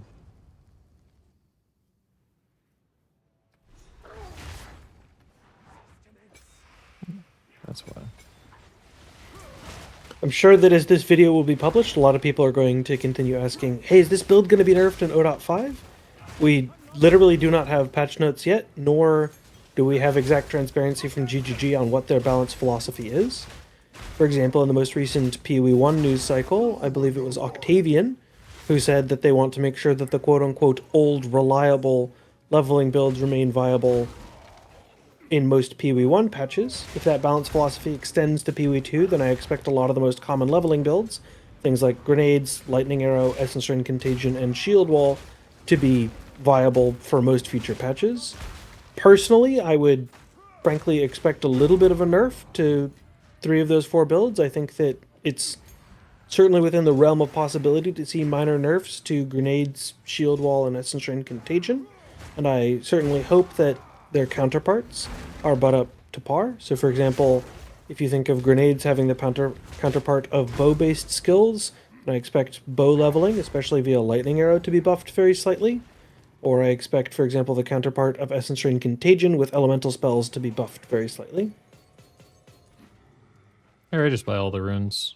I happen to get 4 greater iron runes, which is pretty good luck. We need greater iron runes for upgrading shields later on, so that's pretty fortunate for us. And we got our Essence of Enhancement right before we hit level 54 here. Absolutely beautiful. You'll love to see it. So the second we hit 54, we're going to go Gamba in town. The only time I will ever suggest you go gamble for items in PoE.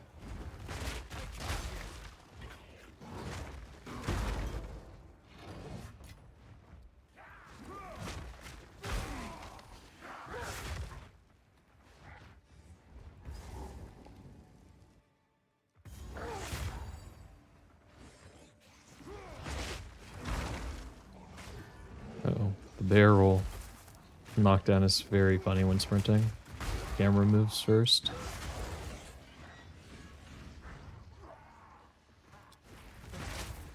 Now we can go ahead and go fight Azarian. I mean, definitely not Azarian, who deals cold damage. There are a couple of attack animations that he has that are particularly threatening. One where he puts down a bell that he then slams, and another one where he does an attack with his 2 little maces that results in expanding rings of cold damage. On most builds, my advice is kind of silly to give while we're talking about warrior, because my advice is to stay far away from him. I didn't But know for this guy had warrior, attacks. it's going to be pretty simple. We're dealing such huge physical and melee damage that we're going to stun him really, really quickly. So Oswin, the Dread Warden, is just going to die pretty much right away. Oh, you got an attack off this time. And then we get the Warden's Ledger. I'm gonna pick up this last 2% of a level and head back onto town. Go gamble.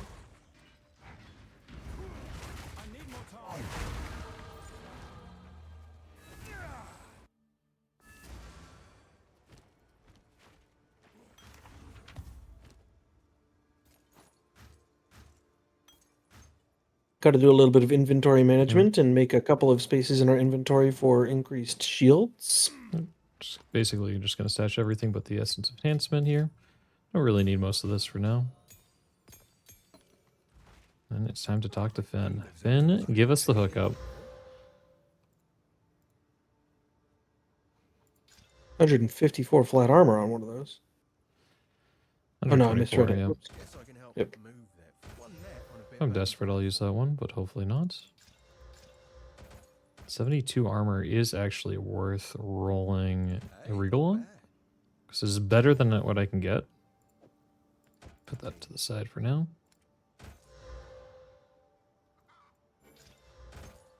got a nice shame to it. 135 armor is the tier we're looking for. Might as well send one more shield for H. No such luck. Made it 72. We hit a good fat armor roll. It would be really nice. What we can do here is we use our Essence of Enhancement. We have a 400 armor shield before anything else. Use a non-rib. If we hit a prefix, it could have been really great. Just throw the last 2 exalts on. We get life and fire resistance of a high tier. So pretty good. You have a 529 armor shield from a 290. Now, Angormus, I do want to point out that you low rolled one of those modifiers there, and you do have a divine. Oh, I do? I don't know. Yeah. Interesting. You could make chat really upset by divining your early mapping shield for the better rolls. Yeah, you think so? Hmm? If this is Crimson official advice, you know, I got to take it. Yep. 529. Do we roll up or down, boys? Who saw it? All right, I'm not going to look as I scroll 5, over. 6, 7. Holy. Actually, insane roll. It actually just got better. And the life got Actually better. Insane roll. Wait, it And just we got hit the better. 6, 7. Yeah. Let's go, boys. Nice. Let's go. Just got better. Value divine. Value. Good Value comms. divine. All right. I got 30 increased armor. Or 30 flat armor increase for that. Pretty good. Should have checked the tooltip before that.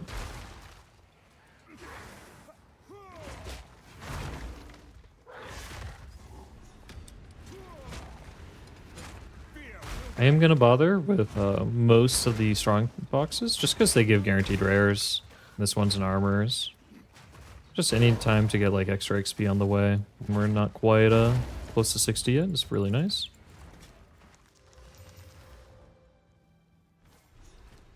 We enter into Holton Estate. I want to point out there is absolutely no benefit to fighting the twins on the other side of town.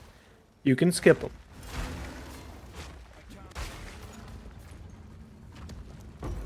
This one's a pretty easy read. You just run in a circle twice. Same circle. Typically, you'll have to go outside here anyways.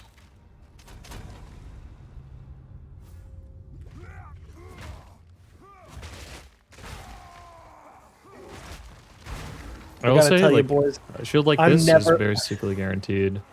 You get an Essence of Yeah. Enhancement. I was gonna say, like, if the YouTube comments are crying about unrealistic League Start, I just want them to know that, like, this is actually pretty realistic League Start.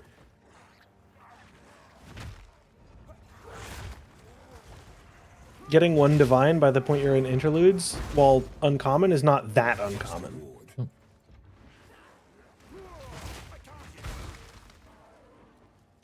And basically every run I've done, I've gotten a leech of both types by this point. The most important one is the life leech roll, but I go out of my way to guarantee I get both. You just want to make sure you're keeping up with like picking up quality gear to scrap later on when you get back to town.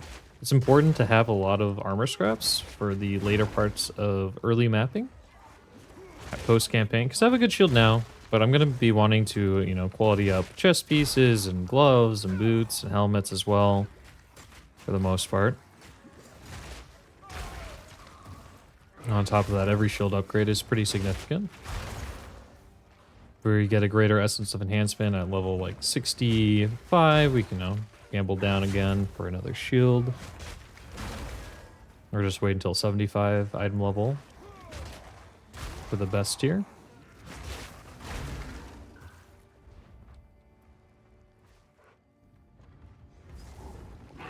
I do want to just say this for the record on the video. I am a Holton Estate layout hater. This is the one interludes layout I look forward to leaving. I like the interludes in general. I hope they stay as like optional side content. Maybe we can replace early tier maps or something. But my goodness. As foul an influence as Geonor, and now Double alchemy and exalted orb there. Pretty nice. Pretty nice. And We an do have to elegant talk to great Renly helm. here. yet again. Elegant Great Helm, possible upgrade. Yep. Double res. Brother. Nice. Brother, please. What? I do actually Totally need that normal intelligence. So Leaguestarter.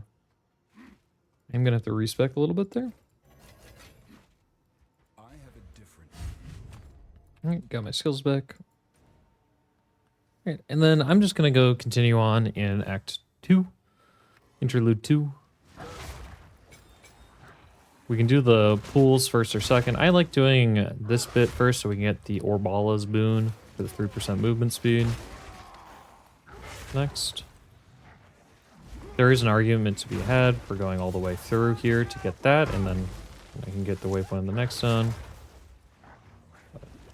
What, you don't take the boon where you sacrifice some movement speed, some defenses, some resistances, some life, some attack speed, some movement speed, some dexterity, some strength, Cooldown? some int, and some cooldown reduction, and 20% of your mortgage payment in order to get 3% Mortgage? increased experience? How old do you think I am? Or the At youth? least 67 years old.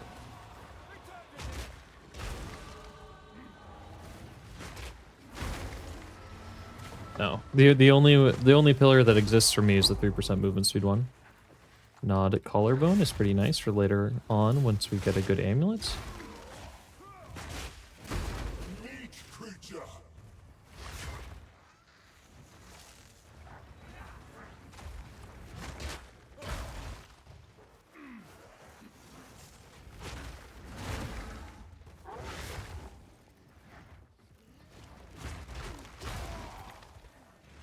Because these layouts are all the same and the quest objectives are relatively well known by the broader player base, there's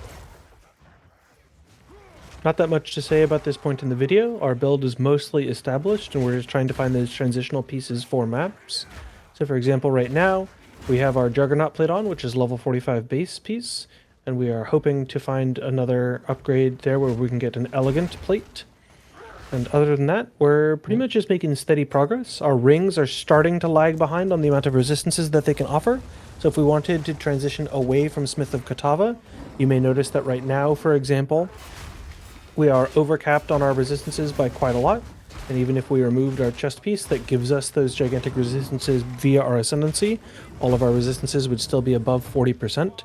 And so as a consequence, we could transition away from Smith of Kitava if we get a slightly higher deterministic source of, excuse me, not deterministic, we get a slightly higher source of resistances. So if you're planning on re-ascending in early maps using your second or third ascendancy in order to be able to get to, say, Titan or Warbringer, then this is a good place to start fishing for or trading for low-level resistance rings or chest pieces that are resistance stacking with double or triple res available. Angormus is in a particularly good spot for resistances, as well as having a number of greater runes available. So if you're like antsy to get to your mapping build, since you've been so survivable for this portion of the run, you could start to look to transition around now, but this would be a place to start shopping, crafting, and gambling very aggressively, depending what league you're in and what specific build you're trying to transition to. Yeah. Personally, I won't be planning to transition away until like level 90, maybe 95, just so I have more freedom in what gear pieces I pick up. I don't need to like worry about resistances of a certain type being in a certain slot and then not being able to upgrade just because of that. Just gives me more freedom for my gearing later on.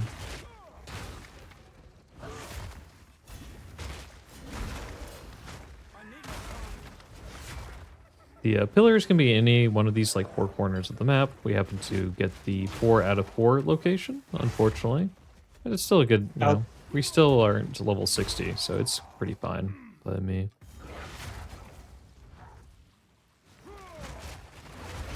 Is it your experience that there are always strong boxes in this particular zone? Yes. Because I swear like Kima just always has strong boxes. Yes, they're next to the checkpoints.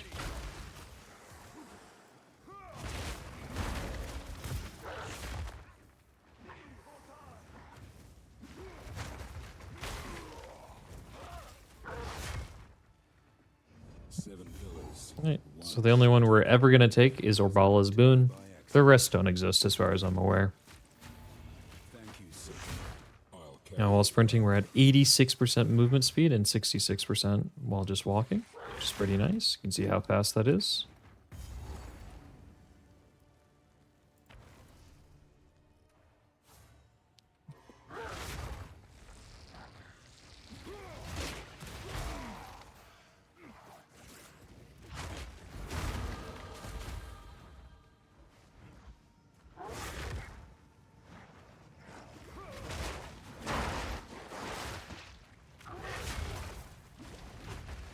As we continue through the pools of Katal, just note that if you go out of your way to full clear the next zone, you're going to get both Rengin's and Yoon's Barya, and each one of those is going to give you the opportunity to wish for a ring, an amulet, or a jewel. Like I said earlier, if you are like particularly antsy to transition to some other ascendancy, or if you are playing another build and you really want to make sure that your resistances are fixed before you get into maps, this is a good opportunity for you to go out of your way to full clear the zone, just so you have a guaranteed opportunity to pick from all of those different ring and amulet options and hopefully find the specific stat that you need. Right, big life roll. Yeah. What did you hit? Mana, was it? Yeah. I got both boons Barrias right away. I didn't even have to kill a lot for them. Nice. Typically, you'll have to kill a lot more snakes than that. Holy, my max mana. Look at that. If you take a look at Angormus' max mana, you will see a very funny reference.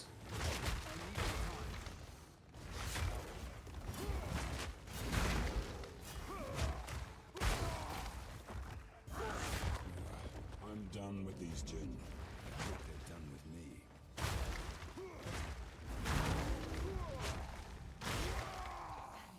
Alright, so I'm going to wish for a ring first. Just take a look at these rings, see if we got any that are particularly nice. This one's pretty nice. Sapphire ring had perfect implicit roll, 27% fire res. This is, I don't know what Angormus' feelings are about this one, but Ixchel's Torment is by far my least favorite of the unique strong boxes. It takes like forever to clear it, so I don't typically do it unless I'm really down bad for experience. And then you get a corrupted item that in a lot of cases isn't even worth the squeeze, you know? I think I've gotten a good one once. That's about it. I think I got an overroll attack speed Shayaba one time. And that's the Holy. best that I've ever gotten. That's pretty incredible. We got an Orb of Chance. So we're going to use that on one of the Inspired Great Helms that I saved earlier. And hope that we get an Onslaught helmet. Probably one of the best Onslaught helmets for early endgame in general. Just having permanent Onslaught for the skill speed and movement speed. Still not sure I trust.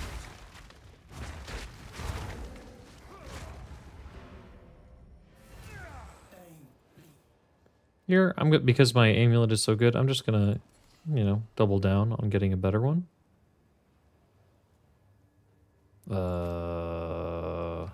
Vas? Huh. Interesting. You have returned. Alright, so now's a good 34 time to go spirit. chance Thrill Steel. Okay. Asking too much, I guess. You have an open prefix. You have an Yeah. open prefix. Hit rarity on it. Let's go, boys.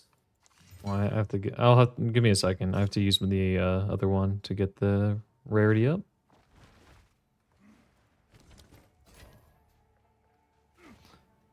It's a pretty good one. Now we can go back to Quima after freeing Jado. Jado will be here for us to summon to allow us in.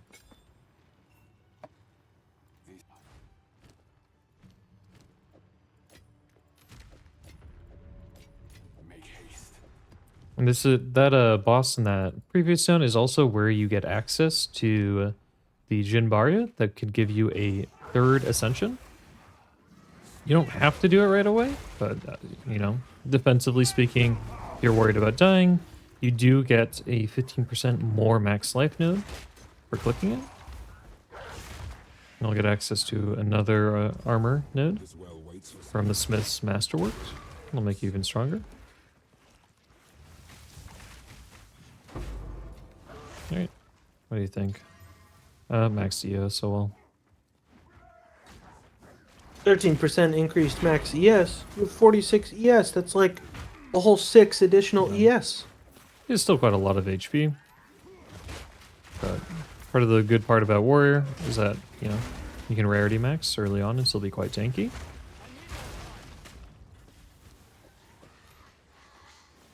So I'm just going to keep on my rarity one for the rest of the interludes. Entering early maps, I'd probably start to wear an amulet like this over my current one. It is quite good, and the additional spirit does allow you to get another spirit support gem. That is quite additional. You can get, on top of cannibalism, you can get life regen from vitality, and you can also get more life recovery from life flasks, which are both quite nice. We're in a level 55 plus zone, so we can get access to +4 melee skills from maces. That's greedy. I mean, is it possible? Sure. Is it going to happen? I hope not. I'm rooting against you at this point. The RNG's been too good. It's my turn. Mom said it's my turn to play on the Nintendo. Yeah, but is that what Jonathan said? I'm nearly 100% confident that at some point in his life, Jonathan has said, Mom said it was my turn to play on the Nintendo. Like, gamers of a certain age, Quantity, rarity, freezes, identified chaos barrages, monster packs. Yeah, it's pretty good. Hell yeah. And it's on a good strong box for us right now when we're looking to upgrade some gear. Alright, here's our +4 melee. Awkward. Uh-huh.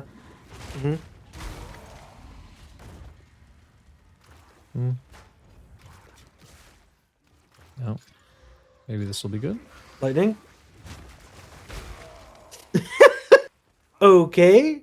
And you have an Essence of the Body in your inventory Yeah, and I can already? equip it. Nice.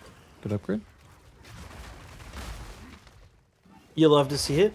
I did use my You love greater it. orbs of transmutes and augmentations on that one to guarantee higher tier modifiers. So my helmet was quite weak, and having it just strength and no pure life itself. Even throw a nod rib on it because it's a level 62 item.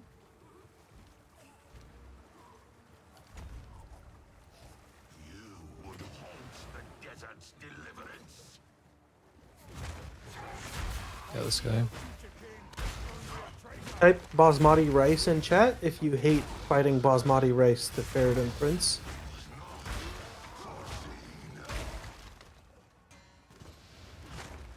Embrace your destiny.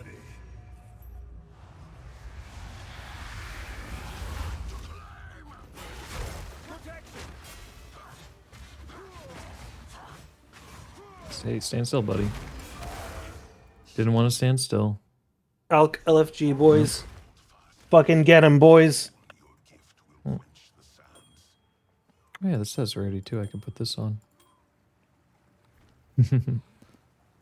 Yeah, this guy has some pretty strong attacks. You actually do want to like be a bit more careful about his fight if you're playing in hardcore.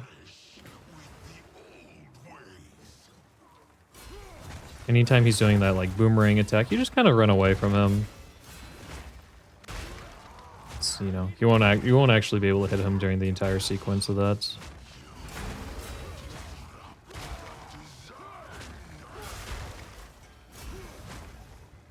I have seen what has come and what will be.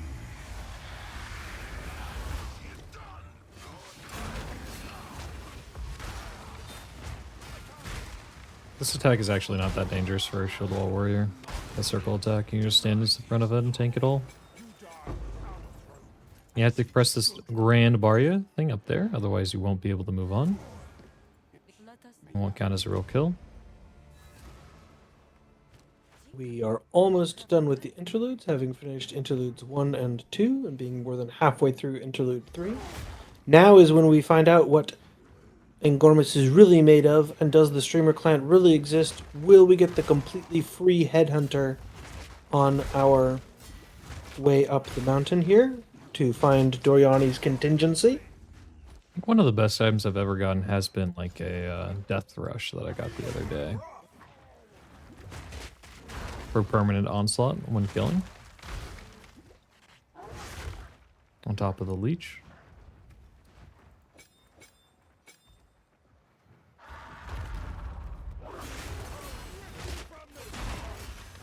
I'm pretty sure my most embarrassing on-stream death was to Rakar the Frozen Talon. I don't know what this boss does. It's just like a He tornado kicks bird, you. right? He kicks you. Yeah, he's just a kicks. tornado bird. He does that, but he also chills you. So he has high action speed and has a chance to chill you. So if you take one hit, the chance that it like dogpiles you is pretty high. I see.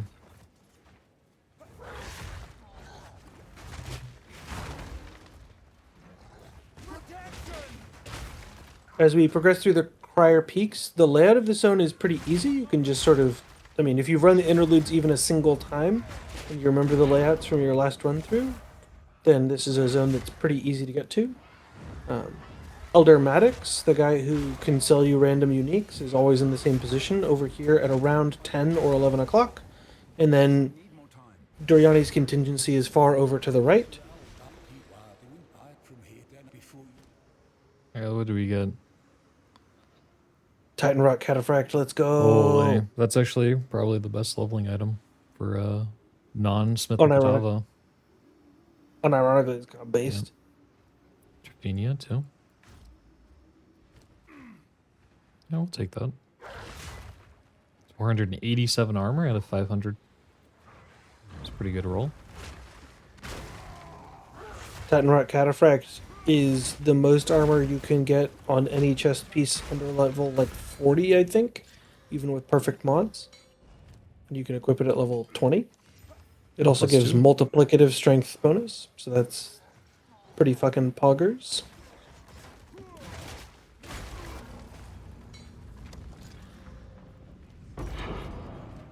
We're starting to get a good collection of waystones. You only really need a couple, because you get one free one from Doriani. It's nice to just have a couple backup without spending any gold.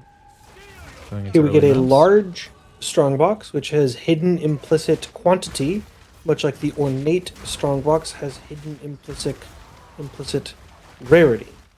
Yep, and we got rarity and quantity on the box itself.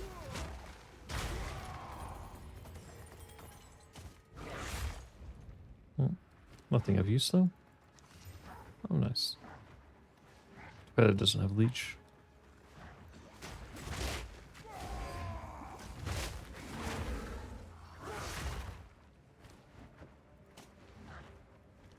I'm not ready. By hidden implicit, I mean that the stat itself is not shown on the box, but it is implicit to the box type. I'm not ready.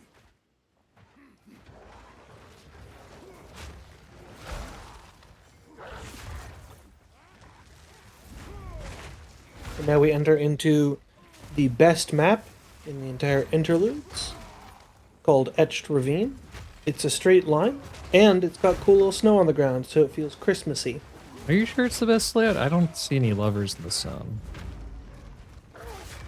That's true. What we need is Etched Ravine, but with levers. And you have to pull them in a specific order, and it's random each time. Holy shit, we've got Pokemon gym puzzles in Pee Wee 2 now.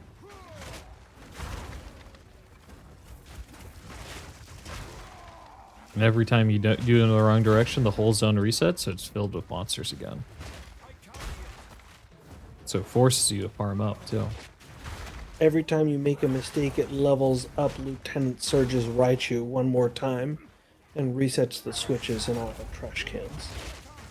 I don't play any Pokemon games, I don't get that reference. You happened to describe a common memory game that's played in early Pokemon games that's famously extremely hated. Why would you hate that? Sounds like a good mechanic.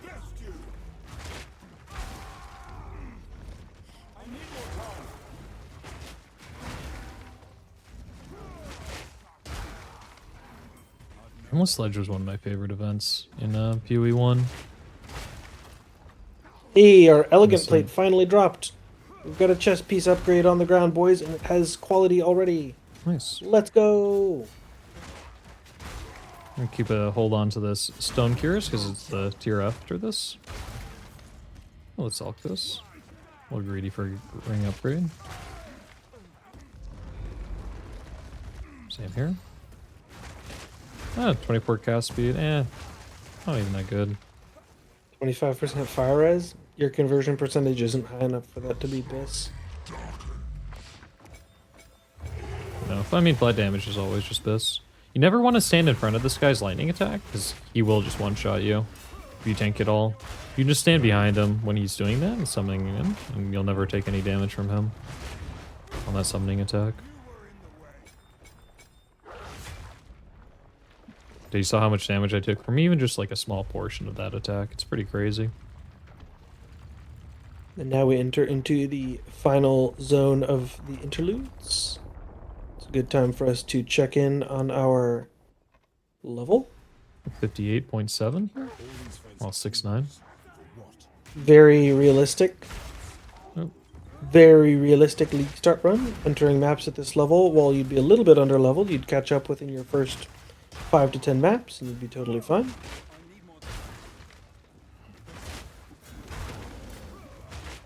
Temporal Bubble is a terrible modifier that I personally hate. I think it should also have like be like a range shield against like ranged attacks as well. That would make it better. Hell yeah, boys. I personally enjoy when monsters are Temporal Bubble, hasted, and Siphon's mana deals lightning damage. Yes. That way it traces you down, and as you try to walk out of the bubble, it burns you down. Very good. One thing that I will point out here, by the way, is that you do not need to pick up any of the soul cores, because the exit fight to the boss does not require them. However, they do give relatively valuable chances at pretty decent loot, especially if you run this interlude as either your first or second one. Because then the zone level will match up well where you have a good increased probability of finding better items based on the available affix tiers. Heed me. The time I always just run to the boss fight, personally. If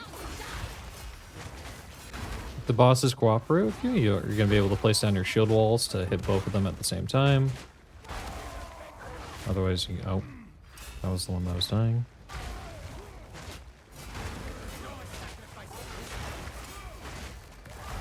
Otherwise, it might just take a little bit longer.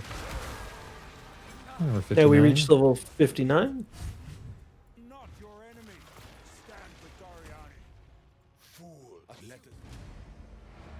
Alright, now it's time to go to King's March. I've nowhere to keep that. And then we'll be able to start mapping in just a second. Once we talk to Doriani here. Go to Act 4, King's March. We've summoned all of our allies together to go to Oriath.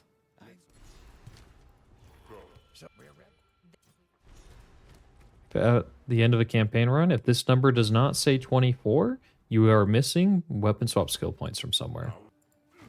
It'll be important to figure out where you're missing them from. So that's time of 429 League start. Pretty chill. Took on some extra risks. Double ascended, level 59. We have the Jinbaria to do the third ascend. This one takes a bit longer. There is an argument to be had for just doing it right away versus waiting until the fourth ascendancy. It probably depends on your relic situation. We got some good relics, so we do have some honor resistant relics if we go to the Trial of the Sycamores here. Depending on how good your relic situation is, you know, we have increased max honor, 20% honor resistance. Having like any amount of honor resistance is pretty strong. We have about 40% here, like 39%, and some movement speed. It'd be pretty good going into the next ascendancy, no problem. You just have to make sure you put them in an appropriate manner. Maximize space. The other thing that I want to point out here is that we didn't happen to go through Molten Vault to grab the Recombinator. But one thing that you can do, or the Reforging Bench, sorry. And the Reforging Bench, if you struggle to maintain or to progress your low tier maps because you can't fight powerful map bosses, but you want to farm slightly higher tier bases, you can recombine you can reforge 3 Waystones to get one of the next tier up. So if you're trying to progress super fast on League Start and you have a powerful build, then you can pretty aggressively just recombine 3 to 1 in order to move up. So it might be, depending on your goals on League Start, it might be worthwhile to go ahead and do that. The only other thing that really happens when you enter maps is this is about the time where I'd stop using a talisman in your offhand and stop using Ferocious Roar. You're just going to use Infernal Cry and Fortifying Cry. And the main goal is that you take all these nodes that have increased damage with War Cries, or these War Cry nodes over here with increased speed, etc. All these War Cry nodes at the early game to maximize your War Cry damage. You use Fortifying Cry only in your second weapon swap, and you use all of your other attack skills, like your Shield Wall, your Shield Charge, and your Leap Slam, in your first weapon set, where you're going to be getting all of your attack speed nodes. Like later on, you'll get Mass Hysteria, we already have Unyielding, etc. You'll just do slightly more damage that way as you go into the end game. You know, change weapon swaps as you cast these different skills. So I'm weapon swap 2, but I Fortifying Cry by right-clicking and only using it with weapon set 2. Only using it with weapon set 1, just so they're slightly faster to min-max damage.